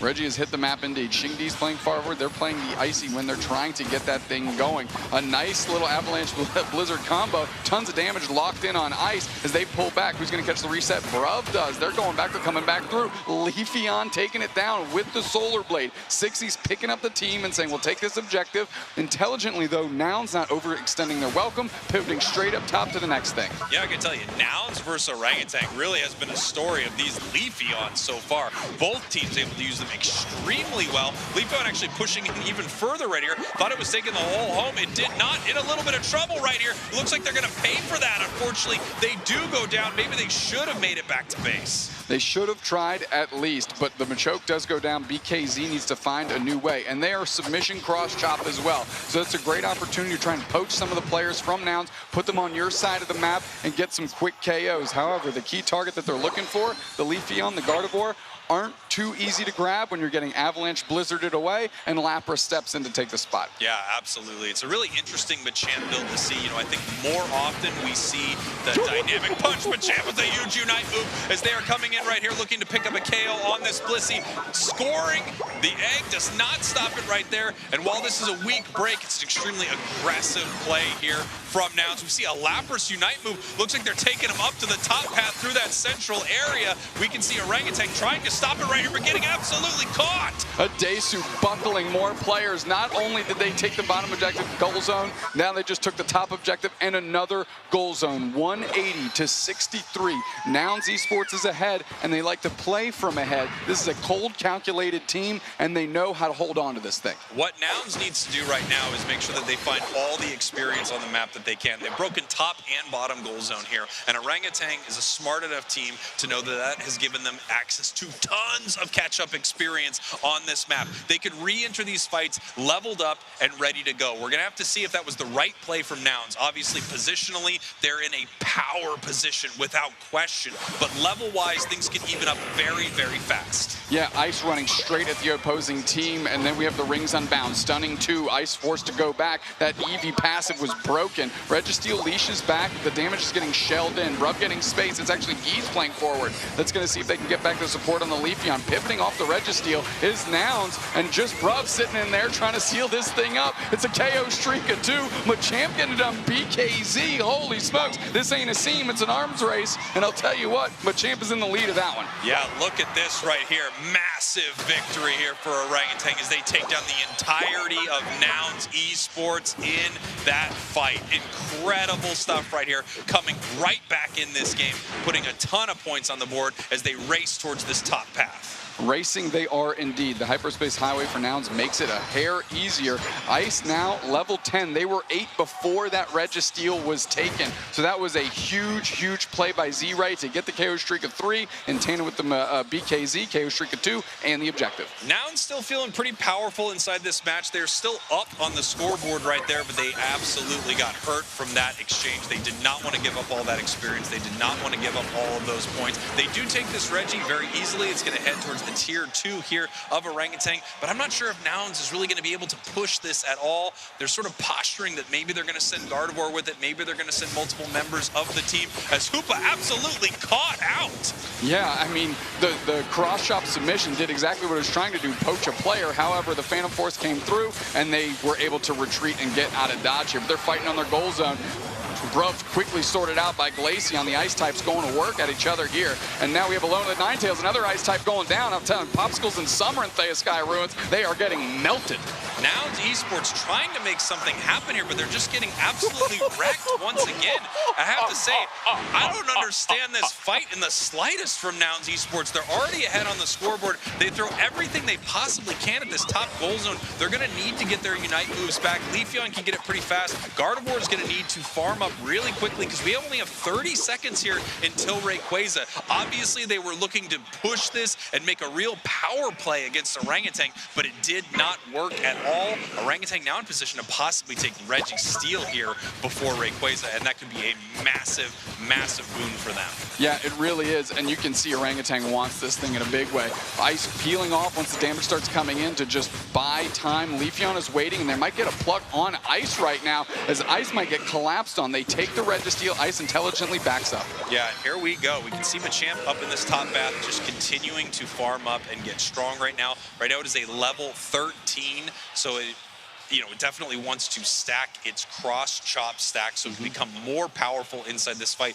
With the Registeel buff and its Unite move, it can wipe Nouns Esports off the map if it catches them correctly. They are now starting to hit Rayquaza right here. They are behind, so they would love to be the ones to take it off the map. Yeah, they're trying to pull in Nouns so they can get a favorable engagement here. Z-Ray hiding out. They're just shooting snipe shots, seeing if they can just deal chunks of damage. They get Yeez in a big way, who has to put a portal down immediately. Submission cross-chop on top of Gatlu, who's moving through, forces out the snow globe. They get KO'd. BKZ's on fire. Cross-chops away. Blitz assistance on top of Ice, and they're looking to bully in front of Yeez. Desu is so close to going down. They are 2 players down. They're moving through. The 60s on chopping block. Your kick flipped into the sun and smashed down on your head. Power Belt still stays with the champion. Now Bruv is on low HP. But Orangutan still needs to score, Spraggle. They still need to score. They still need to take Rayquaza. They are hitting it right now, but Alolan Ninetales is back for Nouns Esports. They're running to the central area. Can they make it in time? No, they cannot. Secured by Orangutan, and now they're going to push towards these goal zones. 5 members of their teams with shields, and it's already evened up 248-237. Z-Ray locking in the snipe shots at the right time, getting themselves an objective and a follow-up KO. BKZ used the cross chop through the wall. Another Hundo banger going in. Hundo Burgers on the menu. Hundo Burgers getting eaten. And all of a sudden, Orangutan's up by almost 400. Orangutan taking game number 2 right here off of Nouns Esports. Just was not able to get anything done in this final fight. Some huge catches there by Orangutan, and they are going to secure this. Move it on to a game number 3. And would we have it any other way at the World Championships? We've just seen so many game 3s today. I mean, again, you can't undersell the strength of these teams on the world stage. They're excited to be there, obviously. They're trying to level up their game, and they're trying to do right by their team and their region, so it's no surprise that we have this type of performance. Ultimately, obviously want to get Kello and Zoinks to break this thing down, but before I pitch it to them, they knew to explain to me exactly what Nouns was doing, because it was a cluster. Yeah, absolutely. Let's send it on over to them to break this thing down. Thank you, you two. Yeah, I mean, that final team fight was really unfortunate. Orangutan definitely having the upper hand throughout the entirety of that one. Individual targeting looks fantastic. Nouns Esports pretty spread out, but let's take a look at the story of the entire match, though, as we take a look at our score graph. Look, you can obviously see that spike in the end. Getting that Rayquaza, being able to get in those dunks 100, 100, 100, 100, and another 100 as well. I mean, Orangutan brought a submission Machamp to this game, and they come away with a victory. It looked pretty clean. Big KZ on that comfort pick. Coming away with 40,000 damage. Shingdi with 84,000 on this Glaceon. But, I mean, 60's putting up a very good performance on this Leafeon. 80,000 damage again. But, I mean, the early game looked great. But after that, it seemed like everyone on Orangutan was catching up to 60's on that Leafeon. I feel like this is just a regular day of Pokemon Unite. Yes. The amount of Game 3 situations that we have witnessed today is absolutely insane. It's just the ability, the comeback mechanics, that last final stretch to be able to possibly quickly flip those tables on over and just cause a huge amount of chaos. Yeah, I mean, chaos has ensued for sure. In that final team fight, I think maybe that is the perfect example of it. But, I mean, this tournament overall, I think that could be the storyline that we discussed the majority of today and even some more. We'll have to see. Nouns Esports now tied up against Orangutan 1-1. Obviously, this makes their tiebreaker a lot tougher when it comes down to this final result, but Orangutan feeling pretty good about their position, currently sitting at 2-0 in their group, looking to make that 3-0 as they just tied that one up 1-1 now in our match. And I mean, Orangutan looked incredible in that game right there. I mean, Nouns Esports, well, they were struggling to hold a candle to them in those final moments. Well, that's the thing. It's the ability, as I said, to just flip it on over. They look strong. We thought, I was sitting there. Nouns, are they going to be able to take this? But all things considered, hey. Yeah, it turns out Orangutan having the full advantage there. A submission, Machamp looking amazing. Their Umbreon play also, I thought, was really, really solid in that game. So Orangutan obviously have earned their place here on the World Championship stage to be playing against a team like Nouns Esports. And of course, we got to watch that one back again because it was a really interesting game too. Definitely interesting, but I feel like all of these games are interesting here. Obviously, all of these team fights that are just happening throughout this match. We have Leafeon on the Solar Blade being able to lock down that objective. I mean, Leafeon for your early game, Gardevoir for your late game, it makes sense on paper. However, this Alolan Ninetales pick was really interesting. The rotations from Giza's Hoopa made it look really good. However, the shutdown from this Machamp onto this Pokemon was extremely strong. Well, that's the thing. I don't think Machamp is a very popular all-rounder to be picked up. But not having the Urshifu there, it is a good substitute, and just the suppression that those muscles provide to be able to flip him over. Yeah. Machamp or Buzzwell, who is the musclier Pokemon? I mean, so far it seems to be Machamp. We're going to be headed into draft number 2. Now, what does Nouns Esports want to ban away? They're going to stick to their pocket of that Urshifu. It's been their constant ban all day long, or at least in this matchup that we've seen here on stage. Orangutan, though, it looks like they're a bit different on the decision to stick with that Zacian ever since game 1, respecting that pick a little bit too much. They're going to ban that one away, and now we're going to be looking at a fresh draft. Nouns Esports in that first pick position, meaning that they do have the option for that Lapras or Inteleon, which really seems to be a coin flip of what Pokemon gets grabbed in that first spot. Well, it looks like we've flipped the coin, and oh wait, there we go. We've just flipped it back on over, and it's an Inteleon. Yeah, exactly. That's where you hit it on your hand and then you reveal it. It's a little bit different. I think that's how that works. Orangutan, though, going to grab the Leafeon and the Lapras. So no Leafeon for 60s this time around. However, the game they won was off the back of Delphox for 60s. So maybe we see a more creative pick to round out their selection for that player as well. However, Orangutan's composition so far, just a very, very strong meta composition. Problem is, you're going to be giving Nouns Esports their choice of support, and they're actually going to grab the Blissey, going away from the Hoopa pick that they've done in both games 1 and 2. Yeah, so it'd be interesting to see what they end up locking on in. It looks like they're hovering over a Hoopa and a Blastoise pick. Double Defender, once again, have that supporter by your side to be able to teleport them back home, get their HP recovery, but it leaves the option for Slowbro to be picked up. Absolutely. I mean, that's a really good call from Nouns Esports, and 60s has played this quite a bit in the past, the attacker Slowbro. So they're going to be playing this one a bit more aggressively, but it's going to be also with the Aegislash from Gatlu. So 2 defenders is actually a great spot to play Aegislash. You're doing percent of HP damage on all those boosted auto attacks. It's a great Pokemon to try to cut through those huge HPs. However, I mean, there's a lot of other things that can shut you down. The Glaceon sure hits, and even Leafeon's burst damage can kind of take you unawares. That might be a tough angle for them to take. However, Aegislash plus Blissey Unite move seems pretty good to me, Kello. I think Blissey Unite move with Umbreon, Blissey Unite move with the Aegislash as well, even Blissey Unite move onto the Inteleon. It is such an incredible Unite move to have on hand. But obviously, you have Hoopa on the opposite side to be able to teleport your whole team into one position if needed. Yeah, I mean, I'm really interested to see Ikura's Hoopa play, but we are headed into Game 3 between Nouns Esports and Orangutan. Casters, take it away. I mean, what a series this has been so far. And you can see the hype for Nouns in the crowd. Orangutan looking fantastic at the end of game number 2 here. However, Nouns putting on an impressive show in game 1 and 2 throughout these matches. Yeah, so if I'm Nouns, you just got to clean up that play.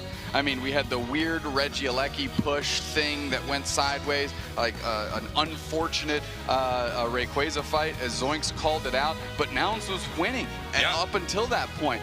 Credit to Orangutan for being able to step up and take those opportunities when presented, but ultimately, that was a gift from Nouns. Absolutely, as we head in here to game number 3 between Nouns Esports and Orangutan. We have the Aegislash from Nouns heading into this central area, and obviously a very different look from this team. Yeah, absolutely. I mean, we saw Aegislash before. We weren't sold on it. This might be an opportunity for it to be back on the market for us to buy, because Aegislash hasn't been seen since the last World Championships in a dominant fashion. So, yeah, it's on you, Chief. We saw it a little bit earlier today, and I'm not sure, I honestly don't remember if it won or if it lost, but for sure, not a lot of teams are picking up this Pokemon anymore. We're going to see what Nouns can do with it. They have such a deep roster of Pokemon. They might be able to do something really incredible here with it in Game 3.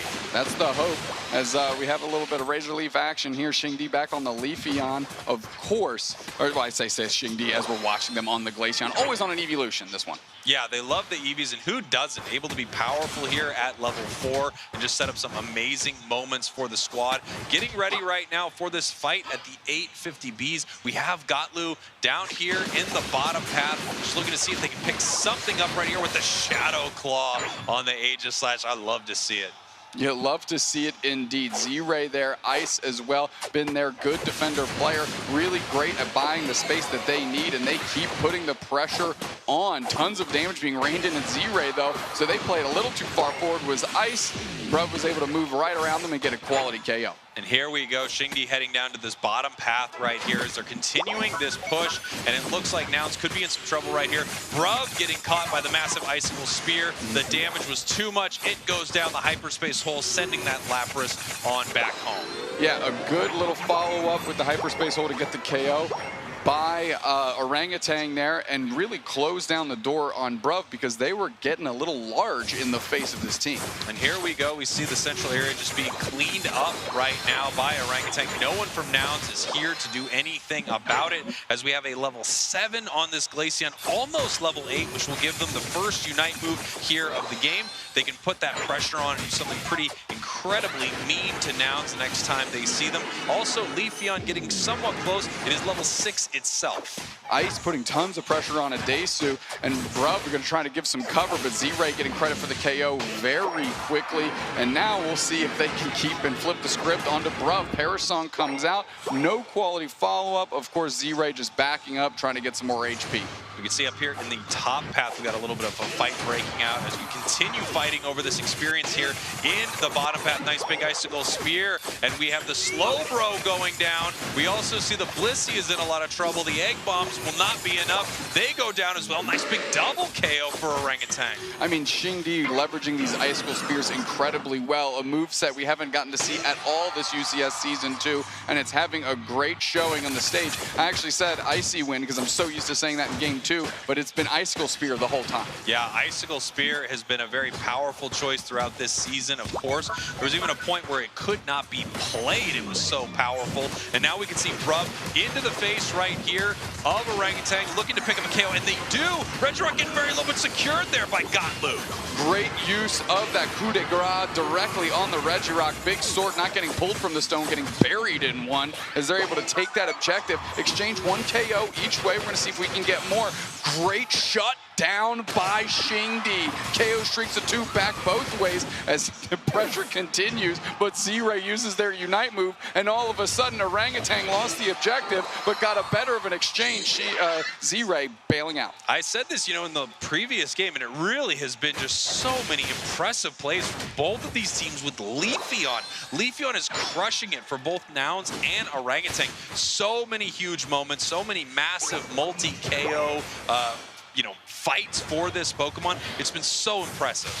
Impressive without a doubt, and I'm glad to have been wrong from the first showings that we saw, where it was maybe a little bit middling. I mean, it's really coming alive here. And look at the work in tandem between Xingdi and Z-Ray, able to jump on top of those Swablu, shelling a ton of damage. Bruv can't even hang out and try to engage there, or even buy time for Gatlu, and everybody is on the back end of Nouns Esports. Orangutan putting on great pressure here. Yeah, Orangutan's doing incredible right now. Speaking of Orangutan, we just got word, if Orangutan wins this match right here, they secure their spot in day 2, they move forward. Nouns Esports would move to a possible tiebreaker, and what they would need is RRQ to lose their next match that they have coming up. So a lot could happen right here in this game. Both of these teams need this victory. Slow beam on top of BKZ, a Blastoise that was left unencumbered in the top half, hit level 9 pretty quickly. Uses their Hydro Typhoon.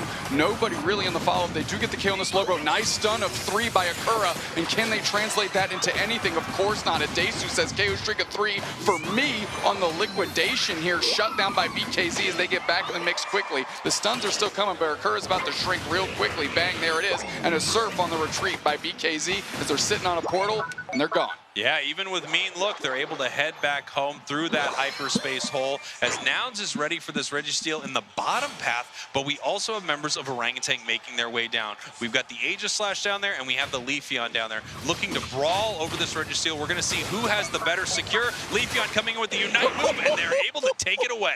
Right under the nose of Gatlu in that Aegislash with beautiful Hollowware, by the way. Gorgeous. And great play by Z-Ray, really stepping up for the team. A little one-on-one action, letting Gatlu do a majority of the work, and then snatching all that hard work out from under him. Here we have BKZ once again hanging out in that central area, just shut down by the Mean Look here. Nice scald from Sixies right there, putting some damage onto the side of Orangutan as they are trying to defend this goal zone right here. So many members of Orangutan back through that portal. Glaceon Unite is out, but look at how far forward Gatlu was. They get just broken in half, and now the Icicle Spears are raining in on Bruv, another great target for them. If Bruv can't frontline and Meat Look, then they can't really stay in the fight and engagement, and all of a sudden Orangutan up 182 to 167, and the experience is in their favor as well. Experience in their favor, score in their favor, and even open goal zones essentially in their favor. They've got this tier 1 goal zone for Nouns. Now Nouns can use that to their advantage in some of their fights, peel back to it. They have an extra flux zone, but at the same time they have an open goal zone that's just sitting there, and Orangutan is already up, so they can peel away from a Rayquaza fight, not even win the fight, but score an additional 100 points in that bottom goal. It's going to put Nouns in a really, really tough spot right here. Fortunately, take a look at this. We've got Adesu almost level 14 on this Inteleon. Level 14 on the Inteleon and level 13 for BKZ on the Blastoise. Two great positions to be in for those characters, of course. Now we're moving through. We're just watching. Little conservative play out of Orangutan. They don't want to overextend into this Nouns Esports team. They know what Bruv on that Umbreon can do with the Mean Look, lock players down and really get good catches. So if Akura isn't there for the save, this can spell disaster for them. Ice moves forward, gets caught quickly, tons of damage being rained in, and a nice little portal by Akura. Yeah, nice portal by Akura, but they caught them. They got that focus band, which is a huge way to survive throughout this Rayquaza fight, and it matters in a big, big way. BKZ hiding in this tall grass, moving down for this fight right here, and it looks like there's another catch here by Nouns. Ooh, massive surf right here. Blizz assistance keeping the Inteleon safe. Oh, the slow beam comes off just in time. BKZ is able to use their Hydro Typhoon and Surf. They're collapsing back on the other team. The hyperspace hole is open. We have a little telekinesis. They're trying to pull back on Z-Ray, who's their night move, but they get caught immediately. They get folded. One player down on each side, and it's great secure tools. Bruv is low. They eat an egg real quick. Orangutan playing back to their side of the map, and that Blastoise is coming back with tons of HP. They're blinked out. Still one player down for each side, but it's Bruv that's low, and they get KO with a big Surf. They get absolutely drowned out there. Oh, the Hoopa goes down by the other support with the big Egg Bomb. Adesu leashes away, and oh, the liquidation! And that's why liquidation is sick. And now the Blizzy gets credit. Geese is on fire. 4 players down, and it's just the Leafeon Spraggles. The Leafeon is looking for a steal right here. It does not have a Unite move. It's going to jump in. It has one opportunity. Can Nouns secure this in front of the Leafeon? They take it down! Nouns takes it down, and Rayquaza goes down. Nouns is now going to push and score right here. Orangutan has not secured their spot to day 2 just yet. Nouns has the points raining in right now. Slowbro able to score in the bottom path, and Teleon in the top path. Points raining into this central goal zone. Nouns is way, way up. They are going to win this series, but they have not qualified for day 2. Now their fate is in the hands of another team. Listen, this Nouns Esports had their back against the wall. They stepped up and figured it out. What they didn't do is win this thing 2-0 to give themselves the best opportunity. Orangutan flustered that. I'm taking a look at Nouns. This was a much more Nouns Esports games that we're used to seeing. That game 2, I don't know what that was, but I'm glad they got it out of their system. I'm glad they got it out of their system too. The only question is them getting that game out of their system the thing that stops them from moving to day 2. You never want to leave it up to the refs. You want to throw the knockout punches, and Nouns is the kind of team that can do that. Was it enough? We will find out as the day goes on, but that's Nouns Esports for you, looking incredible here in game number 3. They are a team that can stumble and fall out of the gate and still manage to run a great race. However, in this bracket, in this format that we're in for Worlds, with these group stages, there isn't any real estate to stumble, and because of that one game that Orangutan was able to peel off of them after a less than stellar performance, all of a sudden, like you said, it's out of their hands now. It is out of their hands, and the question is, what will happen here? Nouns Esports taking a really nice victory against Orangutan, but you have to compare what they've done against the entire group. They went 0-2 against Rex Regum Keon, so we're going to have to see what happens with the Rex Regum Keon game. Obviously, these two teams, you know, a ton of sportsmanship between them, an absolute war between these two squads, and they are really incredible.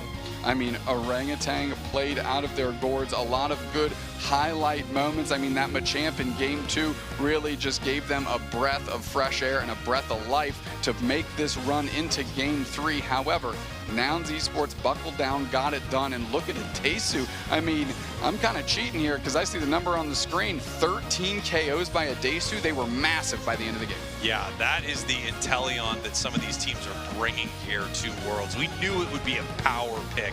We knew it would be such an incredible Pokemon. If you put someone on Adesu piloting that thing, and it's really incredible. Incredible indeed. I'm taking a look at these teams. They're hugging it out. They're congratulating each other. They know what the situation is here for both of them. And to be quite frank, now we just have to wait and see with this RRQ game. Let's take a look at the highlights here from game 3, Spreggles. Yeah, I mean, what a match. Both of these teams looking incredible right here. We see a massive KO there in the bottom path. This is when this Glaceon just absolutely took off in the top path for Orangutan. Reggie Rock being taken down right here. Nice secure there from Nouns. And you know what? The sword really did do it for him in this match. Yeah, I mean, it did, I guess. I was really watching a lot of the other play, you know, like Adesu specifically, Geese cracked off. I mean, even Bruv, who's usually like a hallmark of their engagements, was having just, you know, kind of, I don't know if I want to say a medium game for them, but they're such a phenomenal player, that just kind of works. But ultimately, I'm looking at Adesu, who really came to life like we saw last year at Worlds on that Dragonite, where every time they were taking an objective, it was following up with KOs. Here, it was everybody that stepped in line was getting drowned in buckets of water through that liquidation, and that was the difference maker to me. And now we can see Hoopa pushing forward right here inside this fight. There's a massive telekinesis right there on the Lapras. Huge Scald hitting 3 members right here. And Inteleon with that Unite move. Beautiful Fell Stinger to pull it close enough to hit the liquidation onto that Glaceon. 4 down, and instead of even giving Leafeon a chance, they just wipe it off the map. Love that play, and I really like they had a great consolidated moment here. It was on the Blastoise, slow beam into the follow-up Unite move into liquidation, and that really took them off the block. Yes, they got the Hydro Typhoon off, but after that, they were so low HP, it didn't matter. And of course, Adesu getting the nod for player of the game. I mean, tons of damage, tons of points, and 13 KOs, every single one mattered. What an insanely good performance from Adesu. What an amazing performance here from Nouns Esports. I mean, it's just incredible to see them up on the main stage representing EU. They've played so well all year, and I don't know, that might be the last time we see Nouns Esports here at the World Championships. I mean, if you'd have told me that a year ago, there's no way I would have believed you at all. However, we have Sixties on stage ready for an interview. It's right here. Let's go to it. Thank you so much, you two. That's right. I have Sixties from Nouns Esports after a very incredible best-of-3 set that went down to the wire. You came away with the win, an impressive one. Obviously, day 2 isn't assured for you, but there's still a chance. How important did this game feel on stage for Nouns Esports? I mean, this was our most important game. Honestly, not being able to 2-0 them is pretty rough because right now we kind of have to rely on EXO to like at least take off one game from Rex. And if that isn't the case, then we're sadly out. Yeah, I mean, it's a tough spot. However, in that game 3, your team looked amazing. You brought out the Slowbro Attacker, and you played things from Slowbro Attacker to Leafeon in this match. What's the secret to being such a flexible player like you are, Sixties? I don't know. I kind of did a lot of roll swaps throughout the past 2 years, so I feel like that is maybe an advantage as to why I can play different stuff. So I think that's why. Fantastic. All right, well, last question, Sixties. Is there anything that you want to say to the many, many Nouns Esports fans that are out there? I mean, obviously, shout out to all the fans. Shout out to my family that flew all the way to Japan here, and my girlfriend. I love them. Honestly, couldn't be more happy without their support. Shout out to my teammates. They still played amazingly well. Shout out to all the enemies that we faced today. Shout out to everyone I met. You're all great. Yeah. Good to hear. Tons of shout-outs. EXO wins. Yeah. EXO, let's go! Biggest EXO fan here. Fantastic. Thank you so much, Sixties. We are going to be jumping to a very short break, but we will see you all right after this.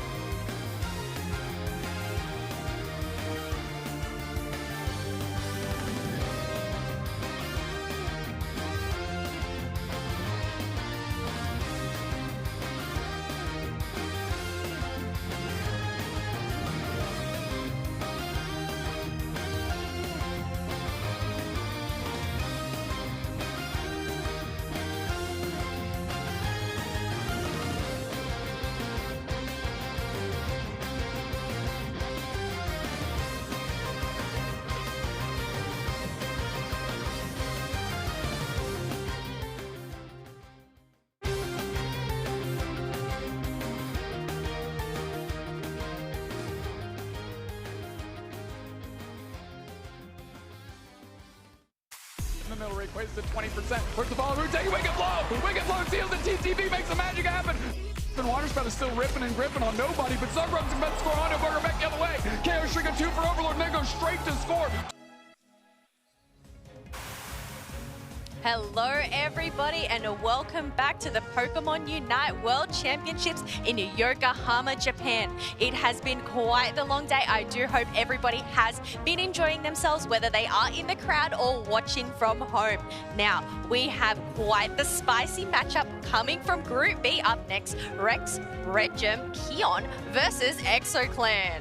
I mean, this is going to be a match to watch, and I'll tell you who's definitely watching this match without a doubt is, of course, Nouns, obviously, and Orangutan, because if RRQ wins this, Orangutan is the one that leaves out of this group. And if ExoClan wins this, well, Nouns Esports is the one that leaves out of this group. So these two puppeteers are playing for the fates of other teams in their group, and that's a unique situation that I don't think I've seen before. No, it is definitely a unique situation indeed. Not being able to play for yourselves, but to play for other members, for other teammates, that is just crazy. But we do need to go and have a look at how Group B has panned out so far. We can obviously see ExoClan, they have 0-2. They have lost both of those games, but Rex, Regem, Keon on that 1-1, sorry. And then Orangutan and Nouns Esports, they're currently tied 2-1. They're currently tied 2-1 indeed. Of course, if ExoClan wins, that brings RRQ and them at 1-2, giving the edge to Nouns there. And that's why 60s in their interview said, let's go ExoClan. Big fan of the OC squad, and you can see them there flexing out. But we've got RRQ up top, and that's the team we're going to focus on first. Yes, it is. And you can see as they do get ready. Now, obviously, 60s, they said they are cheering for ExoClan. I, myself, being from the OC region, have to cheer for ExoClan here too. Well, I'll be on the side of RRQ then, and because I'm on the side of RRQ, I want to hear more from them and about them. So take it away with an interview with RRQ. Hi, we are RRQ from APAC West region, specifically from Indonesia. So we are here to represent our region. We consist of Necro, Zoe, myself, Eeyore, Iluna, and XQ. And we're hoping to show our best in this tournament, and hopefully we'll be the champion of WCS 2023. So right after we arrived at Japan, we did a lot of scrim with other region, and we kind of shocked.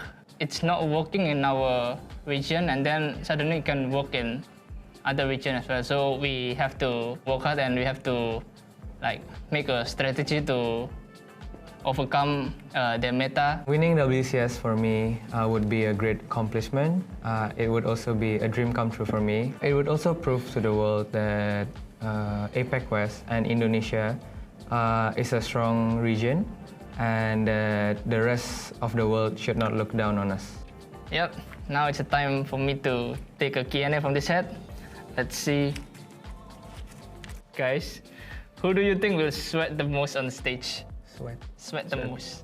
I think it has to be XQ, who have sweaty hands. Yeah. I agree with playing that. in front of audience will definitely be higher pressure for him.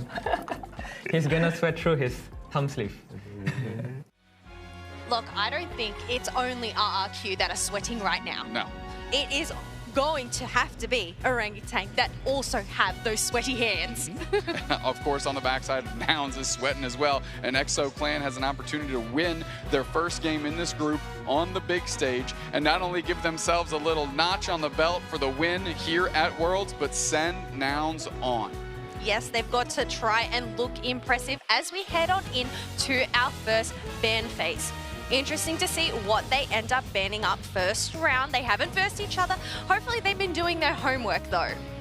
Well, we're going to see how much homework they've done, and it looks like Zacian is not something ExoClan want to contend with. And on the other side, RRQ, this seems like a pointed ban here, going with the Mew.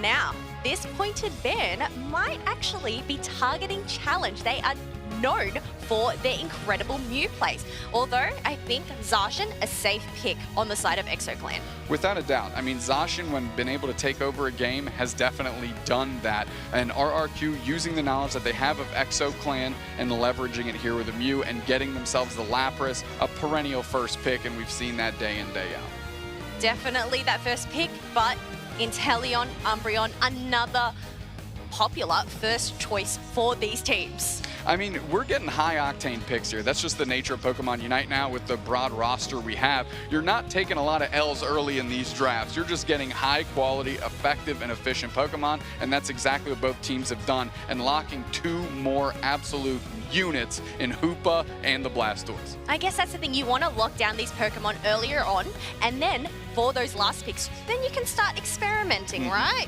Get those science experiments exploding and those surprises. Who knows, it might end up blowing up in your face. Well, I mean, now's the time for these teams to experiment, right? Because their future isn't in their hands. They have other people's futures in their hands, so might as well get wild. That's what I would be doing. Ethos, locking in Urshifu, a great Pokemon, of course, and Eldegoss. I said it before, I love seeing Pokemon that were introduced at the release of the game still seeing viability in play today.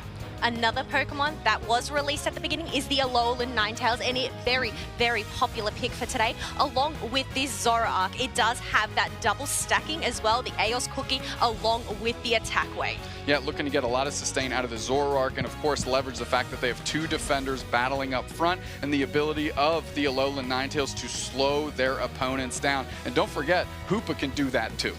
That's right, especially at the beginning when it does get that red buff earlier on, trying to escape from it, it could be a hard task. But another Pokemon that you probably want to run from is this Leafeon. We have seen some incredible Solar Blades coming out from this Pokemon and these players. I mean, I'm looking across the board. We've got some great picks from both of these teams. We've seen the Leafeon literally deliver from one end of the spectrum to the other. And that being said, we're about to kick off RRQ and ExoClan, but to do that, we need Wonder Chef and we need Zoinks. So we're gonna bring them in here. We're gonna kick rocks. Take it away, guys. Have so much fun kicking those rocks. We're gonna have a great time casting this game, Wonder Chef, because we have ExoClan versus RRQ. I'm very excited. We haven't gotten the chance to see RRQ on the main stage quite yet, and this is a team that came into this tournament with a whole lot of hype. However, they are not gonna be making it to our top 8 bracket, but there is this chance to debut their team's strength on the world stage right now. This is so cool. I feel like we're watching an actual Pokemon battle, but the Pokemon are these 2 teams, and the trainers are the 2 teams behind them. Yeah. Their results actually matter from this match, so it's really going to be like, I need you to go out there and use your moves correctly, little Pikachu, aka ExoClan. Right. And here we go, deciding the fate of this group. RRQ on the left, ExoClan on the right. And we're going to start off with the Zorua in the center area. Now we're seeing RRQ's draft be very similar to what they played in their regional finals tournament. Loving this Lapras Blastoise combination. This double defender from the side of RRQ has really become one of their signature selections. And Eeyore on the Zoroark is going to be a really solid damage core piece. The tough part about this composition is getting support resources over towards Eeyore. Koopa's portals are going to be tough to line up in that huge mobility dive kind of options. However, it is possible, and this team's coordination has looked amazing so far this tournament. I do feel like it might be somewhat similar on the other side, trying to protect that Leafeon with some of the support, some of the healing. You can, of course, you kind of go a little bit far with Eldegoss, but I think neither of these teams are really choosing the best supports for their speedsters. They're kind of expecting them to be a little bit more out on their own. Yeah. Otherwise, we would have seen, like, you know, the Blissey or the Convey or something. So I do expect that we're actually going to see some pretty similar playstyles overall, except for, whoa, the chunk. Oh, it always does so much damage, that Solar Blade. Yeah, it's absurd. Honestly, Leafeon having a lot of impact already, and there we go. Ethos getting the K opener here. Ethos, I think, is a player we have not gotten the chance to talk about too much because ExoClan hasn't been on this main stage, but they are truly one of the best players here. In the OC region, they look phenomenal in their regional finals run. I think definitely earning a lot of respect from a worldwide audience. Yeah, I'm a huge fan of the entire region, to be honest. I mean, definitely not because I just have a terrible sleep schedule when I'm up at OCE times, but I'm just a fan of these players. I've been watching a lot of them compete for a very, very long time, and I think there's some incredible individual skill, especially for a smaller scene. Yeah. And wow, listen to this, all in the crowd. Of course, we are part of the Greater Pokemon Championships, which is an amazing opportunity here, and these teams are trying to showcase the entire world and that they are trying to take full advantage of this opportunity. And I know we talked about it a lot at the top of the show. Just want to remind everyone who's listening, regardless of match score, if RRQ wins this, Orangutan wins this group, if ExoClan wins this, Nouns Esports wins this group. So truly, these two teams acting as champions for those two squads. Such a cool, I've never seen that in almost any esport ever. Yeah. All right, here we go. A little bit of aggression with 4 stacking top of the side of RRQ. There's no way that Eldegoss escapes. Wait a minute, what an escape. I was wrong. That was very sneaky, using the best self-healing. But unfortunately, just escaping is not going to be protecting that tier 1 goal zone, as that 4 is going to be pushing it down. That's going to be a lot of healing in return as well. And still this Eldegoss is not in a great spot. I don't think it really escapes. It's just trying to delay as long as possible. An extremely small break, so definitely not getting the biggest score advantage maybe they could have, RRQ in that position. However, in terms of ExoClan's composition, there's not a whole lot of late game scaling options. So giving over that little bit of extra XP is not too big of a problem. Regirock secured here by Ethos, though. The Wicked Blow Urshifu coming in clutch, and that's right, that is Nouns Esports cheering on that play. Louder than anybody else, louder than they are for their own team probably here. Ooh, try to get the Solar Blade confirmed right there, didn't quite get it. That is going to be pushing down pretty far, especially because they did take that tier 1, even if it wasn't that much of an overdunk. That is going to be really helpful for building more space with this Regieleki. Both of these Reggie fights have been pretty tame in terms of larger team fight maneuvers because no one has really hit that level 9 breakpoint to start getting those Unite moves. But finally, we are at that point now. You are with a big engage. However, Ethos is able to escape that relatively safely. Not the same going to be there for the Eldegoss. ExoClan's Eldegoss knocked out by ER with a great aggressive Zoroark play. And this goal zone's brought down to 20. A few more stacks are going to be coming in for this Lapras, which of course is going to bring this goal zone down to try to get a bigger overdunk on this one, because obviously they weren't able to do it in the top half. Right, they're just building up a little bit by bit here. Regardless, though, they've got a pretty solid lead, about 60 points, and that's going to be a really nice little thing going into this kind of halfway point in the game. They're going to be threatening a huge overdunk there with just how much they've scored. And the fact is, they're still up by quite a few levels, and they really, really wanted to be up early. Like you said, there's not a lot that scales really heavily late for ExoClan, but also RRQ really wants to get late, especially with the Blastoise that is just literally, as I'm saying that, turning into a Blastoise. The fact that they're this far ahead of the curve in making it a Blastoise, I think they're going to be very happy. Yeah, I mean, these Unite moves from Blastoise are going to be game-changing in a couple of these team fights starting here. ExoClan not having that early game presence like we were talking about, but I think that's most shown in how both of these goal zones are still up for the side of RRQ. When you are playing against a Hoopa, that needs to be priority #1, really breaking those goal zones and shortening that Hoopa's impact on the game. However, at this point, RRQ has been doing a lot of really fancy 4-player pushes into these paths where Exo doesn't expect it and taking the macro into their own hands. All right, well, this is going to be one of the first real big team fights here. We are going to see the Hoop Unbound come out while there's a little bit of maybe a back score up on the top path, and that's going to be the Solar Blade, it looks like, taking the last hit on that Reggie Eyes, but this fight is continuing. The chase is going down. Zoroark at almost no HP, trying to escape using the invincibility of the disguise, but not going to quite be able to get out, it looks like, and this is going to be, honestly, just trades on both sides. I can't believe Ethos was able to get that KO, but it gets traded the other direction. Axio able to shut down that Urshifu. I don't think there was too much more value to be had from that team fight, so it's not like they would have had the chase down, but still, what a shutdown there. Very, very impressive from ExoClan, but a good comeback from RRQ in that team fight. Yeah, I mean, it was a good comeback, but I feel like overall, just because Exo was so far behind, they might have come out a little bit ahead, or maybe not ahead, but at least it wasn't so bad for them. As you can see, it's starting to even up a little bit as far as EXP goes. Still a very considerable advantage, I would say, for RRQ, especially getting that objective, but things could start to go. If this is a brawl over and over, and hey, just like that, you know, you start taking this EXP one direction, and once again, this is a 1v3. Even if you can manage to take this, you're in a really scary spot. However, the Zoroark might count for more than one. The Unite comes out as well. All right, backing up, not trying to overextend this time. A good liquidation finds his target on the Zoroark, but great play by Axeq to get in front of those watery bullets to slow down that damage going the other direction. Unfortunately, Ethos goes down. A great little Perish Song combination. The Alolan Ninetales and the Lapras both having slowing effects really makes that Urshifu stuck between a rock and a hard place. They're going to defeat that Regieleki before it makes it towards their goal zone. Luckily for ExoClan, though, they were able to break that bottom goal zone and still have their own. So this bottom Regi fight might be a little bit of an advantage state for them. However, it's still a risk to take this fight at all. We're headed into that 3-minute mark. If you want to expend Unite moves in this situation, that means you're going to have to try to work so hard to get those back. Yeah, and you don't want to run into a situation where maybe like they spend one Unite and you don't spend any, and it's just like this weird, awkward spot. But it does look like there's going to be a little bit of commitment, at least to try to take these Altaria. Both teams starting to see that they are both there, at least challenging this. There's a ton of time, though, and it looks like it's going to be ExoClan that's going to be the first to commit to taking down this Registeel. But 3 in the wings here, trying to at least get the steal. I don't know if they're going to be able to win the fight, and it looks like they're actually going to try to back up. I don't know if Luna's going to be able to get out of there in time. A great me look, and that will be, wait, was that a Unite? That was like a really fast, no, was that? No, not okay, a Unite. why was it so fast? I believe it was an X-Speed play from the Lapras, so a really good outplay there to make it out of danger in that situation, and again, really good trading of that liquidation to absorb that damage. Now we're into that final team fight. No one using those Unite moves, so no one able to bait it out from the other side, which means we're going to go into an honest fight with both of these teams being a full set of Unites.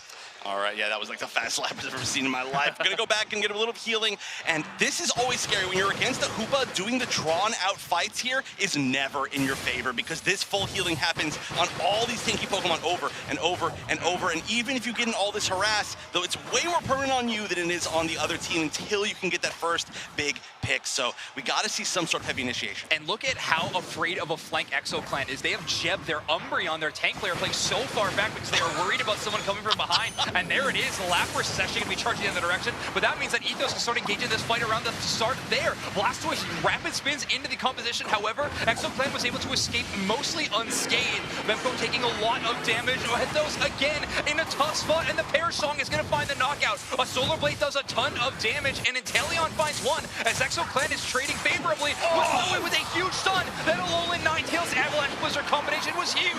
Only 2 left on the side of ExoClan, only 3 left on the other side, but there's less than 1 minute remaining, and RRQ knows that they do not need to force this Rayquaza. We're going to see at least one go back. This is Axeq, and there's a little bit of just a threat of this back scoring, which is very, very important. When you have a lead like this, I feel like RRQ is playing this perfectly, just at least threatening that tier 1 so that they can't commit everything that they have to Rayquaza to make this comeback. Axeq still has a Alolan Ninetales Unite move as well, so if it comes down to a big team fight in terms of damage or secure, Alolan Ninetales is going to be able to hold on to it. However, they're just playing defense around that top goal zone, trying to prevent any style of comeback. We only got 20 seconds left in the game, and another knockout from Lapras. Great engaged by RRQ. Rayquaza brought down to about half HP, but RRQ is winning team fights across the map. Axeq finally launches the Snow Globe, and they get a huge knockout there, and even grab the Rayquaza. Great play by Eeyore on the Zoroark to secure that major objective, and RRQ are going to start our match 1-0.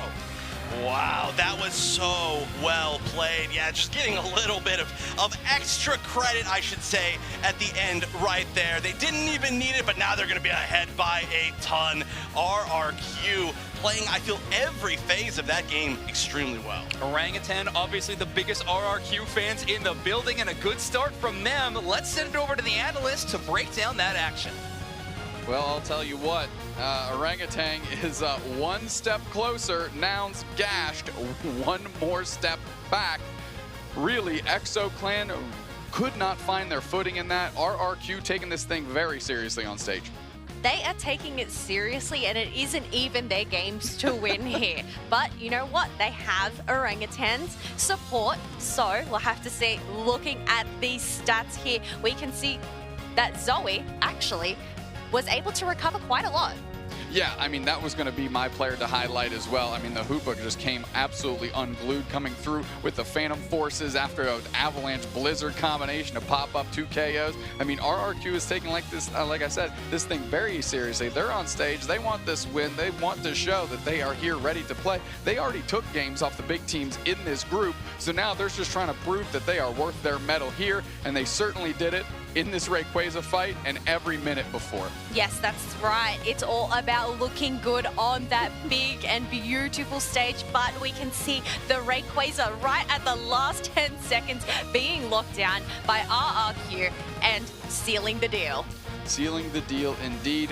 The work is not done. That's why you didn't see a crazy pop-off moment there. Just some fist bumps saying, hey, we've still got another game right ahead of us. XO Clan looking to reset their energy. And like I said, you don't get this opportunity to play on the world stage. So guess what?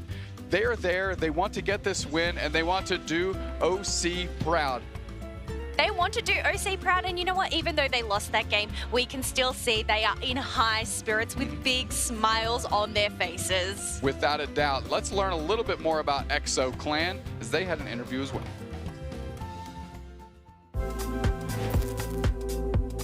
We are Team XO Clan from Australia, the OC region, and we're here to do our best to win Worlds. I think we've got the players, I think we've got the team strategy, we've got a great coach now, and I think we've got the team sort of attitude. We work really well together, so I think we can hold up for sure at the top level. We've got 2 of the toughest groups in the whole tournament out of the 8 groups, so we're one of them, so we're looking to really get out. If we get our groups, we'll win Worlds. I think if we were able to win this, that would be huge for OCE, for gaming overall. Like, we're not respected in any games, so we really want to make an impact here. I think we have what it takes. Apart from being excited to be competing here, I'm also quite looking forward to seeing some of the native animals at the zoo and some of the cafes. But one of the ones I really want to see is a red panda. He's studying to be a vet. Yeah. Playing at a LAN event for the first time is obviously really exciting. It's a whole different setting than sitting on our couch at home playing. We get to meet other people as well as fans and people that have come to support us, so it'll be a really exciting experience. And a huge shout out to everyone from OC that supported us and even given us scrims and practice games leading up to the tournament. It's been a huge help, and we wouldn't be here without everyone's support. And now we're going to pull a random question out of a hat. Here we go. Which teammate has the messiest hotel room? This guy. I must say, XO Clan, while they may have not won that last match, they have won the hearts of the crowd and my own heart here.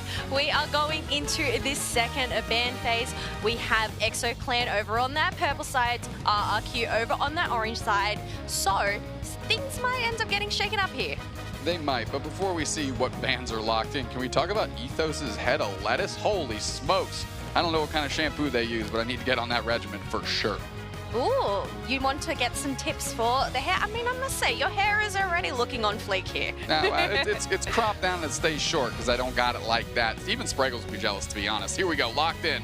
Zacian on one side, Lapras on the other. I mean, 2 kind of rinse-repeat type Pokemon that we've seen in these ban phases, but what does that open up? The Inteleon that's locked in immediately. Oh, I absolutely love seeing Inteleon, a very popular choice for today. But once again, we are locking those big characters, Umbreon, Hoopa, once again for the side of RRQ. I mean, a big win for RRQ is Zoe on the Hoopa. I mean, they carried that last game, in my opinion, facilitated a lot of great plays, and were playmakers themselves. However, that being said, there's still quality Pokemon to be picked, and they are locked in immediately by XO Clan. Leafeon has looked great, and so has the Slowbro. Now, we must say, Jeb, on the support there with the Slowbro, you do not want to come across that. But it depends. Will we end up getting another defender from the side of RRQ? Yes, we do. We end up having a Blastoise pick. Now, I know it is a defender, but I feel like it's sort of in that all-rounder phase there. Yep, absolutely. And it really depends how they build it and how they go into this game. You know, are they stacking? Are they going to be rapid spinning? Are they actually like a pseudo off tank with the big surf build to get some spacing? And Necro's the only one that's going to be able to tell us as they go through and lock that in. Well, it all depends whether they're going to end up switching it up, but we see those stacking specs. So, otherwise, on the side of EXO, we have Urshifu being locked on down along with the Blissey, another incredible supporter to have by your side. We might see the bunny rabbit for the first time. Cinderace hovered, switched off immediately. Just a nice little bait to get the casters excited and put me right into that caster curse realm. Oh, Caster Curse indeed. I feel like I have been baited so many times today. They are hovering over these Pokemon and then last minute they switch it on out to something else. I don't think anybody's been baited on hovered picks today more than Chef, so I think we're still good on that margin. But taking a look, again, quality Pokemon top to bottom. I mean, getting a last pick Zoroark, that's a pick that we've seen teams take first today, or at least in the top 2. So a great pick for RRQ, and really a similar composition to what they had in Game 1. Oh, and we definitely know if they have a mean look Umbreon, paired up with a Zoroark, it can be quite mean. But I think we are going to head it on off to our casters, Wonder Chef and Zoinks. Take it away. Thank you so much, you two. Yeah, a very interesting draft into game number 2, Wonder Chef. We're looking at some brand new looks. I cannot wait. Obviously, a lot of people watching this game with bated breath, but no more than Nouns and Orangutan. RRQ currently having the advantage in this matchup, though. Look at that, a selfie of the shot that we just had. I have to point that out. But yeah, no, the stakes are huge. It's so weird to have stakes that are huge, but not for the teams that are playing. Yeah. I'm so excited for this. That was a great game. I gotta say, as far as team comps going into this first game, I am so surprised they did not ban Hoopa. Yeah, it seems like such a clear, picture-perfect ban to be throwing into this game. However, I mean, these teams obviously have a strategy. They're going to be sticking to it so far in this group stage. RRQ, obviously both these teams, including RRQ, are going to be playing to just prove to everyone that their region is an extremely competitive one. And so far, RRQ is looking real good for the side of APAC. Really extremely good. It's actually really wild to think that they already have technically not qualified because they're playing like a team that could qualify. Oh, absolutely. I mean, that's just the competitiveness of this group structure, right? Is going to be so intensive. But yeah, I am really excited to see how this game is going to come to an end. Obviously, EXO Clan with a tough start into game number 1. However, this game number 2 draft is interesting, but it could still be successful. Yeah, it's gonna be so tough to deal with the Hoopa.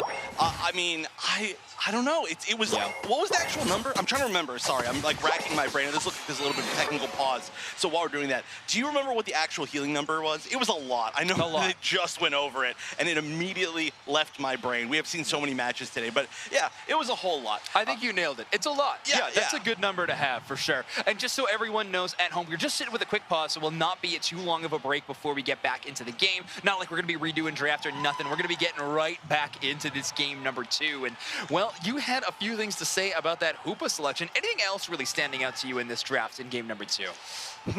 Not really all that much. It seems relatively standard to me. They are going really similar to what they were playing before. Overall, maybe the Umbreon, but still, I don't feel like it's going to be too different. Do you see anything? No, honestly, it feels really par for the course, especially from RRQ's side of things. Running that Alolan Ninetales has really been a key to their success so far in this tournament, and specifically this matchup. And seeing XQ playing that Pokemon again, I just want it to be known as well. In Media Day yesterday, I did specifically ask XQ to play Chandelure. I am heartbroken that that has not happened yet. However, there is a game. There's still a chance for a game number 3, so maybe I'll get that opportunity. But we are back into game number 2, and that first Swablu Altaria fight has already popped off. EXO Clan having a good moment there with Ethos actually coming to the bottom path on this Urshifu, but RRQ going to counter that with a Hoopa invade. Ooh, yeah, that is a pretty spicy invade right there, and honestly, not the best to defend it right there in the center area. We've got the Blissey, and we've got the, currently I think we've still a Sob. Yeah, well, just barely evolved, as I said that, of course. Yeah, I think that might have been one of the technical issues we were running into, but either way, EXO Clan trying to pull themselves back up in this early game, but so far, Ethos' Urshifu, definitely one of the first pieces in doing that. However, RRQ, Zoe on this hoop has just been so absurdly good. You saw them have some great moments in game number 1, but stealing away a buff in game number 2, obviously this team is looking good, and Eeyore the KO Stricken too. Yeah, the really great Hoopa players are so fun to watch. Yeah. That is a pop-off support pick. Of course, the other supports, they're great, but sometimes they sit a little bit in the back line, you know? You don't always get to see the pop-off moments. The Hoopas, though, that's if you want to support your team, but you also want to show off and get some clips. Yeah, or just press the A button, you know? I'm a big fan of pressing the A button, and Hoopa definitely does that better than most. Umbreon from RRQ is actually playing really far forward. Looks like just for intel at this point in time. A big engage here. Buster tries to land a Solar Blade. It lands, but it doesn't do too much damage at this point. I don't know if they've had many attack weight stacks. Actually, almost none. You can see the scoreline of EXO Clan only at 5, and Leafeon definitely wants that big scaling damage. Maybe it was 5 one-point scores. Okay, Zoinks. Oh, true facts. Absolute facts. Thank you, Wonderchef. Yeah, that's how math works, I'm pretty sure. No, the other big thing, of course, about this Hoopa is the ability to just rotate your entire team. It feels like it goes without saying, but the amount of mobility is just unbelievable. And you can see right here, there's only 2 members of EXO Clan available to try to fight for this basement Reggie. And on top of that, only 4 points left on that tier 1 goal zone. So this looks like it's going to be a pretty free Regirock into a great push. And there's just too many members of EXO Clan still in that center area to, I think, truly be able to defend this. Big chance for Overdunk as well. This goal zone only left at 4. RRQ looking to see if they can get a big value score, but EXO Clan has formed a pretty solid defense here in the bottom path. Buster with a huge Solar Blade. They were able to get some stacks into that top path during that Reggie fight, and EXO Clan flipping the script, having a great comeback team fight after the Regirock is knocked out, and they get a solid Overdunk as well. EXO Clan's all of a sudden in the lead. That was exactly the opposite of what I said was going to happen. They rotated down at the exact perfect moment. I cannot believe they didn't actually manage to get some score off, but yeah, they were the ones instead that got the huge Overdunk. They were the ones that have that EXP now, and that's going to be really big for them. This is a strong comp at this level, I feel, and especially right before this Blastoise turns into a Blastoise while it's still a War Turtle on the side of RRQ. I think they need to take advantage of that, and they really did in that last fight. And now that we've headed into this portion of the game, these last hit secures are going to be so huge. Wicked Blow, Solar Blade, both amazing options, and that's going to be tough for them to deal with when we head into this next game. That's right. Oh, they're going to be taking this Regieleki. It doesn't look like it's too much of a challenge. Solar Blade is always going to be a great option to try to steal that. It looks like on the B stream, we just had Omo Abyssinian beat Team YouTube by 6 points. A 6-point differential at the end of the game. So that's pretty wild, but there's a huge fight going on right here. And that happened right as I was trying to talk about that other game. Of course, there's going to be a pretty solid push here, and we're just going to see EXO Clan continue to try to take advantage of their level lead. The Blastoise has become a Blastoise finally, just barely. Has that Unite, but the Regieleki will go in. I don't know if there's enough to fully follow it up. They're getting into the Overdunk territory at least. Yeah, exactly. You're priming it for a bigger score later on in the game. Finally, the Blissey is going to go down. It seemed like Bemco was just surviving for forever in that situation, but RRQ able to finally get that knockout, and they have lost that bottom goal zone, which is going to make this next team fight a little bit tougher. You see how Zoe has to play this. They can't play the portal game around that tier 2 goal zone. Instead, they just have to get in position to launch their Unite move. Of course, that Hoops Unbound in the best position they can. Let's see if they want to put that portal aggressively and take an early team fight, or maybe play a little more safe with the portal on the other side and try to go for a secure, try to outchase that Solar Blade. It looks like they are just going to pop it. Here we go, but already one going down. We're going to see Umbreon just melt completely, but then the melting will be done by the Zoroark, turning things around very, very quickly as everybody comes through the portal. Now that's going to be 2 down on the side of EXO Clan. They don't really have too many left to challenge. They're going to try to get the Duncan, and whoa, from behind. That's going to be a lot of mileage from the Leafeon, at least trying to tie up this fight, but this is going to be enough at the minimum to continue defending this tier 1 goal zone. How's it staying up? Buster, which is absolutely huge plays, and stealing a lot of those shields was the Umbreon, but Buster on that Solar Blade, Leafeon really making a huge game-changing difference. I mean, that's the reason EXO Clan is holding on to this lead at this point. Reminder though, RRQ is looking pretty fantastic in terms of levels, but pretty much in parity with Exo Clan after that Reggie Secure. Solar Blade, Wicked Blow, again, I'm gonna keep talking about it. That last hit Secure potential is just so absurdly strong for Exo Clan, and that's gonna be very good for them in these final moments in a final stretch when Rayquaza is a part of the equation. And I gotta say, every time, of course, you're missing the biggest Secure on their team, Egg Bomb. Correct. As usual, of course. But yeah, this is really interesting how many tier 1s are still up at the 3-minute mark, and there's a pretty significant scoring for both teams. So a very strangely scoring game where it's been really both teams focusing on different paths. But overall, I mean, the fact that every single one is still up for Exo Clan is looking great for them to try and tie this up, and they're going to be taking advantage of this. So Regieleki, honestly, you kind of don't want at this point. That is a almost 0 overdunk. It's like 8 or something. Yeah, both teams actually going to be pulling away from it at this point. I mean, a lot of resources used there. 1 Unite on the side of RRQ, 2 used on the side of Exo Clan just for these little team fights. And well, now you got to play it careful. You got to make sure you knock out enough wild Pokemon to earn them back. Energy Amplifier is equipped on the Leafeon, so I don't think Buster's going to have too much of a problem at all. But Ethos on this Urshifu might have a tougher task in front of them to make sure they have that individual shutdown move, that Ebon Fist from the Urshifu.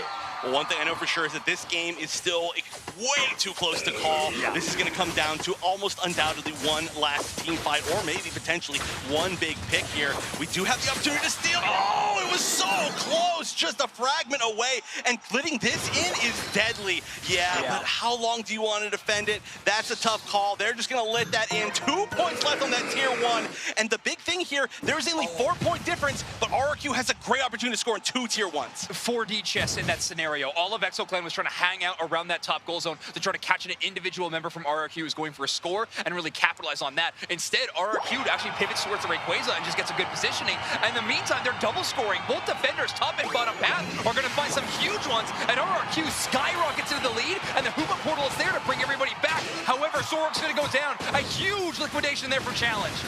And now the team fight's all happening in the Ray Pit. This is huge. They're going to get a pick still on that Slowbro only, so it's 1 for 1. Oh, the toss! That was so high! What even launched you that high? The huge Unite. That's going to be Umbreon going down as well. 3 levels as it's happening. And the spin, it's going to be the Leafeon. Yuba talked about the Secure, and that is the biggest thing in this match. Buster playing out of their mind this game. All of a sudden, Exo Clan has a chance in this matchup right now. They don't have the lead quite yet, but they do have a couple of members still with Rayquaza shields, that Blissey in particular, and as they get that score, they don't find the lead yet. Still down 322 to 334, and now we're past a minute. There will be no more updates on score for these teams. At this point, they are playing in uncharted territory, and Exo Clan are not pushing towards these gold zones. They might think they have the lead. Oh no, they actually might. We've got a little bit of a hide here from Zoe, but honestly, there could be a Unite as well. No, it looks like they're not going to commit to that. They're just going to check to see who's there. They're going back, and there needs to be a score from the side of Exo Clan. They had the opportunity, but there's 20 seconds left. It's all about knowledge. It's all about doing the math in their head, but I don't see anybody going to the other side. They've got 2 picks. They could have collapsed, but it looks like they thought maybe they were in the lead. At this point, Buster decides that might be the final chance to score. They're going to rush towards that goal zone, but they're going to find AxeQ waiting in terms of defense. You're going to find another 14-point score, and with those micro dunks, Exo Clan's got to know they're playing from behind, and as time is up, we can tell that RRQ is going to be winning this match 2-0 in total, meaning that Orangutan is going to be advancing to tomorrow's top 8 bracket. Wow, what a close match. It all came down to the math, but look how happy they are. Despite the fact that they were not able to qualify for the finals day bracket, that was an incredible showing. Honestly, incredible showing from both teams. And you can see in the crowd, Orangutan, of course. Oh, look at that. Look at the emotion. And it's all from something that wasn't even in their control. I mean, of course, their part of it was a great 2-0 start to their group. But I mean, the finale of that being RRQ is absolutely absurd. I mean, congratulations to both of these rosters in terms of Exo Clan and RRQ. RRQ. We are going to be sending them home. However, they had an amazing tournament showcasing a lot of talent. Can we talk about Buster's Leafeon in that game number 2? Yes. Oh my word, that looked so good. But RRQ looking amazing in the draft screen, in my opinion, and looking even better on the field. So RRQ going to be winning this matchup in particular. Yeah, I think RRQ in particular looked like they were a qualifying team. I think there were two of them today for me. That's them and Kumu. Both as teams looked like they were qualifying level, but that's just how high level this competition is that even when you're winning these matches, and technically even at the same score line, it's that close that it can come down to the tiebreakers. So really great stuff to them. Really great stuff as well to ExoClan representing the OC region. I know that Kelly would be saying this if she was sitting right here, but that is a region that, again, they've been working so hard with a smaller region overall. They really support each other. They've got a great community over there, and Exo really did prove them that they are a force to be reckoned with, you know. Hope is not gone for ExoClan or for OC region either. Of course, iClan is yet to be playing in this tournament today. That's right, we got more Unite action for you folks. We're going all day long. RRQ, though, was the story of this matchup in particular, winning this one 2-0. Eeyore's amazing Zoroark play looked fantastic, but AXQ's Alolan Ninetales, oh my word, it looked so strong. Honestly, everybody just was so good in this. Look how close the damage is across the board. Between 40 to 60k for 1, 2, 3, 4, 5, 6.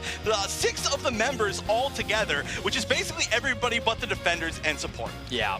All right, we're going to take another look at that final minute and see how RRQ was able to clutch this one up despite losing the Rayquaza in those final moments. ExoClan having a bit of a moment of brilliance here in the top half, getting a few knockouts, but look at Zoe's play, chasing down Buster. That is a 50 points in pocket Leafeon. They're able to shut down with an auto attack. Great Hoopa play there to use the mobility for the chase down.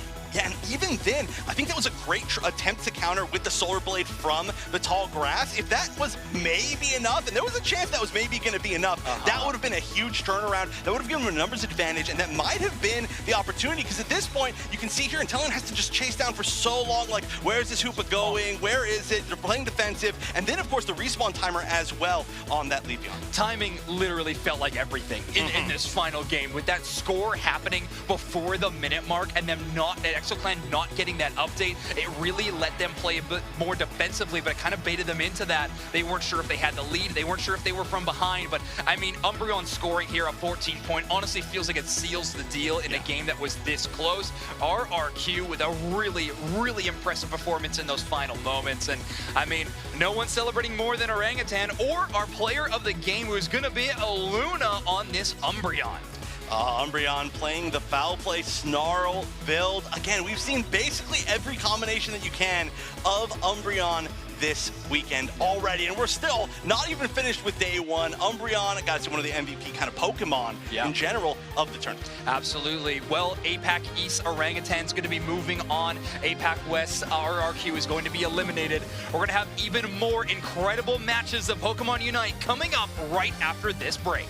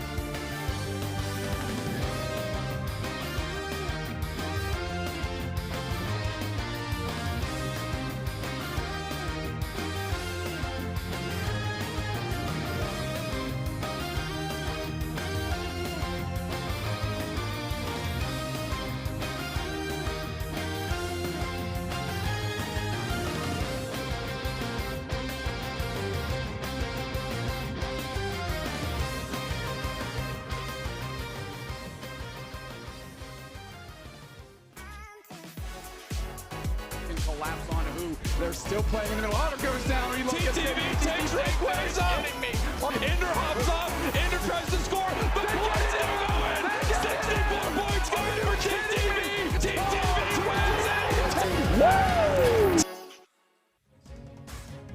We are headed into Group D, into a qualification match here at the World Championships in Yokohama, Japan for Pokemon Unite. It has been all action all day long, and now one of the most important games we have yet. Spraggles, this is going to be a good one. Yes, indeed it is. We are finding out who is moving on. Is it Akchil? Is it Rise Gaming here inside of Group D? We've had a long day of hot Pokemon Unite action, but it is not done yet, as the matches you are going to see are going to decide everything for these teams. Absolutely. I wouldn't have it any other way, in particular, by the way. Oh, you're looking very nice from this angle, by the way.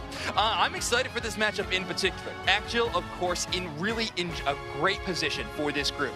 If they win any game whatsoever out of this match, and even if they lose this one 1-2 scoreline, they are still qualified and move on to a top 8 bracket tomorrow. Now, hold on, Zoink. So you telling me that if they win 2 games, they qualify? That is correct. And if they win 1 game, they qualify? That also correct. Let's bring up the group graphic, actually, so we can show this with a picture. What about the 1 game?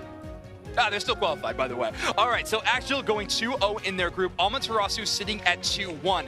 If Rise Gaming wins this game against Akchil 2-0, putting themselves at that same 2-1 scoreline, they would win the head-to-head tiebreaker against Akchil, and they would be the team that would make out of this group. So Rise Gaming having a chance to break through and be a huge push for the Brazil region. I have to say, this is the time that you love inside of these group stages. Some of these moments are so heartbreaking, but Rise, knowing they have to win 2 in a row, 2 on the hop, they have to take them down twice, and they can't drop a single map. Incredible stuff. Unbelievable stakes here, but of course they are going up against Akchil, who we actually got a chance to learn a little bit more about with this great team profile. Let's take a look at that.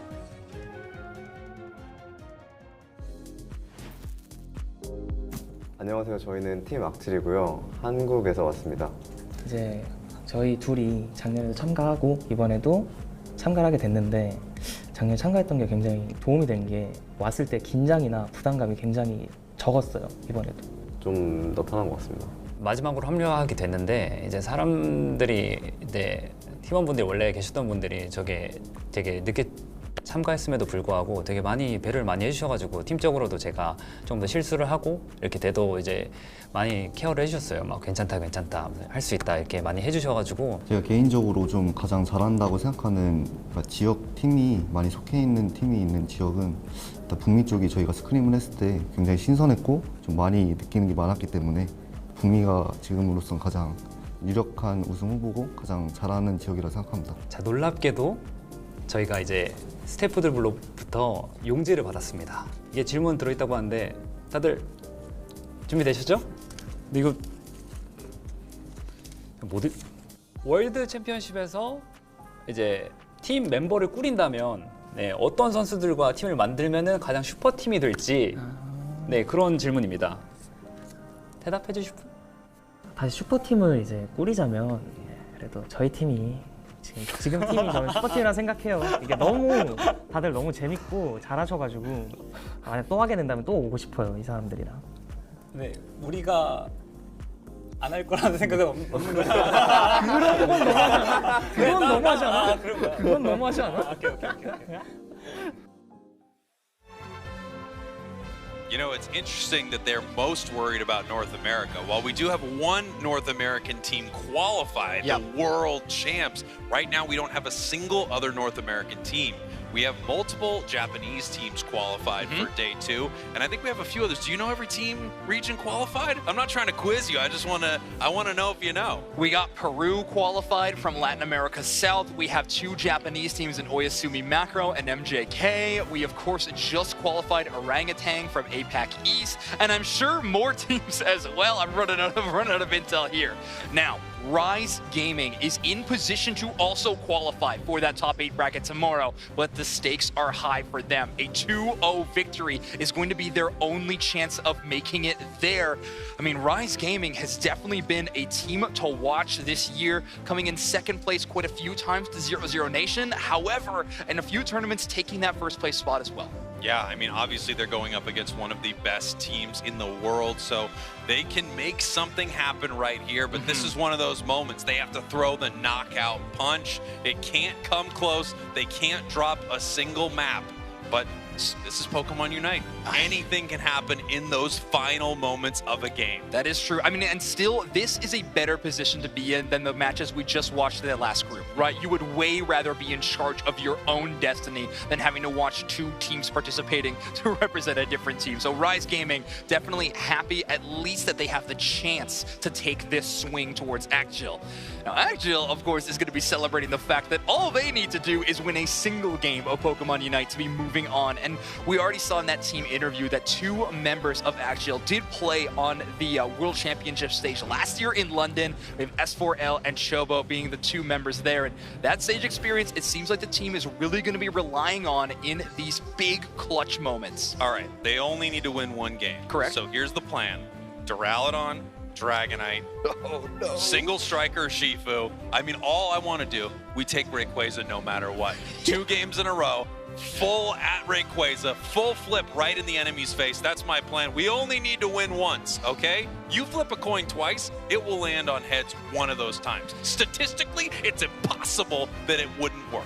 Oh, Content Cowboy, you are playing with forces you don't quite understand, okay? Let's take a look at the groups as we have an update overall for this tournament so far. Let's take a look at groups A through D first off. So that is Peru qualifying from Group A, and of course in Group B, that is Orangutan winning that 3-way tie, moving on for them. And in Group C, it seems like the action's already started a little bit. 0-0 Nation was able to take 1 game towards iClimb. Now, in Group C, this is something we may have expected, that 0-0 Nation was going to do extremely well, that Talibobo Believers are going to do extremely well. We are going to see those 2 teams go at it on the main stage a little later. Right now, we're taking a look here at Group D. Again, Actgil 2-0 in this group right now. Rise would need to win 2 in a row against them to tie this thing up and win by tiebreaker. Oh, it's getting close here. Let's take a look at the other 4 groups, of course, E through H on the other graphic, because we have more teams already qualified for that top 8.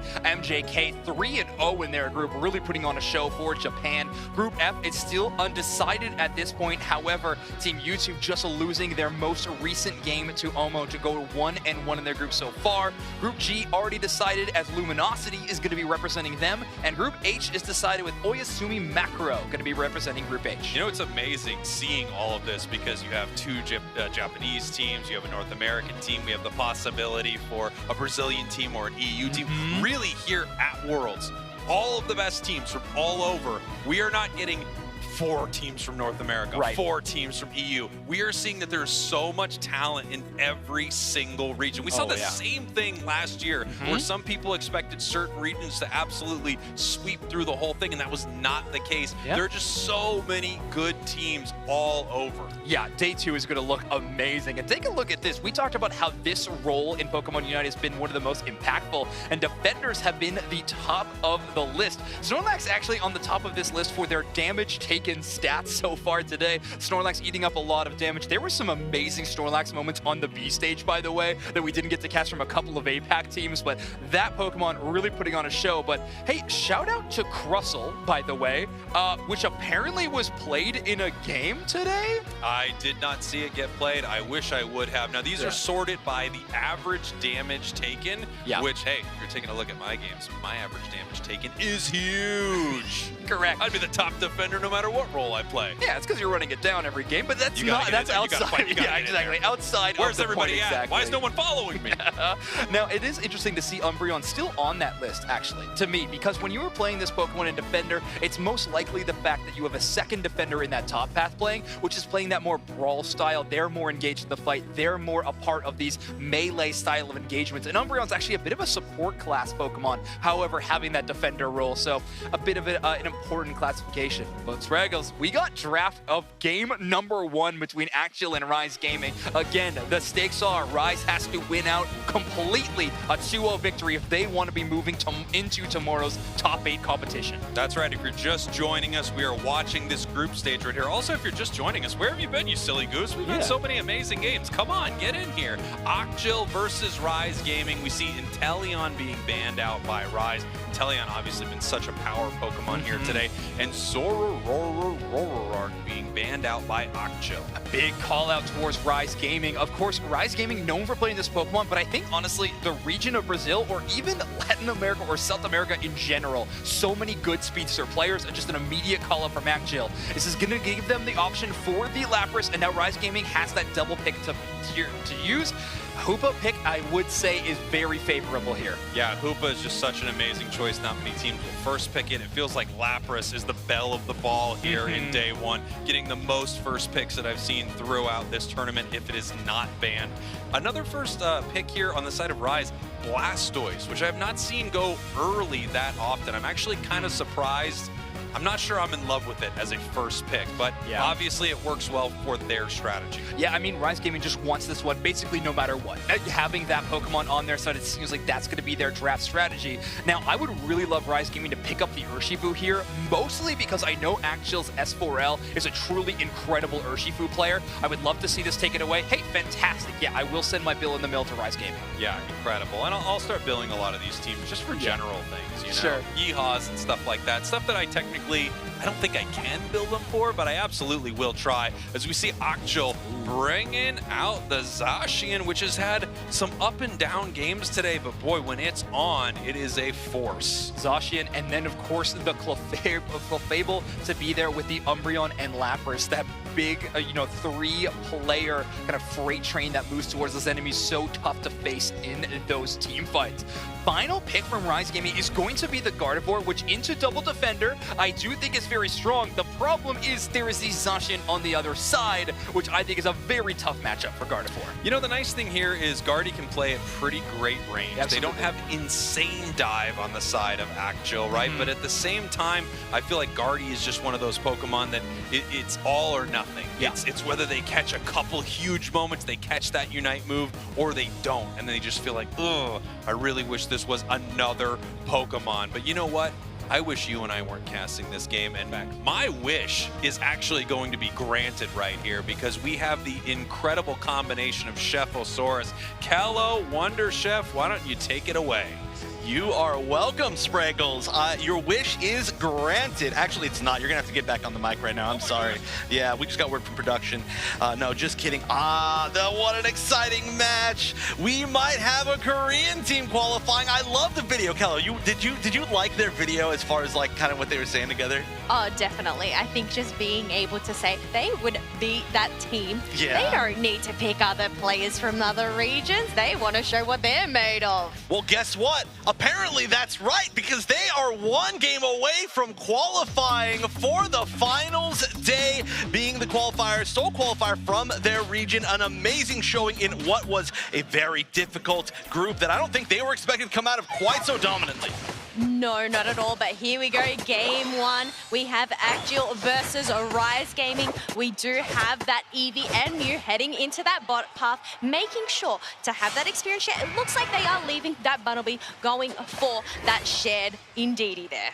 That's right. We are going to see the Zacian, though, trying to get some of that early center EXP, and now there's a Hoopa in their area, and I don't know if that's good for the Hoopa. You might be running in there, you're like, oh my god, wait, no, help me, let me out of here.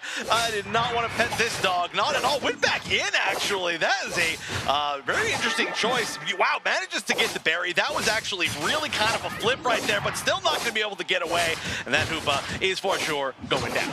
Look, for sure going down, but the amount of time that they just wasted on that Zacian, wasn't able to get that blue buff, obviously going back, but we do have an Urshifu that is now online, and they are diving on this little Eevee, and it ends up getting taken down.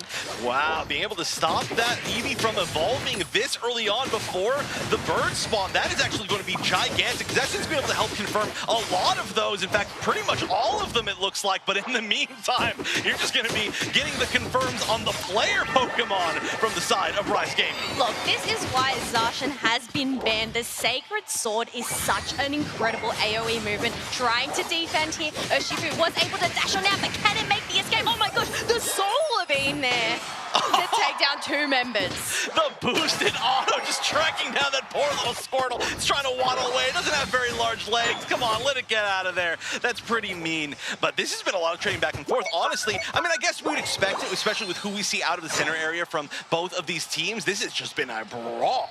This has been a brawl, but you know what? There is so much on the line for this team. So you gotta get in early, shut them down, because you don't know what can happen late game. But those Swablues and Altaria in that middle section were taken down without a flash. We do have the Espeon and the Curlier here trying to battle this view, but it ended up getting a Rise Gaming sandwich. Oh my gosh, look at how Corellia just barely escaping by an inch. And this is gonna be huge. If we can see Rise Gaming get a little bit of an early lead as they, well, they don't quite have it right now, but it looks like they're kind of grabbing some momentum. That's going to be big. They've got 2 3-stage Pokemon with the potentially Gardevoir and potentially Blastoise, and once those pop up, that's where they're going to be really strong. Before that, though, most of the power spikes have already been hit by the side of Akjil, so they're going to want to just take these fights and win them, but right now they're not even doing quite so hot on that. They do have the XP maybe advantage, yeah, especially on that Zacian, but this could turn around very quickly.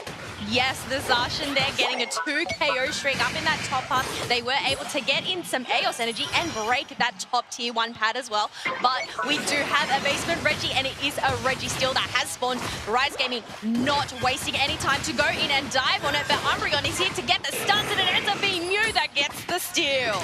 Great positioning from the Mew, and they can collapse right here. Well, the chase down from the aggressive Clefable, saying, I want to take that out. But the Corellia spacing has been so good. Escaping with very low HP multiple times. Get out of there, yes! Mew's taking an Uber all the way to the top tier 2. Oh my gosh, what a beautiful Lapras Express to teleport that Mew up into that top path, and now they want to put the pressure on this tier 2 pad. Reggie Alecki is there knocking on the door. Can they be invited in? I do not know, but we do have War Turtle being taken down. There we go. Reggie Alecki walks on through, and now they are getting those dunks, and that is a home base wide open for the side of Rise Gaming. Wow, so much aggression. They opted, while they had the opportunity to break that tier 2, especially on the top, that means that every Regieleki is going to be such a pain for Rise Gaming. They didn't get too much of an overdunk, but they do have such a significant lead anyway that I do feel like they want to just hold on to it, take that opportunity to make those Regieleki scary. So we'll see once we get the next set of objectives what they end up prioritizing, but I think it definitely could be tough. Look, I think it's not only the Regieleki, but it's the space they create. The ability to go into Rise Gaming's central area and possibly take their buffs. Yeah, this is going to be really difficult for them. And of course, also being against a Hoopa means that Hoopa only gets to really teleport, not from a great spacing. You know, you don't control that much of the rotation, except for the fact that there is that tier 1 down there on bottom for Rise Gaming still. So, I mean, that's also honestly a good thing for Akjil. That means there's more opportunity for them to score. But here we go, gonna get the chase. Trying to chase down the Hoopa, not the easiest thing in the world. I guess wrong on the 50-50 right there. So just ended up wasting time. The Hoopa's so good, but wow, gonna get 2 down on the side of Akjil. They're going to be chasing all the way, trying to get that revenge. They're going to take on the tier 1, but in exchange, they lost a few members. Yes, in exchange, but also it wasn't that much of an overcap, and we know those dunks to get that maximum point can make or break the game, but we do have Lapras securing themselves a Reggie steal. Once again, we have the Hoops unbound, trying to get those stuns on the Clefable. Is it going to get taken down? It ends up getting caught out by the Gardevoir on a 2 KO streak. Ooh, everybody backing up here, really trying to get away. I mean, 2 members very, very low, and it looks like this Hoopa might be the one to go down. Once again, the mobility amazing. The Hoopa actually almost got away. It actually looked like they did, but they went down right before the hyperspace portal actually activated. So they wanted to make sure that at least the most valuable members of their team were not KO'd. They're a little bit of a bait. I think that was a really smart choice. Definitely a smart choice, but you know what? We do have a Regieleki up in that top path. As we have mentioned, that home base is open, but it looks like they are going to prioritize getting their experience from these wild Pokemon and farm on up. Yeah, I mean, it's going to be such free reign for them to kind of take it whenever they want, because they know that nobody's going to be just kind of wandering around out there with both the Tier 1 and the Tier 2s gone on the side of Rise Gaming. And if anybody is wandering around out there just like that, they are in a dangerous position. You have to go so far back to get to one of your, I mean, you literally have to go to your own base to get to a safe spot. Yes, that is a safe spot, but thankfully they do have a Hooper on their side, and you can see that actually they are trying to protect this Reggie Alecki at all costs. Now, sending them back home. Are they going to be able to get a steal? We have the rings outbound once again being popped on out, trying to get those stuns in. The Espeon popping their Unite move as well, and it ends up being the Zacian that ended up securing it for Actual Gaming. Yeah, they are going to be losing 3 members, though. They're a lot low, so they're going to have... Oh, from behind, out of nowhere, the Lapras taking out 2 from just the absolute best flank of all time. And that means that there is now a Regieleki going towards their home base. They weren't able to stop that huge score. The 50's going in, but it was, again, only the 50. So even though there's 2 Tier 1s down, the lead is still in the favor of Akjil.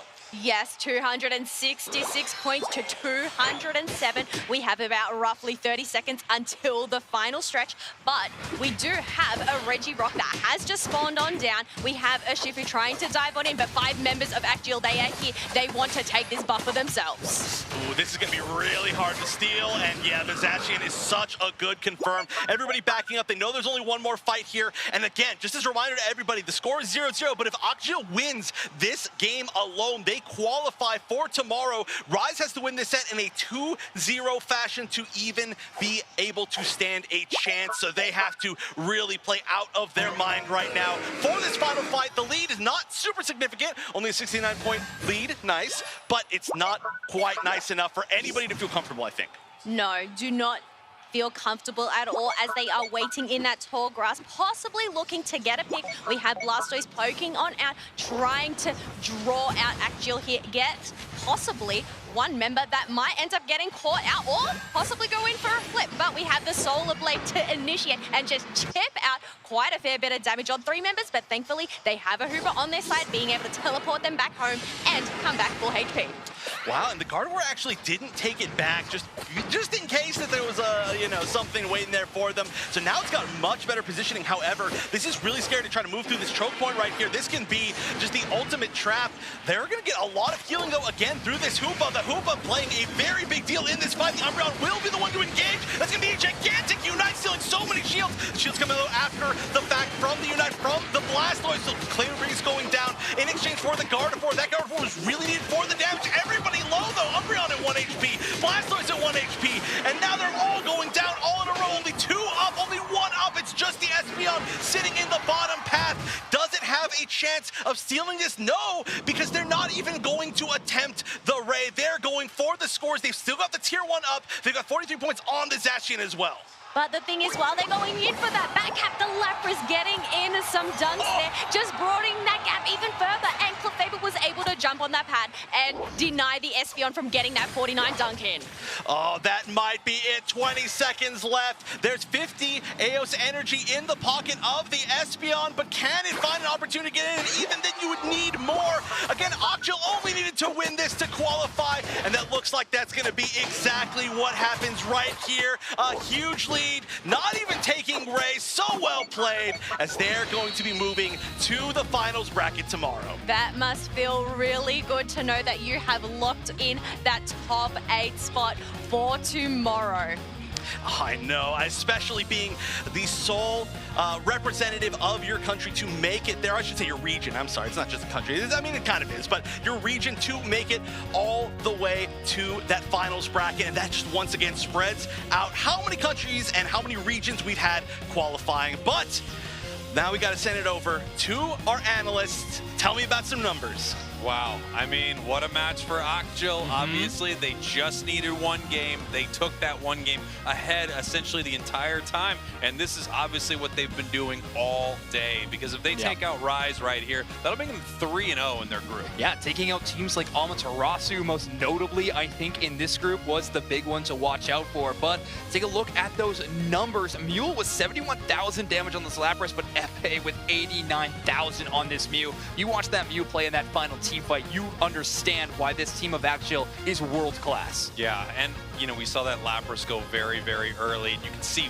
why that happened. Let's take a look at some of these big moments throughout this match. Nice big KO here from the Zashi, and down here in the bottom path we have a fight back here from Rise Gaming. You know, things got pretty close there at the end, but Axial still able to take control of this match. They had a couple multi-level evolution Pokemon on the side of Rise Gaming, and that can always be hard. You know, you get behind a little early playing these Pokemon like Gardevoir and Blastoise, and sometimes it's a little difficult to come back.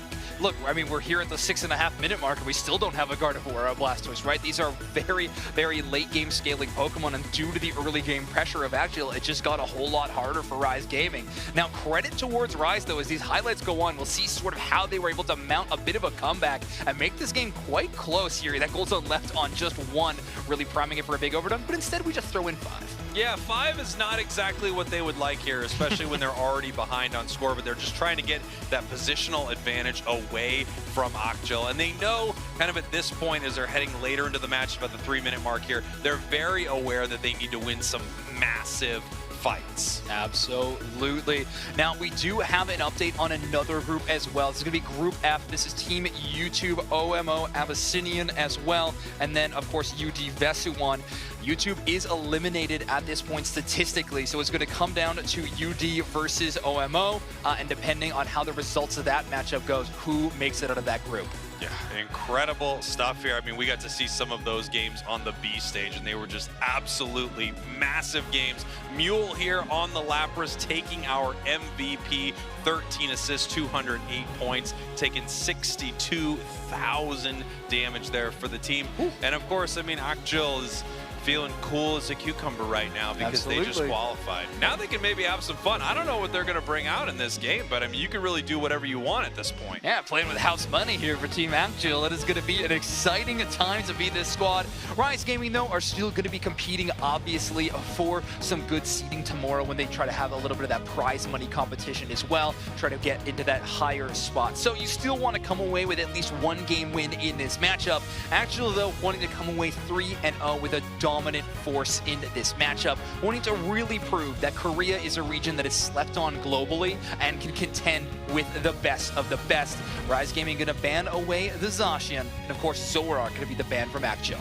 And you know what you could do here if you're Axial? You could first pick Mewtwo, okay? It's not allowed in this tournament. You'll take a loss on this match. However, you've already qualified right now. Let's bring it out. Let's see some Mewtwo here on the main stage. Again, the forces that you are playing with, you do not understand. I need you to know this. Bring us Mewtwo. Inteleon going to be the first pick for Rise Gaming. Double defender for Axial. This is what they got to play last game. That is what they dominated with in game number 1. I think we might be looking forward to similar game patterns from Axial in game number 2. I guess they were mostly worried about this Zacian because this feels like you might ban out the Zacian, you might take away the Lapras, but you know what? Also, I think Rise Gaming is just going to play the Pokemon they want to play in this situation. Yeah, exactly.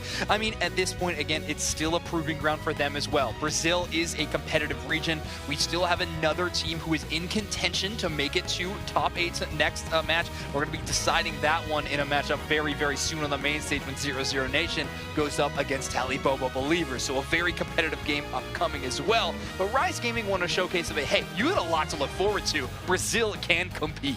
Yeah, of course. And you're up on the main stage. I mean, this is a big moment for you competing at the World Championship. So it's time to put on a show, bring out all your best Pokemon. It's not time to play Greninja or something like that. Axial looks like they're locking in possibly this Glaceon as a last pick. And I have to say, I think like you mentioned earlier, Zoinks, a lot of people counted out Korea as a region in this. They just didn't seem as competitive as some of the other regions. Well, I think Axial is proving everyone wrong here today who doubted Korea, because this team is looking phenomenal. Listen, I'll fall on my sword in this situation. I definitely was one of those people. I didn't, when I looked at Korea and watched their VODs, I looked into their scrim data going into this tournament, I did not think a lot of stuff was going to come out of Korea. However, Axial proving me and everyone else wrong with an incredible tournament run so far, qualified for top 8, a chance to go 3-0 in their group right now, and what is going to be a very exciting game number 2. So we are going to throw it over to our casters.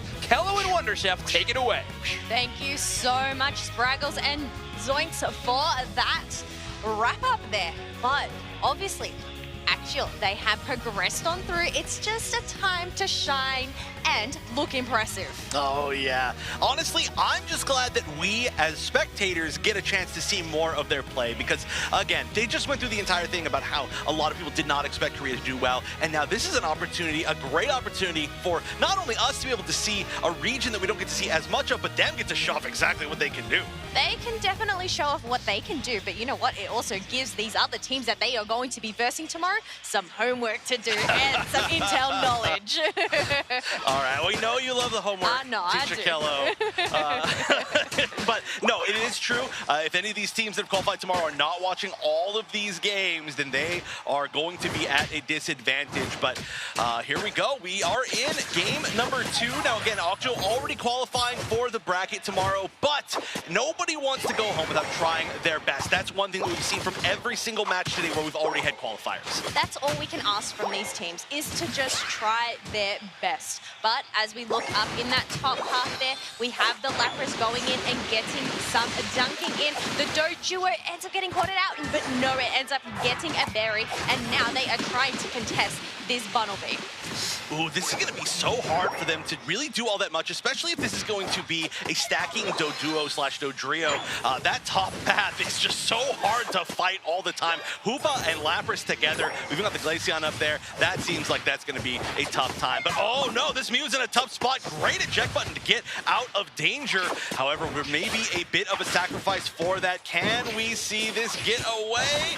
And it, wow, it actually looks like there was maybe a turnout. They're like, well, I'd rather just take the Altaria than you. But in the end, it is going to go down. We are going to get the Ivysaur as well, and the biggest Altaria is going to be there. But all the meantime, we do have a KO on the Glaceon. The Lapras has come back full HP through that Hooper portal. Dodrio, Drill Peck, this choice of the match. Ooh, yeah, Drill Peck. Honestly, I could really see Tri-Attack working well just based on how much of like a frontline tanky type of level of team Octo is using. But Drill Peck's always going to be good as well. And some people just are not comfortable playing Tri-Attack even at a high level. And look at this. I don't think you're getting out of there. Yeah, that was a little bit much, I think, to try and defend that even on the pad by yourself. Oh, but there's some bullying going on even behind the pad. My goodness. Yes, but he is allowing this Dodrio to get in those much-needed stacks earlier on. So, you know what? Is it a sacrifice? Is it distraction? That is the whole role of the defender, right? Yeah, I said it last night. We were playing last night, and I said, if I'm not ending for stacks, something's wrong, you know? If you're not ending for stacks, then you're not playing the game. The stacks honestly mean so much. For anybody who's not familiar with that, there are some items where the more that you score, up to 6 times, you do get buffs, and that is what a lot of these Pokemon are trying to do today, and we're going to see that probably from the Dodrio and many others, even within this own match. Yes, stacking items are definitely popular for a lot of these Pokemon here, but as we do wait in the tall grass here, waiting for those Swablu's and Altaria to spawn and get taken down, given that much-needed experience to these teams. Right now, though, the level difference is not too high. The score difference isn't too high. 40, or I guess technically 39, is not a huge deal. I feel like things are going to start to really split off as we see both of the first Regis spawning, and whatever they get prioritized, whoever can get the most, of course, in this moment, I think is going to kind of break ahead, because it's been feeling really even to me so far. Definitely even, because we do have a Glaceon, which is, that's level 8, does have a 2-night move. Inteleon does make its way down with its Snipe Shot, and Fell Stinger trying to get the hits and ends up missing that, but Glaceon found them and is on the chase. Managed to grab a berry and heal on up. We do have Regis that is currently on half HP. They are retreating on back, making sure to refresh their HP pools and take this next fight.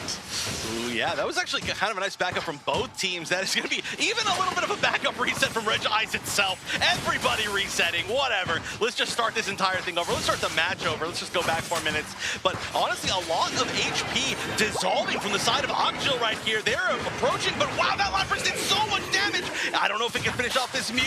All the enhanced attack wasn't quite enough to take out the Lapras, and the Umbreon coming in to at least make sure that Mew he was not going to have free reign and try to get a solar beam to pick off those last 2 picks. So really good fight, but honestly, I didn't even see who got the Reggie in the middle of that.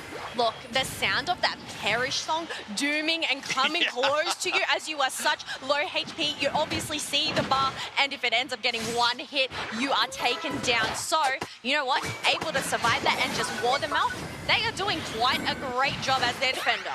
They are, and you can see now the point lead starting to grow to a significant amount, although there's some counter scoring on the other side, as a lot of members of both teams are going to start to rotate up top. Yeah, that Hoopa is going to escape. If that was Liquidation, I think that would have been a much tougher time escaping, but the sniper shot is going to take a little bit longer to try and get that confirmed. Labra is getting caught in position. There are beams from everywhere. I don't even know what's going on. You've entered a laser tag room, I think, and now it looks like we're going to have most of both teams start fighting for this Red Lake. Yeah, they're circling on around. We do have Glaceon here with those full stacks, making sure to keep them and try to get the maximum burst damage here. Regieleki is being leashed on. The Trevenant is just trying to keep it there. But look at this, Umbreon diving on in. Verdant Anger popping on out along with the rings unbound as well to just create this pressure on Rise Gaming.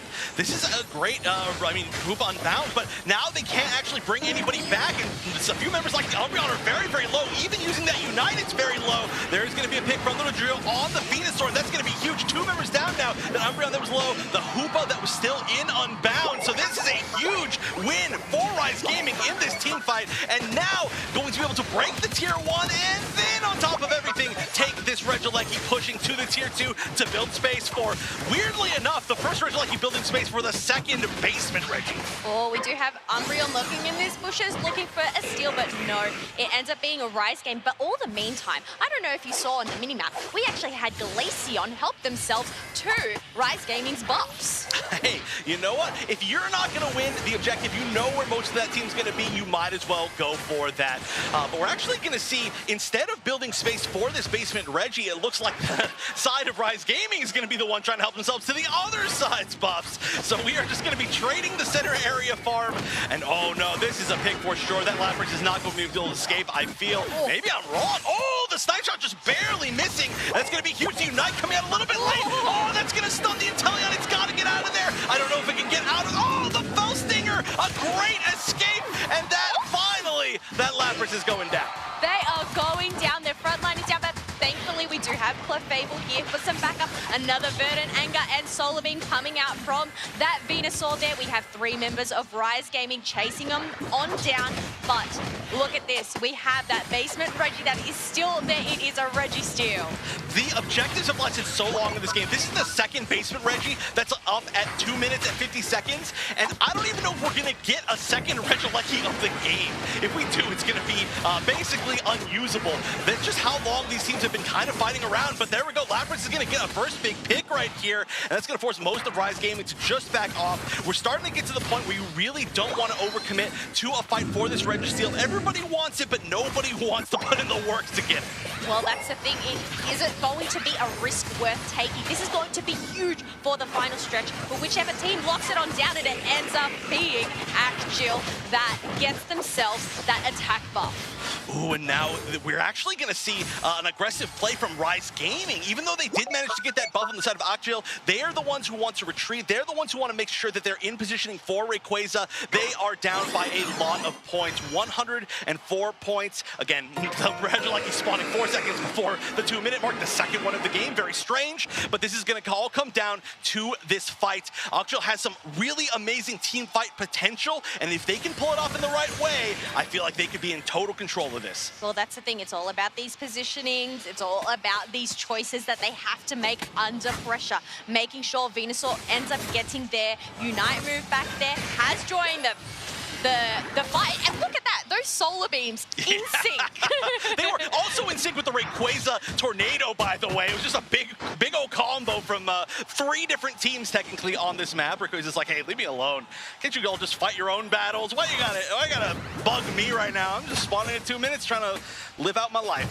Trying to live out their life, but I don't know if that life is going to last much longer, as it is getting chipped away by this Glaceon. It is about a quarter HP there, almost at half, but look at this, a huge Wallbleach coming in out from that Trevenant. It is using that Phantom Forest to just get that knockup, but we do have a reset from this Umbreon diving on in, using that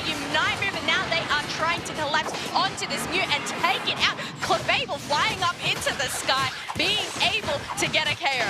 That's going to be the final member of Occhio going down. And with this much time left, I don't know if we're going to see an attempt for Ray. There's a huge lead regardless, over 200 points. I've got to say, that combo between the Trevenant and the Dodrio Unite was beautiful. That was the game winner for sure, as we are going to, I think, make it to a game 3 of this set. Holy moly, we have seen so many game 3 situations today. And you know what? Even though Rise Gaming, though, don't make it through, as we said, they want to look impressive. They want to put on a show and show us why they are here today at the World Championships. Oh, honestly, if this had been the first game, this would have been a much scarier situation. Actually, they do know now at the very least that they are in a much safer position, so they're feeling good. Still, regardless of the other side, like I said, everybody's playing to win regardless of the stakes. There is, of course, like I mentioned, the stakes of being second place. Top 16 does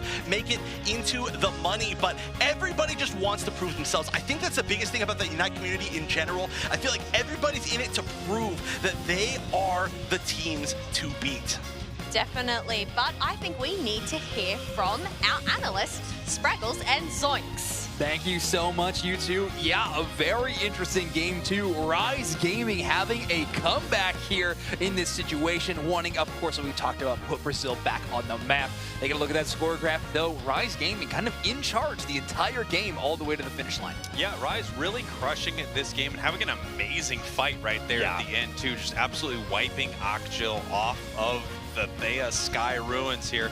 It's unfortunate they didn't have that for a game 1, giving them the opportunity to move on here, but they have a lot to prove inside this game. Obviously, Rise wants to show up on the world stage, and they absolutely did it here in game number 2. Look at Gizen's stat line there, 101,000 damage on this Inteleon. Of course, they are the one player on this team who played on the World Championship stage last year. They were on what was formerly, I forget their team name now, Gaming back in the year number 1. Of course, now 00 Nation. They're not playing on that roster anymore, so they obviously want to prove that, you know, they are still a championship contender. Going down here is a tough spot to be, but with a performance like that, I think you can definitely earn some recognition here on the world stage. Absolutely. Now, before we head back into any more of this Occhio Rise action, we're actually going to take a look at the last 2 minutes of a game from our B stage between Omo Abyssinian and UD Vesawan. So let's take a look at this right here. Obviously, you and I have been running back and forth between these stages to see all these games. Here are the final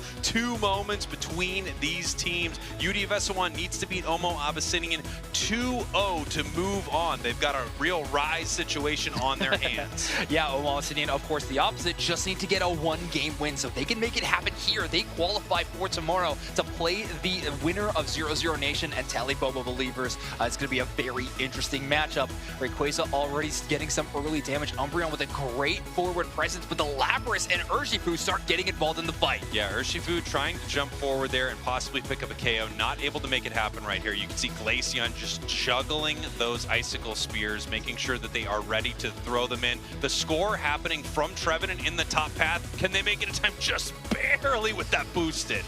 Huge stop there. Not able to get that 50-point score, which of course a double situation. Glaceon getting that knockout is a huge pivotal one, and Lapras charges all the way in, but they get knocked out for it. The Hoopa being unbound right now, though, is becoming such a problem for Abyssinian to deal with. That huge Hyperspace Fury in those corridors is just stunning them up so much. Here they are pushing this Trevenant, trying to take it down, but it's almost impossible to burn this down, even with a Forest Fire, and here comes the Glaceon picking up a massive KO as they turn their focus back towards the central area, back towards this Rayquaza. Obviously, once again, Omo Abyssinian just needs 1 win right here, so if they can pull out this Rayquaza, this would be huge for them. As you can see, Blastoise trying to push them away there with Surf. Rayquaza already at half, big Wood Hammers coming out, and we do see 2 members down now for UD Vesawan, and it's time for Omo Abyssinian to make something happen here in this central area. Great mean look play, capitalized on by the Eldegoss to find that knockout, and Urshifu also Omo trapped in one. Solar Blade misses the secure, but Glaceon grabs it with a huge icy wind. Omo now having the biggest advantage they would have in this entire game. With only 10 seconds remaining, they get one score, but that looks like it'll be enough as Omo Abyssinian is going to be securing their spot in day 2. That's right, Omo Abyssinian moving on from their group. UD Vesuan with an incredible performance there, but that final fight just went the way of Abyssinian, and as you can see the scoreline, 203-412 for Omo Abyssinian. They will be seen again on day 2 for our top 8. Yeah, and if you want to catch more action from those two teams right now, they are playing on our B stage, so feel free to tune in on YouTube to that secondary stream to watch that action. But if you want to stick with us, we are going to be headed into game number 3 between Axial and Rise Gaming as we are headed into the final draft of Rise Gaming's World Championship run. That's right, Axial has already qualified for day 2. They are making it to our top 8 alongside teams like Luminosity. You just saw Obo Abyssinian, Oyasumi Makaro. So many great teams are heading into day 2. And then after this matchup right here, Zoinks, we are going to be seeing Tally Bobo Believers versus 0-0 Nation on the main stage to decide which one of those first seed teams from their region is going to move on to day 2. Going to be a crazy game to watch. I cannot wait. And this game is already starting off pretty interesting. We have the Leafeon in that first selection for the side of Rise Gaming, wanting that huge burst damage from the Speedster. The Solar Blade has been looking fantastic today,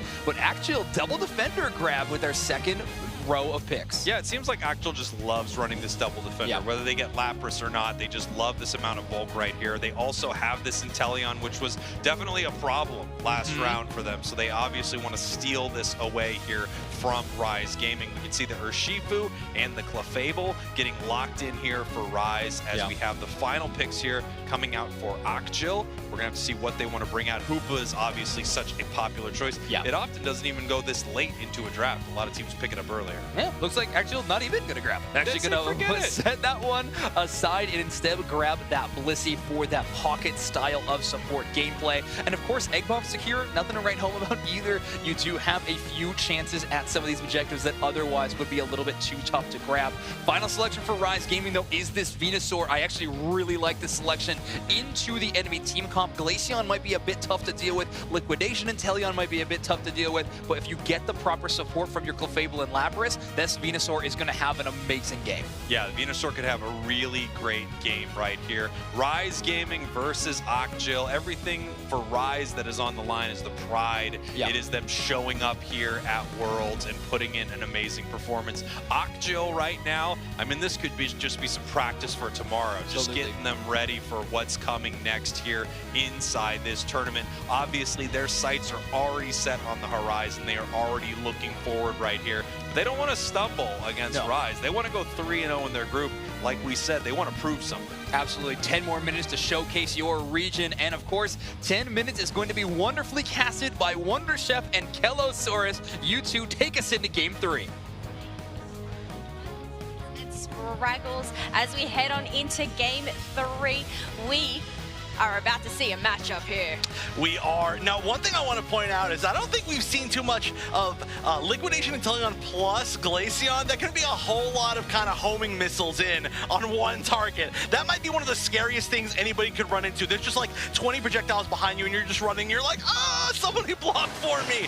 But here we go. Game number 3. Axial on the left, Rise Gaming on the right. Axial already qualifying, but if Rise Gaming can get a win here, I feel like that'll be a really big kind of morale win for them. Yes, it's all about that morale. It's all about looking impressive for your region here. But over on the orange side, we do have Rise, the Urshifu making, well, actually Cubfu at the moment, just trying to battle this Excalibur, take it down, get that blue buff for itself. Oh, and there's a little bit of a strange battle here as we're going to see the slow poke trying to retreat a little bit far. It is in a pretty aggressive spot right here. It's not going to be super safe. However, there's not going to be a lot of aggression on it. It looks like they're putting a lot more focus on trying to stop that Sobble from getting strong. As we know now, Inteleon is one of the key meta Pokemon of this tournament. Yeah, but then sending it into lane, it obviously won't end up getting that level straight away. So it's all about securing these shared Pokemon. I would actually not be surprised if we ended up seeing it take the second round of the center area now that we see the Glaceon become a Glaceon, get that first power spike. I'm curious if we're going to see that, but of course any of that is going to happen for sure after these birds that just disappeared in a split second. Nobody's taking the fight. Everybody's just trying to get some secure off of that.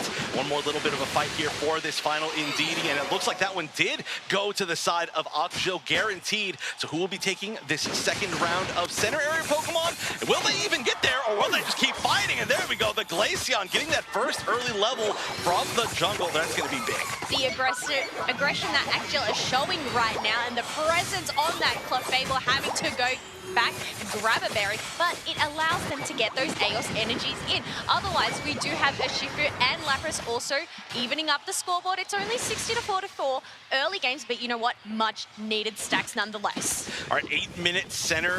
Pokemon are spawning, and where's it going to go to? Honestly, the secure wasn't really there on the side of Akjil. You need some kind of AoE secure overall, and that was very, very much there more for the side of Rise Gaming, especially having Urshifu there. In the meantime, though, we did actually see the Inteleon, or not quite an Inteleon yet, take most of the center farm.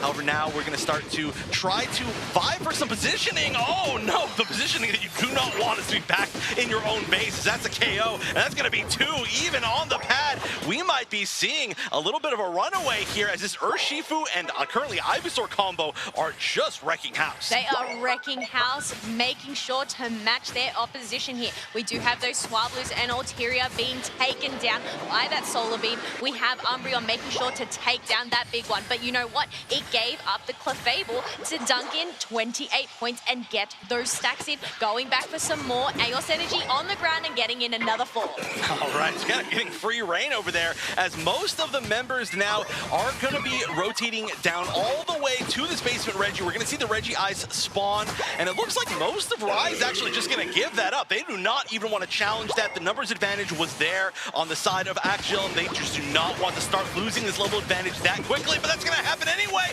unless you can block this, and a great block from the Ivysaur, potentially saving that Urshifu, but no! Attempt number 2! Like I said, the double homing missile comp. How do you escape that? You can't unless you have a defender by your side to block it on out. We do have Lapras coming in for some backup. The Glaceon doing that moonwalk backwards, trying to escape. Unfortunately, it wasn't able to. Oh no, this is, I mean, there was an attempted aggression that maybe was a little bit too aggressive. It looks like most of these are probably going to, in the center, go to Rise Gaming though, so there will be a little bit of experience farm back. And this is looking pretty even altogether. I mean, Rise Gaming does have a pretty significant advantage just over the fact there's one level, well, now it's level 8 on the side of Akjil, but there is a level 10, 2 level 10, so it's kind of just spread differently. It is spread differently, but we have 4 Unite moves on the side of Rise Gaming, along with 4 Unite moves on the side of Akjil. It looks like Rise Gaming, they're trying to take down this Regieleki. Akjil not really worrying too much as they know they can defend it, possibly, unless Rise Gaming are going to push on forward. We do have that Lapras Express being popped on down, and they are going downtown to take on this Blissey. Oh, that poor Blissey was just out of its league and out of its safe zone. And this might be an attempt to, I was going to say push down this tier 2. And they're going to be getting a good amount in here. Not really working towards that potential like overdunk situation, but if it does get to a race situation, having this extra 47 points on that tier 2 is going to be gigantic. Every single point matters in a game of Pokemon Unite. You want to be able to get in as many as you can earlier on. That way you do not have to rely on a Rayquaza, and you can just sit tight and hopefully defend it. But look at this, up in the top half on the minimap, we have the Venusaur being able to dunk in another 40, just broadening that gap. Oh, and now there's a little bit of a challenge here. 3 members only of Rise Gaming. They're going to push in a significant amount of damage, but oh, that might be an overcommitment, and that's going to be the Leafeon going down instantly. Glaceon down on the other side, but this is just a whole lot of AoE damage from both comps, and who can get this last hit on this Registeel? It looks like there's going to be way more members of Akjil around. I think the only chance there was going to be maybe that Urshifu, but it decided that it wanted to defend instead. It will be a great choice here, along with this Clefable to defend this goal zone, but only for so long as the Urshifu goes down. Damage coming from both sides. Everybody but the Glaceon is in this fight right now. Huge beam taking down the Inteleon as well. This is such a back and forth as one more is going going to go down. That Slowbro's not getting out of there, but that's the last that they're going to be taking in that fight. The levels still staying relatively even, but that score lead is starting to grow huge for Rise Gaming. It is growing huge indeed, but you know what? We do have both of these tier 1 pads still open, so possibly going to get some backups. But look at this, the Leafeon diving on its fellow Evolution here, trying to take down the Glaceon. Who's going to get the homing missiles, as you said, ends up knocking down the Leafeon. That Leafeon is definitely going to be a huge target for that. The Leafeon and the Urshifu, you know, they don't have that much HP, that many defenses. So if you can get that damage on them, the auto track is going to be huge. And wow, the attempt was there from the Umbreon, but it is going to go down. And this might be for 2-0. Unless we can get exactly that, at least the Scald actually coming out from the Slowbro. It is going to go down in turn, but at least there was an exchange of experience. It was an exchange of experience, but you know what? That tier 2 base, we have a Regieleki that is waiting here to possibly be taken by Rise Gaming and apply some more pressure, but Urshifu is getting it taken down and attacked. Lapras can do nothing but retreat back to pad, possibly get some shields and wait in this tall grass for a potential ambush. Oh, that's the other thing here. The ability to burn. Oh, I was going to say the ability to burn is so good, but the ability to secure is on the other Evolution. And that's going to be that Solar Blade. Such an amazing move. And that's going to be huge with 30 seconds left going to Ray. There are no tier 1s or tier 2s defending this. They have to deal with this Regieleki. It's low, but the space that it's going to build is huge. And we're actually going to see Rise Gaming trying to follow it up. They are trying to follow it up, apply that pressure, and just get that space and possibly get this positioning as well. They are retreating on back as we do have Rayquaza that is about to spawn in 5 seconds. Their positioning is so good, and wow, they're trying to get the final hit, not quite there. I love the attempt, but it didn't quite work out. But still, the positioning is so strong on the side of Rise Gaming. They're holding the choke points. If anybody tries to jump in, they're going down. The Inteleon actually already got picked off screen, so there are only 4, and the members of Octo have to jump in now, as we're already at about half-life on Rayquaza. It's interesting to see the Leafeon going and trying to chip away at that Rayquaza. Unfortunately, they just didn't have enough shred. We do have the Urshifu Unite move on the Slowbro, but it was able to tank it there. We do have Glaceon being taken down by the Perish Song of the Lapras. And look at this, Rayquaza super duper low, and it ends up being the Inteleon that got the steal! Oh, Jill. They're still down, though, by over 200 points. They've got to put in so many. There's a big 100, a second one. They're still not quite there. They're going to see it. They're going to see that it's close. They might not know that they are down by just this many. It's 11 points. It's a close battle. That's what the players are going to be seeing. Are we going to see more aggression? We've still got the Slowbro with the shield. That is huge. That is huge. Look at that shield. That is pretty much half of the bar there. So they cannot get taken down. But you know what? We have 4 members of Rise Gaming putting up the defenses. I don't think they know that they are in the lead right now.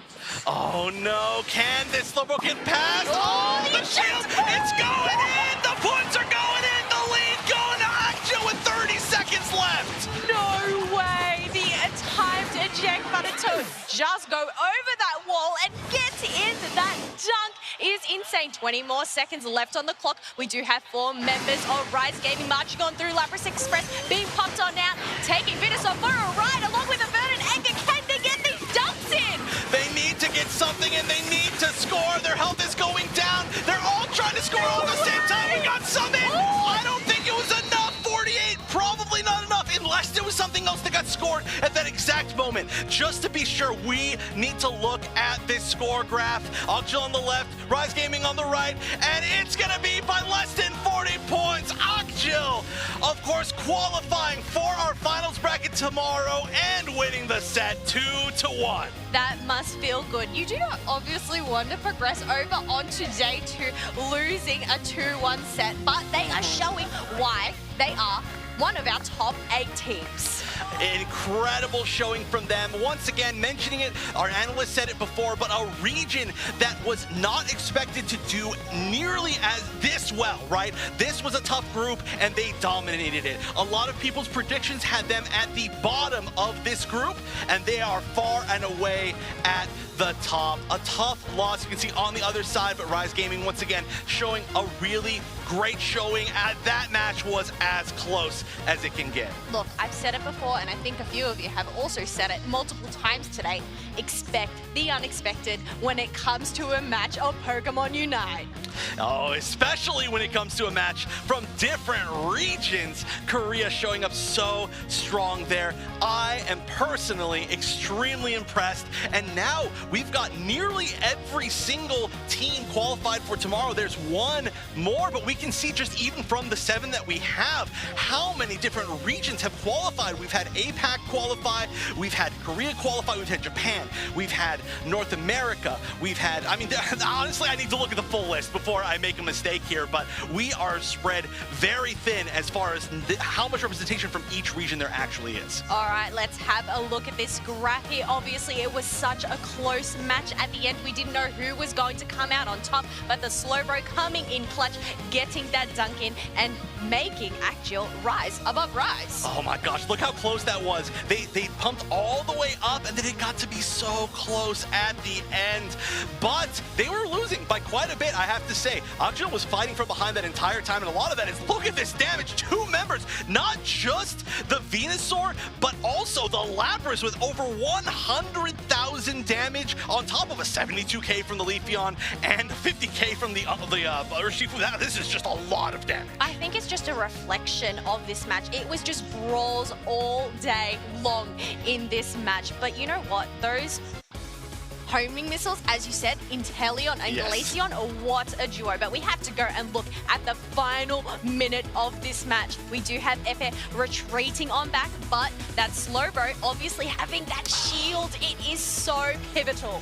This was everything right here. MVP play for sure. This was make it or break it. And this patience to make sure that there was just a little bit of extra time was so good. You can even see that the Inteleon is there just to maybe even distract a little bit. And look, it distracts the Lapras, but the eject button over and just barely getting through with such a huge shield, of course, being able to come out from that Slowbro. That was absolutely everything. It definitely was. It ended up getting taken down, but you know what? Rise Gaming, they didn't just finish there. They obviously tried a valiant effort to march on through. We did have some dunks. Unfortunately, it just wasn't enough for them. Oh, it was a great attempt, honestly, for both teams. This was an amazing, amazing match. And realistically, based on how we saw them play, I feel like it could have gone either direction if they played even a longer set. But we do know, of course, the actual had that advantage going in, and it is going to be Chobo with that Slowbro, of course, player of the game, well earned off that last play alone. Yes, it wasn't just that eject button, but I think just the defending that they put up, 103k damage taken. Obviously having that focus band on their side, but also having that choice specs to pair up with that Scald. Yeah, that was altogether an amazing play, especially, yeah, like Scald is very, very cool. But that means, like I said, we have 7 of our teams qualified for tomorrow. There's only 1 left. And can you believe, Kello, our last match of the day is going to be 0-0 Nation versus Tally Bobo Believers. Is it bad of me to say we might have been saving the best for last? I don't think that's inaccurate at all, but we've got one more break as we enter our 12th hour of Pokemon Unite today. Shout out to everybody who's still watching, whether you're at home or in the venue. So as we go to this short break, you're going to want to stick around. You're going to watch this last one. It's going to be amazing. Tally Bobo Believers versus 0-0 Nation right after this.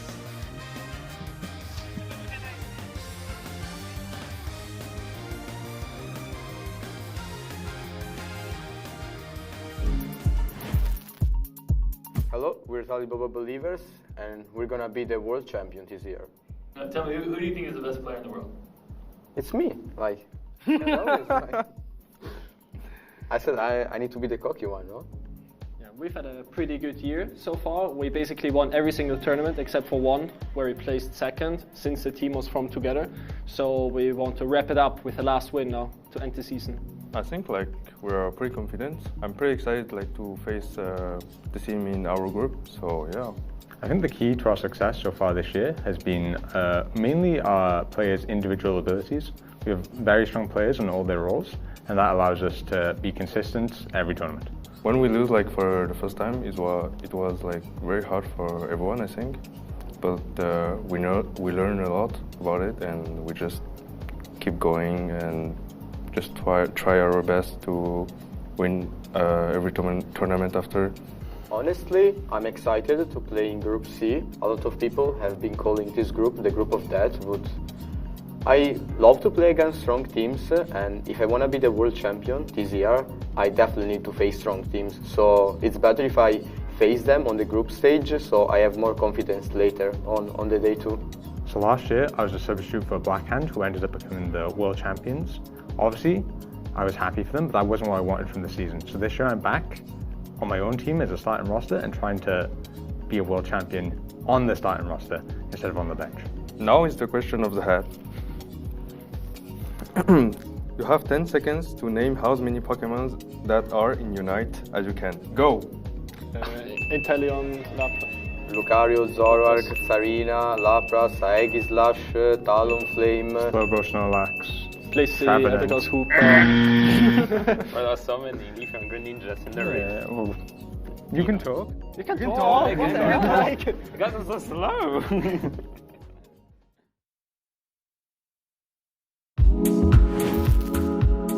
Hello, we're 00 Nation with our first seed from Brazil and we're here to win Worlds. We won 10 out of the 11 official tournaments in our region because from the beginning we're just 5 good players, but then with time we gain more synergy as a team, we start playing better together, and then that translates well into this year and this tournament. Last year we got knocked out early in the tournament. No one expected because we won 5 of the 5 tournaments. The loss was hard on us because we didn't expect it, but we move on. This year we have more preparation, so I think with our coach, Replicate, we have a really good preparation in draft and other stuff, in gameplay. We are confident to play this group. We are very proud to represent Brazil. This is our 2nd year representing Brazil, and we want to prove this year that last year was just a fluke and that we can do much better than what we did.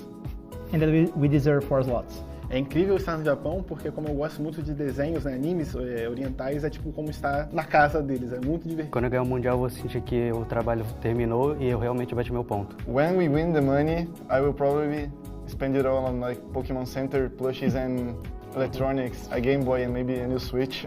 Now I'm gonna ask questions taken out of this hat to all of these guys. If you could ban one team from the tournament, who would it be and why? Talibobo, because they're the most threatening team in our group, and that would make life a lot easier to make it to day 2. Honest answer.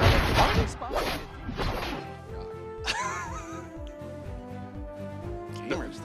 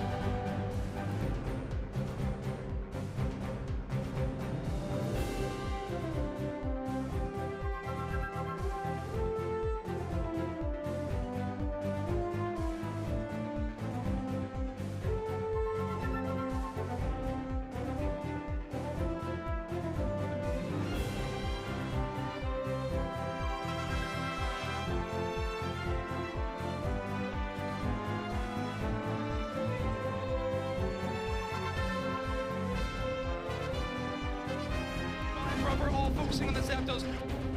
Just starting to come up from respawn now. IX Gaming needs to win. Another team fight and another one after that. But this time it's from Overlord. Steals it again. Undefeated. The best team in the world. We started out with 28 teams this morning. We are down to 9, but only 8 can qualify for the final bracket tomorrow. 2 teams left to battle it out, and what a 2 teams it is. I am Wonder Chef, joined finally for the first time this season by Doob Snacks. I'm so happy about it, and I'm happy that it's for this match. It's a good one. It's a good one. Did you practice that? That was solid. That was really good. Yeah, I've been practicing all my entire flight. You should see how much they hate me. 10 hours of having to listen to that. It was terrible. Crushed it. We've got Talibobo Believers, 00 Nation, 2 #1 seeds out of their region. They're squaring it off and getting a big win here. Big win here gets you into day 2. As you mentioned, let's take a look at Group C. Oh, 3 very scary teams here. Talibobo Believers, a lot of believers out there that believe that they can be the world champion this time around. But on the other side, 00 Nation, who I've heard has a very loud crowd out there, even this late into the day, cheering for them. You can hear them right there, back in the crowd. That's like an entire, I don't even know what their support group's like. I like it, though. Coming unglued, just like they did at Worlds last year, like this year. Here we go. We got Talibobo Believers, Zervis, Klaus, Utah, Megu, in tune. You know them. You and I have talked about them a lot. Oh, a lot is an understatement. Of course, for anybody who isn't used to seeing this team, they are new to this season as a full team, but they have been the most dominant, one of the most dominant teams in this entire UCS season, along with 00 Nation, and now only one of them can move forward as we go into the first draft. This is truly the biggest game of the day. We saved it for last. 2 absolute titans squaring off, trying to earn their way into day 2. And if they make it there, you can say that either of these teams could win the whole thing. No real surprises there. Both teams says Inteleon, not today. Oh, this is great because these teams, they do have a somewhat similar style in my mind, and they both went for the same exact band. We've only seen the same band twice so far today, and this is, I think, actually the second time. So we're going to see the Lapras first pick, very, very common on the other side, but I expect to see the Slowbro, but on A9, that's pretty big. Plucking the Slowbro out from the hands of Megu is incredibly important. Of course, they grabbed Lapras, but they have an opportunity to go top path with them and getting another defender if it rolled through. Zervis on the Hoopa, amazing. Umbreon, another great defender choice. So still going with the double defender loadout for Talibobo Believers. Yeah, you can only take away so many defenders. Exactly. Yeah, it looks like we might actually be going double defender on both sides. No, okay. There's, you said that I keep getting trolled by them hovering over Pokemon. It's still happening. We're this far into the day and it's still happening. But, I mean, Leafeon, that has been banned a lot as well today and has been doing really, really well or not so well, but mostly really, really well, I feel. Yeah, I mean, it's really been about the Solar Blade, too. That thing has looked good. Lel locking in the Blissey, of course, and you've got the Zacian hover. I saw this Zacian played against Iclan a little early on one of the side stages, and it looked mean. Ooh, this looks like a mean team in general. I mean, this is going to be a lot of sustain on the side of Talibobo Believers. Here's what the final pick's going to be. Oh, is there a chance we see the Goodra, or am I getting trolled one more time? Not this time. The Goodra is coming out from 00 Nation. Gonna try to turn the Pokemon World stage into the Nickelodeon stage and just put goo all over the place. People getting slimed out here. Foul blocking that thing in. We've got 38 seconds until these 2 teams square off. Chef, give me your final thoughts based on what these 2 teams have chosen. I think both these teams look super strong. I think I would be a little bit more scared of the side of Talibobo Believers. They've got everything that they want. They've got the sustain. They've got the Mew on Utah in the back. A beautiful amount of damage that can do, but I want to see what the Goodra can do for these wild and crazy kids. Well, 00 Nation has got themselves a baby Mazo and a crop of characters that support them endlessly, but to get this game going, we need to bring those casters in. We got Kella, we got Zoinks, and you got you and I kicking rocks. Take it away. Thank you so much, you two. Yeah, a very interesting draft to start off one of the most interesting games that we have had. Shout out to the crowd, by the way. We're burning the midnight oil right now, and they are still out in droves cheering on these two teams. How could you not? These teams are so popular. Tally Bobo Believers and 0-0 Nation. They are so popular indeed. We absolutely love to see the support from these fans. They are not only hyping them up, but you know what, Zlink? I'm feeling hyped. I'm feeling hyped. I feel the energy as well. Kella, we get the chance to cast a headline match, a closing match of the day. And like Chef said in that intro, we are going to find out what our final team is making it into day 2 as we kick things off as Tally Bobo Believers bring Toons Umbreon into the bottom path to start off. Yes, they are kicking things off indeed, but who is going to get that home run for this first match? We can see the Zacian and Hooper going into that central area. Otherwise, Leafeon has been left alone to get these buffs by themselves. Yeah, Mazo playing the central area in this game. We might actually see them swap between different roles as they play around with Valve's top path as well. There's a lot of flexibility, but the same can be said for Tally Bobo Believers. Utah and Toon having such deep pockets in terms of Pokemon selection can play so many different options. And I think that's showcased already with Toon on this Umbreon defender pick. Yes, the flexibility really comes intact here, but thankfully that Aeos Energy Dunk does mean we have a Slowbro online. This bottom path right now is formidable. Oh yeah, Asoto, one of the best defenders in the entire world. I've honestly talked so much on tape about how good this player is, and when they are playing a Pokemon like Slowbro has so much impact, I'm looking forward to seeing that happen. They are running the Surf Bro as well, so a lot of crowd control availability for them as they try to push away these dive Pokemon from Tally Bobo Believers. They don't want Klaus to get anywhere near their backline. No, not at all. They definitely want to get in that crowd control, as you mentioned, and allow that Solar Blade to possibly chunk out that damage, finish him off. Otherwise, we do have a little bit of a brawl up in that top path. Blissey ends up getting taken down to the Lapras. Wow, okay, fantastic work there. My apologies, by the way, Toon Slim playing this Lapras. From what I can see here, tough to see the next at this point. Goodra trying to defend this goal zone, or Sligoo at this point in time. However, the Leafeon has entered the fray, and Baby Mazo gets a huge knockout on this speedster. What a flank, and oh my word, that burst damage is crazy from the Leafeon. Oh, it is crazy indeed, and I think we are going to see much more of it, but the Solar Beam trying to take that last ulterior there. Looking at the stats right now, it is quite even. Yeah, extremely so. Megu on this Umbreon holding down this bottom path. Klaus trying to go through another clear of their central area, but there we go. Lel and Baby Mazo able to put together a knockout there in the top path.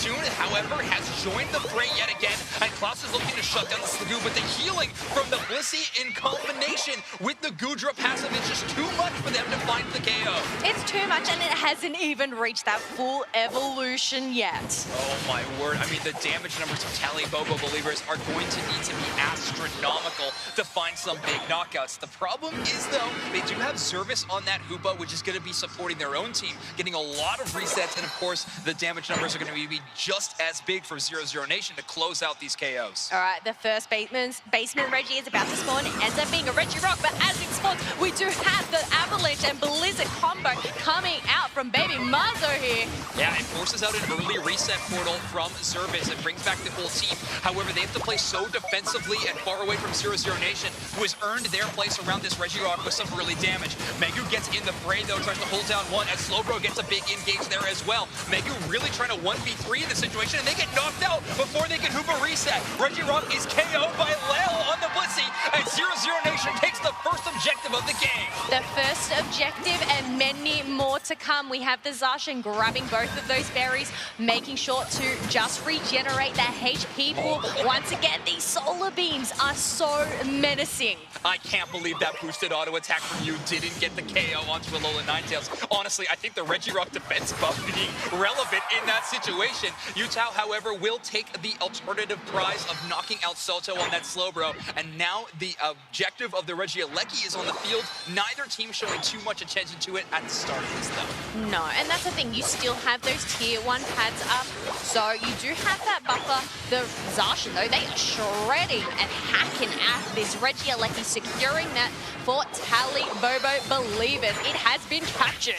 Yeah, great capture there. It's going to be pushing towards it, but honestly, just dealing a little bit of early damage and vision for the side of Tally Bobo Believers. Klaus looking for a little bit more, though. Acid Spray Gudra, by the way, for Valve here. So they're playing a very get up in your face style of Gudra, trying to, use that mobility option from the Acid Spray to charge into their enemies. I feel like it's not only the Gudra, this team composition is just really up in your face.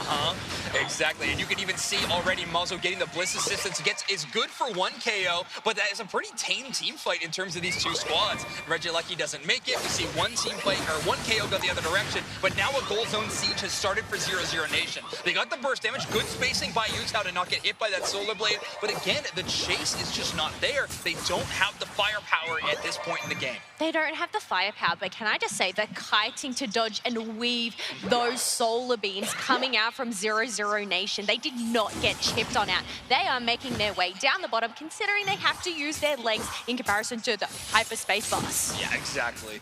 We are seeing some of the best mechanical skill in the entire world in this matchup. 0-0 Nation and Tally Bobo Believers absolutely packed and with star-studded talent. Service is caught up by that slow beam, though, but does not get KO'd. Shin Ninja Doll going to keep them up for a moment and actually gets their Unite move off. That is huge. Mazo is brought down by Megu's Umbreon, and now Reggie Rock is brought down to about half HP. Salto also knocked out as Klaus is absolutely going wild on this Zacian. Salto, the last member here of 0-0 Nation, looking for the secure, and they get it. 0-0 Nation finds a way to knock out that basement Reggie. However, Tally Bobo Believers getting a lot of chaos the other direction, but is it worth it? I don't know. A defense buff on this team? 3 minutes 50 mark, 34-30. This is such a close game. We do have the Mr.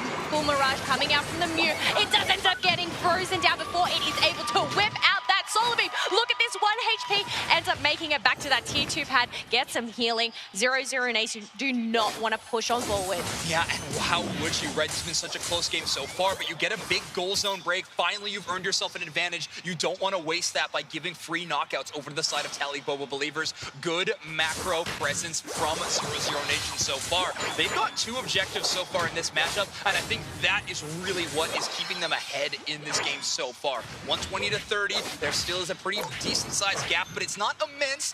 Rayquaza or a final team fight could definitely shift things quickly. Oh, definitely shift things quickly considering all the matches we have seen today. But who is going to take down that home run? As we said, we do have Lapras going and uniting a red buff here. Leafeon just circling around, hoping to get the last hit. Once again, we see a Zacian that is on objective duty. Yeah, I mean, taking away the Leafeon's attention will mean you have 1 less last hit secure to worry about. Solar Beam goes for it, but no! Gudra gets it! 0-0 Nation untouchable in these objective competitions as the Acid Spray Gudra secures the Regieleki and sets this gold zone up at 44. One score brings it down to 11 and a 50-point overdunk. Absolutely huge for 0-0 Nation as their score lead skyrockets here in game number 1. It skyrockets indeed, but you know what? We still have 15 seconds left until this Rayquaza fight, and we know that things can be flipped on over or reverse card. Yeah, well, Toon is in a very interesting position here, playing this brawler defender from the top half. However, they have to try to farm up their Unite move. They used it in such a late scenario in that enemy central area, so they got to really take it slow, and instead are actually going to push for a bit of a back cap in this scenario. They are not worried about the rip from 0-0 Nation. Not a lot of Pokemon can bring down that Rayquaza HP too quickly. No, they do not have that shred power there. It's all about the defense, though. We do have the Zacian going in with their Sacred Sword to just try and bait out these team members. But interestingly enough, that Lapras is still nowhere to be seen at all. Yeah, it's trying to take that 1v1 against another defender in the top half, but this major fight is the main focus. Service drops to Usopp bound. Blissey almost knocked out. Bliss assistance doesn't make it to Soto because of a mean look from Megu. Absolutely incredible mean look there to get that shutdown. Klaus is held by the slow beam, but the rest of the team is trying to fight Megu that's in their backline. Tally Bobo Believers with an incredible team fight so far. A Hoopa reset from Service is perfectly placed, and Valve is trying to turn this game around. They get 1 knockout. The Gudra starting to go to work. However, the rest of Tally Bobo Believers have turned their attention towards the Rayquaza. They haven't been able to secure an objective so far, but could this be the one where they turn things around? I don't know. There is a Blissey Egg Bomb possibly lurking. Who's going to get the hit? Secure the Blissey. Bliss assistance was a tad too late, and it ends up going to the side of Tally Bobo Believers. Tally Bobo Believers getting the biggest objective of the game, but none leading up to that point. But now they need to make sure these scores happen. They just earned themselves a slight lead, and the crowd already popping off for Tally Bobo Believers as they are holding on to just a 7-point lead in this situation. Clubs throwing in 58 is definitely going to be helping them with their final moments. Feld going in this 1v1 against Utah, but so far the Mew coming away with the victory in this situation. Tally Bobo Believers with an incredible team fight in those final moments and a great secure onto the Rayquaza are going to hold on to the lead, and EU's hopes of making day 2 are still alive. Yes, they are still alive indeed. As we look at this score wrap up here, they obviously skyrocketed at the end there, being able to secure themselves those Rayquaza shields. Amazing work, but we got to break down this next one with the analysts. Take it away, Spraggles and Wonderchef. Wow, that match, it delivered. It delivered. That's what we wanted to see from these two teams. Well, as the newly minted Spraggles, they absolutely delivered without a doubt. Tally Bobo finding their way through that final team fight. And up until that point, 0-0 Nation was taking every objective under the sun, counterpunching very well, getting some quality KOs. Tally Bobo Believers needed a couple good moments, and I think they found them off the back of their captain, Zervis, with that Shedinja Doll Unite move back. Yes, that was sick. And then in that final team fight, the Hoopa getting the first KO to kick off that stream of just success, and a big team win to take that W. Agreed on all points, Spriggles. Thank you so much. I do agree, though, the Shedinja Doll was the play of the game for me. That was so cool. We don't really see it on that Pokemon as much, but we can look at the damage here, and honestly, a brawl of a game. Pretty high damage from all sides. Above 50k for almost everybody in the game who really does do damage, and even the people who don't do as much damage were pretty high up there. Yeah, I'm highlighting Lel here, 93k heals, and they were all over the place, keeping this team up, and the real reason they were able to get a lot of those objectives in the front and mid parts of that game. May I note, too, like 1 millisecond away from actually stealing that Rayquaza with the Bliss assistance. I think Kello actually thought that was what would happen, because me too. We were both looking like, oh my gosh, because that looked like that hit was dead on. It just didn't quite make it actually happen. So yeah, great stuff from the Blissey play for sure. Well, we talked about how great that Zervis play was on the Hoopa right there, but if you recall, 0-0 Nation took that objective, a couple good KOs, and then went up straight up and took that Regieleki. But this is the big prize you want in the middle, this Rayquaza, and it was all Tally Bobo in this team fight. It was. This was like their only really good team fight, but that's kind of all you need when you win a team fight that solidly, right? Again, they had enough of a point deficit that if they didn't almost basically full team wipe without any losses, and here's Bliss Assistance, by the way, I thought that was it. That looked exactly like it. But if you didn't actually just full team wipe here, it still wasn't the win. Valve trying to make it happen there with the Goodra. Terrific sustain, was able to 1v1 for a long time, but couldn't quite get those final points that they needed. And it wasn't a big margin separating those two teams, but you got yourself a blue-haired player of the game. Yeah, you know, the Umbreon, may I note the other thing that was pointed out by Zoinks, the mean look stopping the Bliss Assistance, that's wild. That is a wild thing to happen. As you know, Bliss Assistance can be one of the most impactful Unite moves in the entire game. So that was what started off, I think, that entire kind of winning situation for them. Yeah, great call, great call. We're going into our draft here shortly, and you can see these teams as you look across the board. They're all chatting it up, trying to figure out what their next move is going to be, what the next strategy is going to be as we enter ban phase, and it's pretty clear to me that Tally Bobo does not want themselves a Lapras on the map. And on the other side, the Leafeon, no longer an option. But are we going to first pick? Honestly, there's a lot of options. Okay, we are going to go for the Inteleon. That is such a popular pick today. If it's not the Lapras, which obviously can't be the Lapras, the Inteleon's going to be there. Is Umbreon going to get picked very early? Of course, Mego on that Umbreon was so good. And, well, actually, they could have gone for the Hoopa, but instead they're going to be picking up the Alolan Ninetales.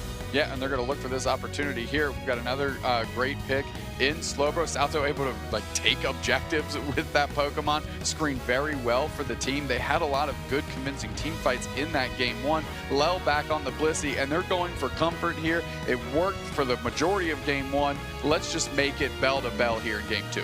Yeah, these are just great kind of meta picks on both sides. I don't feel like there's any super kind of counterplay as far as both of these teams, and the flexibility of both these teams is huge, right? Like, even if you do try to counter one of their particular players, like maybe you steal something because you can play it instead, but if you're really trying to hard counter, they just have so many things they can flex to. Yeah, and we're really going down the same path as game 1. We see, again, the Zacian, and Zervis has to be happy with a 4th pick Hoopa in this position. We saw how well they played in game 1, a Pokemon that they've used all UCS Season 2, and glad to have it in their hands when it matters here in this game 2. Well, this is a one big change. The Gardevoir and the Delphox on the other side. Utah Delphox. That has been, throughout this season, a very deadly pick. I'm excited to see it. I feel like we haven't maybe even seen Delphox on broadcast today.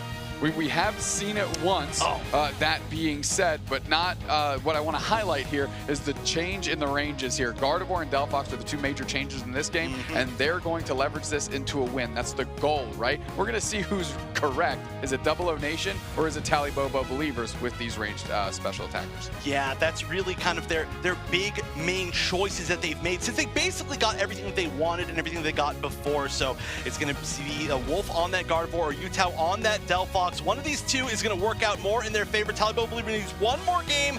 Double Nation needs 2. We'll send it over to the casters to see which of those 2 it is.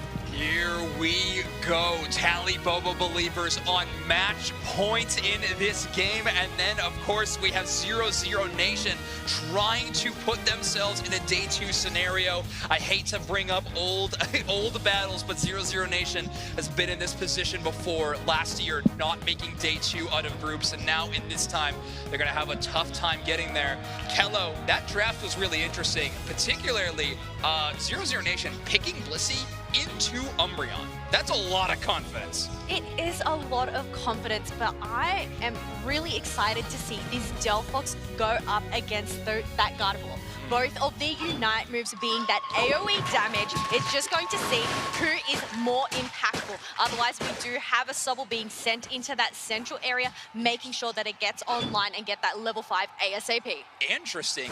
We never really see this. Normally, we always see the Ralts be the central area Pokemon to start things off, but they're not too worried about that scenario. And of course, the enemy central area is something to keep in mind with these rotation decisions. A Braxton at that level 5, not that big of a threat. Utah is really going to need to hit that level 6 and forward to be a relevant threat. You know who is a big threat right now? Zervis on the Hooper, going in for an invade and just zoning out Marzo here and just wasting some time. We still have a Sobble on the map and hasn't been able to evolve yet. This is a very ambitious clear, right? Sobble's Water Gun is one of the best last hit secures in the entire game. Hoopa gonna have a tough time out securing even that situation. So instead, Zervis just has to play a bit more aggressively to try to find the knockouts. But the help has come here from Fel, who's getting so many slowing effects, and that is going to result in a knockout onto Zervis. Malzo gonna secure this red buff. However, look at this, Utah way ahead on the rotation, and Klaus and Utah are going to take all of that experience. They are going to take all that experience and deny these evolutions. We still have a Chansey along with a Gumi on the side of 0-0 Nation. Thankfully, the back Boltoy there is able to evolve them. Oh, poor Wolf just caught in this mean look and only at level 4. Poor Wolf's not having a lot of great defensive tools. Of course, he can't even teleport outside of that mean look. He can't even eject button out of it. So a great shutdown tool early as Megu has employed it so well in our game number 1. Pretty low scoring game though, not a lot of stacking going in for either side. Even Klaus on this station just not having as many scoring opportunities already early. Well, as we are talking about putting on those pushes, we do have the Alolan Ninetales and Umbreon trying to put that pressure, but we're talking about the mean look there. So just lock it down. It's not only to catch on out, but it's also used as an escape mechanism. Wow, and here we go. Megu actually going to go down to Salto. Salto going to win that defender 1v1, and Wolf wants the chase down onto Toon. They're going to knock out Alolan Ninetales, and all of a sudden, this Corellia is going to be on the fast track towards that evolution to Gardevoir. They want to fast track their way to the end of this game and possibly take it to a Game 3 situation. We can hear the crowd go wild, circling around. Indeed, he has spawned. We have that Corellia that wants to get that level 8 evolution. Absolutely. Not getting that Unite move until level 9, but that evolution for those stats is absolutely pivotal. Klaus getting a lot of damage with that Sacred Sword, and Valve still on this Lagoo doesn't have quite the impact they were having last game so far. I mean, early game pretty tough for a 3-stage evolution Pokemon, no matter what. But here we go. First basement Reggie of the game. A lot of focus shown from Talibobo believers. Only Utah going to be late to the situation, outside of course, the top path players. Yes, it is a Reg Ice here. We have the Blizzard along with the Avalanche combo there to just provide some stuns and some hits. A reset on the side of Talibobo believers. We have Umbreon diving on and deep, trying to look this Inteleon at A9. Slim gets the secure, and now we have the Delphox with the Unite move and the KO.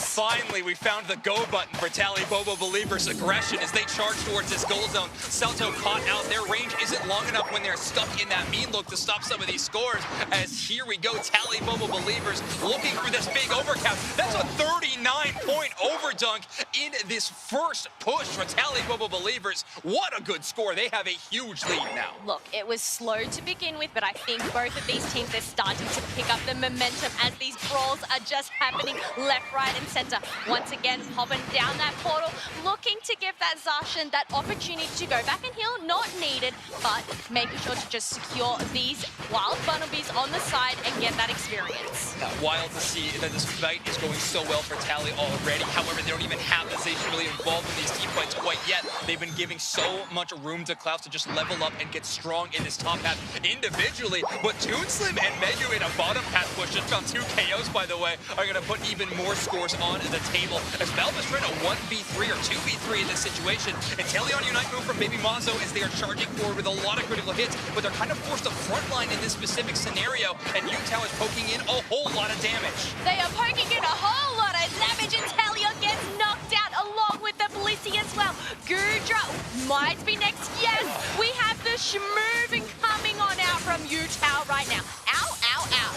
The movement looking clean on our Delphox so far, and I mean, 0-0 Nation taking that team fight in a very interesting way. I mean, Mazo really wanted to get a value out of their Unite move. However, it feels like they flew a little too close to the sun as Regieleki is going to land, and even more scores are going to rain in for Talibobo believers. Talibobo believers, they are shining bright like the sun right now. They have broken that top tier 1, but offer a trade of a Delphox. That is a level top. That is huge comeback experience. It gave Mazo 11. That is a really important level for Inteleon, getting one of their plus moves there. However, the rotation towards this basement Reggie is going to be pretty solid for Talibobo believers. Of course, having access to both of their tier 1 goal zones means Service's impact on this Hoopa is going to be fantastic so far. Valve has to use that Unite move. The Goodra singing a little tune as they charge in towards Megu, but still, it's not enough as they can't find the damage to close out that KO, and instead, 0-0 Nation has to back off and give a little bit of space over to Talibobo believers. Yes, but space that they do not want to give up, especially because Reggie still is already at half HP, and it ends up being the Alolan Ninetale that locks it down for Talibobo believers. But you know what? They are not finished brawling right now. Goodra, their front line has been taken down. There are some games. Oh wow, the Gardevoir Unite move on top of the Hoopa reset portal. However, it doesn't even get Toonslim. They're able to escape. Unbelievable from Talibobo believers. Megu does go down. Masa was able to find a liquidation knockout, but I mean, that feels like a pretty rough consolation prize when they were teed up there with a huge Unite move. Batter up, folks, because this game, obviously, Talibobo believers, they are up 252, but 54, we know there is still those comeback mechanics. Absolutely. I mean, Mazo on this Inteleon has looked pretty solid so far, a lot of good damage. However, they've been getting knocked out when they're pushing a little bit too far forward. They gotta rely on this Goodra front line, and we need to see Foul be a little more aggressive on this positioning, I think, on the Goodra to really have an impact. It's so tough, though, when you're getting poked out by the Delphox and getting so much damage done to you by the Zacian. I mean, right now, 0-0 Nation Nation draft-wise have been put into a very tough spot. They have been put in a tough spot, and this is their last chance right now. Reggie Alecki being locked on to the side of Tally Bobo Believers. That is going to apply some pressure on 0-0 Nation right now and just bide some time. 0-0 Nation in the same position as last year. This is their chance to make it to the top 8 bracket and avoid a situation where they are knocked out in groups again. However, they are going up against some of the best in the world in Tally Bobo Believers, and they are proving it again. This slowing effect of Alolan Ninetales and capped off with the mean look from Megu is such a terrifying combo. I mean, Tally Bobo Believers has been playing it picture perfect in these early game fights. It's terrifying. It's disgusting. But we do have less than 10 seconds left to go until the final stretch. A 0-0 Nation able to overcome this great feat that Tally Bobo Believers is providing right now as they are getting their positioning ready. A gigantic lead for them. We're going to have Utah play defense around that top goal zone with the Delphox. However, they are kind of working hand in hand with Klaus's Zacian to try to be a defensive but also offensive threat. If they found someone hiding in that tall grass, the combo between those two Pokemon might be too much for the side of 0-0 Nation to deal with. Tally Bobo Believers trying to push for a little bit of a split push, and Felb is caught up with the mean look. That advance is going to be shut down there. However, 0-0 Nation getting a lot of space. Klaus find their way towards the back line, though. They're knocked out! Yes! The slow beam from the Slowbro. This is why you do not want to come against this defender. The serve coming in, knocking up that Alolan Ninetales, and 3 members of Tally Bobo Believers are down right now. I think Klaus thought they had a free flank. However, that was not the case at all. Unite move from Utah, though, is doing a lot of damage. But the Rayquaza is knocked out by 0-0 Nation. Wolf is able to secure that one on the Gardevoir. Absolutely huge play from them as multiple members from Tally Bobo Believers are knocked out. And finally, 0-0 Nation is climbing towards parity with these goal zone scores. They finally have a lead. Yes, that was a smart move there, giving the Blissey the ability to dunk in that score as it didn't have those scoring shields. Inteleon getting in another hundo dunk, and that is 360 to 252 points. Only 30 seconds left on the clock, but you know what? Slowbro just widening that gap even further, getting in another 100 points. This is why we save these games for the final match of the day. 0-0 Nation, Tally Bobo Believers delivering in the best way possible. A final secure from the Gardevoir has made Brazil versus EU. Only one of these regions can make it into the top 8, and we are looking at a tie game, 1-1 between 0-0 Nation and Tally Bobo Believers. Oh my goodness, they are delivering the goods, and might I say it is delicious. I feel like this way Coco is feasting right now. Absolutely. What a game we have been gifted, a game 3. I cannot wait, but we gotta take a second look at that game number 2 with our analysts.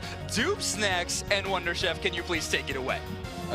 Another game 3, Chef. Why not? Why not? We're this far in. Let's just go all the way. Why not? Holy. It's literally a carbon copy of game 1, just the teams are switched, right? Yep. Just the breaks getting beat off you all game long, but you take a convincing and very strategic and meticulous team win, and all of a sudden you find yourself with another W, and we find ourselves with our 438th game 3. Yeah, I think it's literally been all but maybe 2 matches on broadcast, but I want somebody to take a screenshot of this and actually overlay it with the first game of the set, please. I think it's actually the same graph. But let's take a look at the damage. That one certainly is going to be different this time around. Oh my gosh, the full team damage of, honestly, Team Tally Bobo that didn't even win is ridiculous. I know, they really one-upped on all axis across the board. Lel, of course, saying, oh, you like 90K, how about 109K here? Let's take a look how this game 2 went, Chef.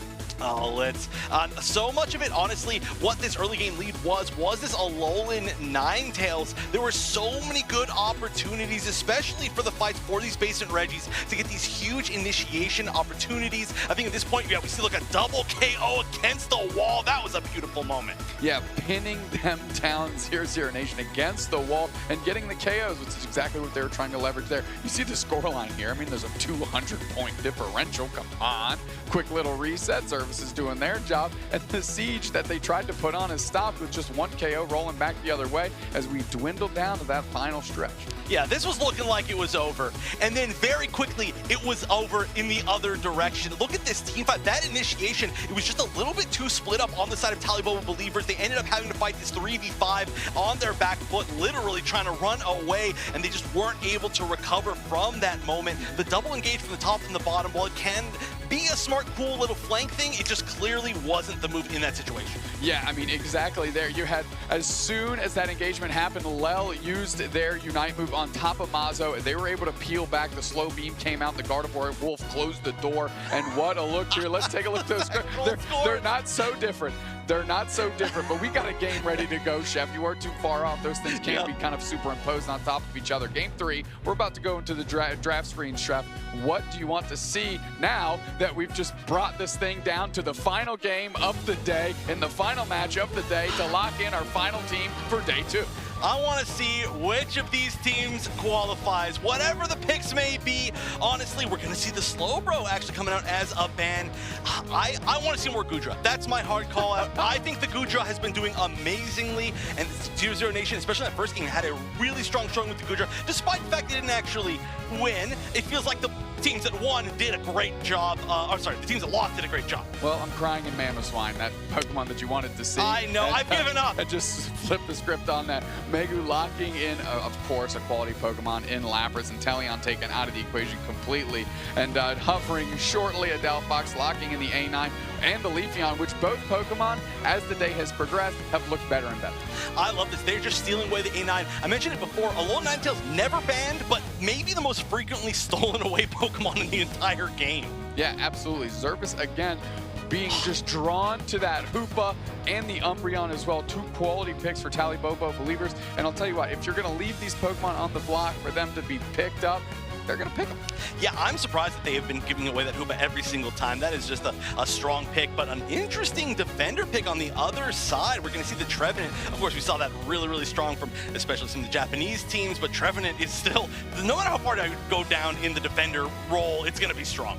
Yeah, without a doubt. And I think it's easy to give up Hoopa when Lel has been playing so insane on this Blissey. Yeah. I mean, every Blisses has been bang on. They leverage it even when it's a desperation attempt to try and take Ray, and their heals are out of control. Mew and Urshifu in the hands of Talibobo Believers are both machines, and we've seen it all year long. Yeah, I still feel like both of these comps are just really comfortable comps for both these teams. In particular, Talibobo, I feel like got every single thing that they really want. Like, maybe they want the A9, but they can flex easily. I mean, like, what? Oh, you're just gonna get the U-Town Mew instead. I mean, fall locking in the last big Zacian is something I'm looking forward to seeing. I mean, that was prioritized by Talibobo earlier in both previous games. True. And now 0-0 Nation finally getting to sink their teeth into that Pokemon and leverage the Sacred Sword for themselves to see if it can bring some justice to Talibobo and find themselves, guess what, a Game 3 win and into day 2. But listen, Chef, I've been talking a lot. I'm not even going to let you talk again because I'm bringing in the casters. Kello, Zoinks, walk us through this Game 3 and give us our 8th team. 10 more minutes of Pokemon Unite to decide our final top 8 contender for day 2, and it's 0-0 Nation versus Talibobo Believers. And that's right, it's Zacian on the side of 0-0 Nation this time. Look, 2 #1 seeds from their region battling it out, trying to get that top 8. There is so much on the line right now. Absolutely. I mean, just the money alone, which we haven't talked about too much on broadcast, but that money starts to skyrocket as soon as you make it into that top 8 position. So both of these teams trying to compete for a pretty decent paycheck as well. But of course, these are 2 teams that are playing for their regional pride as well. EU's last hope of making it into the top 8 is Talibobo Believers, and Brazil's last hope is 0-0 Nation. It all comes down to this, Kello. The final game of day #1, the final day of group stage. Oh my gosh. It has been a longer run today, but it isn't over. But we do have that Leafeon going and taking that central area, making sure to try and get that level 4 ASAP. And it looks like it's going in for an early engage up in that top half there, or possibly going in for an invade and cutting off this Hoopa. Yeah, not a bad play. Just grabbing the red buff, which is enough for your level 4 evolution. Mazo just wants that slowing red buff. Solar Blade gonna mistune just barely there as they're able to defend the goal zone against 3 members of 0-0 Nation. Yes, 3 members of 0-0 Nation are up here, but you know what? That Lapras, it is quite tanky, so it can sustain them a fair bit. But we do have that Eevee that hasn't evolved yet, along with the Phantom, just making sure to farm on up earlier on. Yeah, that Electro Ball not doing too much damage. Soto had hit that Trevenant passive, so going underneath that little area of their HP, increasing their defense and attack damage, of course. There we go, 0-0 getting a really good trade in the top path, though. Having Zacian there means they're going to have a great team fight early, and they get a lot of experience in that situation. Taliboba Believers playing a little bit from the back foot, and that was something that happened in Draft Kello. The Urshifu over the Zacian pick. Yes, the Urshifu over the Zacian pick, but we do have a Wood Hammer miss there. Wasn't able to catch them on out. But you know what? 0-0. 0-0, obviously 0-0 Nation. They must be manifesting something here, but there are no stacks right now. Yeah, nothing at all. Yeah, we're looking at donuts on either side for score lines, which means that this is going to be a pretty low damaging early game. A lot of damage goes in. Alolan Ninetales not able to close out any of those knockouts. Wolf really wanting that to go a different direction, obviously. Because now we've hit that 8-minute mark. Those middle Swablu and Altarias have spawned in. And of course, Zacian doing so much damage to them. Klaus can't even really get too close. Otherwise, they're going to risk getting knocked out. They have hit 7, though, which is an important breakpoint on Urshifu in the early game. Oh, definitely a very important breakthrough here, but we do have a Solar Blade that was trying to attempt to chip away at that Lapras. I must say, it's aggressive, but it's passive. I'm not really sure what's going on in this early game right now. Yeah. Any kind of strafing attack definitely is one that you're going to have to move back and forth with, so I guess you could call it a bit passive. But the Solar Beam gets teed up by a great mean look from Megu. It's not enough to find the KO. Boosted auto attack going to go towards that DD instead, so not going to find Wolf on that Alolan Ninetales, but a great little positioning Wood Hammer by Saotao to push the wild Pokemon towards their side, making it easier for Wolf to pick up the knockouts and earn that experience. Yes, and these are the skills that these players have. They have been playing this game for a while, and it is really starting to shine. But Regirock has spawned on up. We do have Mew and Hooper chipping away at it as 3 members of 0-0 Nation are hiding in this tall grass. Umbreon ends up getting caught out by that Wood Hammer now, and it ends up being the Trevenant that secures it for 0-0 Nation, and they also get 3 KOs. Salto with just such an amazing play there. Also going to come away with a KO streak of 2 as well, and that's a goal zone break from 0-0 Nation. And look at the bottom of your screen, Mazo already popping off, telling the team that this is their chance. They are now leading against Taliboba Believers 94-0, and a great little play by Fel there to eject button across the wall and escape getting knocked out. Of course, they weren't a part of that basement Reggie fight because they were leveling up, getting stronger here in the top path. Well, you know what? They have leveled up. They have that level 9. They have that Unite move on hand. It's just a matter of charging it up and letting it loose at the great time. But Urshifu popping its Unite move out. A9 is down for the count right now. Oh, wow, but Mazo's able to trade the other way. Klaus is down. Mazo landing every single Solar Blade in this scenario. The Solar Beam does so much damage to Lil, but they're able to escape with their own soft-boiled healing. Amazing rotation from them. Found caught in this mean look, but no one there to really capitalize on the damage. The Solar Beam goes wide from Utah, and it looks like we're going to have a bit of a refight after all of the cards hit the ground. Yes, we do have Leafeon and Urshifu making sure to just farm on up, get those buffs, get those Unite moves happening. But for members of Taliboba Believers, they are waiting on pad and waiting for the perfect moment to possibly get a pick here. Yet again, a mean look lands, but on the defender, Solto not too worried about being caught in that position. There we go. Lel actually finds a KO onto Megu, taking that one to that fight, but Utah starts to heat up as they find a KO onto Wolf. However, the rotation from Utah is dropping all the way into the enemy. Electro Ball and Toon Slim combined for a KO as they find 2, and Taliboba Believers is starting to pick up momentum here in the top half. Yes, this is the momentum that they need. A 3 KO streak from Taliboba Believers. The Mew is playing spectacular particularly right now. No way did 0-0 Nation just pull this team fight back. They defended that goal zone through thick and thin. Very good staggered defenses coming off of that respawn one by one, but shutting down that scoring attempt. And still, Reggie Alecki has not been knocked out, and a basement Reggie has joined the fray yet again. Yes, they have just wasted so much time here, just brawling on out.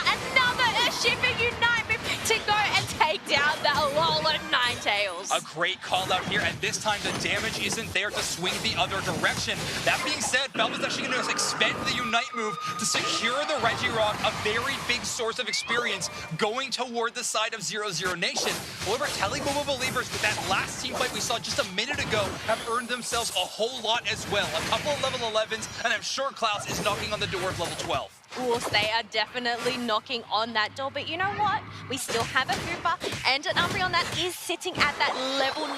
Hooper thankfully still has its Unite move. It's just a matter of waiting for that right moment to use it. Yeah, we probably have one more big team fight expending Unite moves before the final stretch. I'm looking forward to seeing that around the top path, especially because Tallybobo Believers has been looking okay, but scoring has not been their department at all, sitting at only 12 points at the 3-minute mark. That is a tough position to be in. Maker takes a whole lot of damage early. The Egg Bomb almost pushes them out of that reset, but they do find the portal from Zervis in perfect timing. Zervis drops the Unite move in a very defensive portal all the way back at their goal zone, and instead are finally going to try to throw all their damage resources towards knocking out this Reggie Alecki. I feel like this Reggie Alecki has just been leashed time and time again. Finally, it has been captured from the side of Tallybobo Believers. But hello, Leafeon getting in a sneaky 50 dunk in that bottom tier 2 pad. Unbelievable, and even despite a split push, 0-0 Nation still putting up a great defense. Amazing play by Salto on this Trevenant. Both a Woodhammer Stun and a Horn Leaf to push them the other direction. However, Toon Slim's great Perish Song is going to shut that down, and with Reggie Alecki landing into this goal zone, they're going to be able to muster up a 30-point overdunk here, and now Tallybobo Believers is on the scoreboard. They are on the scoreboard, but they are still slightly behind. 122 to 174. 0-0 Nation, they are in the lead, and you can definitely tell that the crowd is heating up for these two teams. I mean, honestly, it's crazy to see this crowd. I wish you were all here in person because the split between these two teams is electric. We got fans of Tally, we got fans of 0-0, and it's all going to come down to this final stretch. Only a 52-point difference between these two squads as we head into this double scoring part of the game. A full host of Unite moves for both these teams if they can farm them up quickly enough. However, a few Pokemon not going to have them. Umbreon, notably, from Megu, not going to have their Unite move in pocket yet. Look, Umbreon doesn't have it. Hooper doesn't have it. We do have Mew that just ticked on over, but we have the Trevenant on the side of 0-0 Nation that still is waiting for it to tick on over. It's going to be a tough spot. We have 0-0 Nation playing very defensively around that bottom tier goal zone. They want that place to retreat to, but more importantly, they don't want Tally to think that they can split push and find an easy score. A Toon trying to start something in that top path finds a bit of an engagement. However, we still have this great defense from 0-0 as Klaus is pushing towards the top path. Zoinks! Look at the score! 174 to 174! It's even right now, and this is just showing the caliber of these teams. Tallybobo Believers able to tie things up with only a minute left. A full tie in this matchup. 174 to 174. We have a good early poke damage from Utah. However, 0-0 Nation able to outlast it. And now Rayquaza is starting to be the attention. They have the Zacian secure on the side of 0-0. They have the Blitz assistance. All resources are going towards the objective. And 0-0 Nation is going to secure the Rayquaza. And they're going to secure the Rayquaza, but are they going to be able to get these dunks? The A9 is being caught out by the mean look right now. Zacian going in and getting a KO on that Leafeon.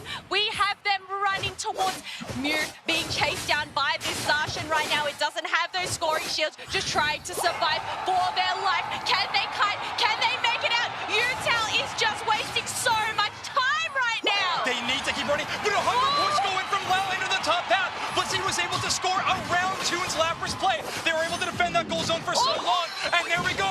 Solto able to throw in another Hundo Burger. Brazil is now up by over 200 points, and only 10 seconds remain.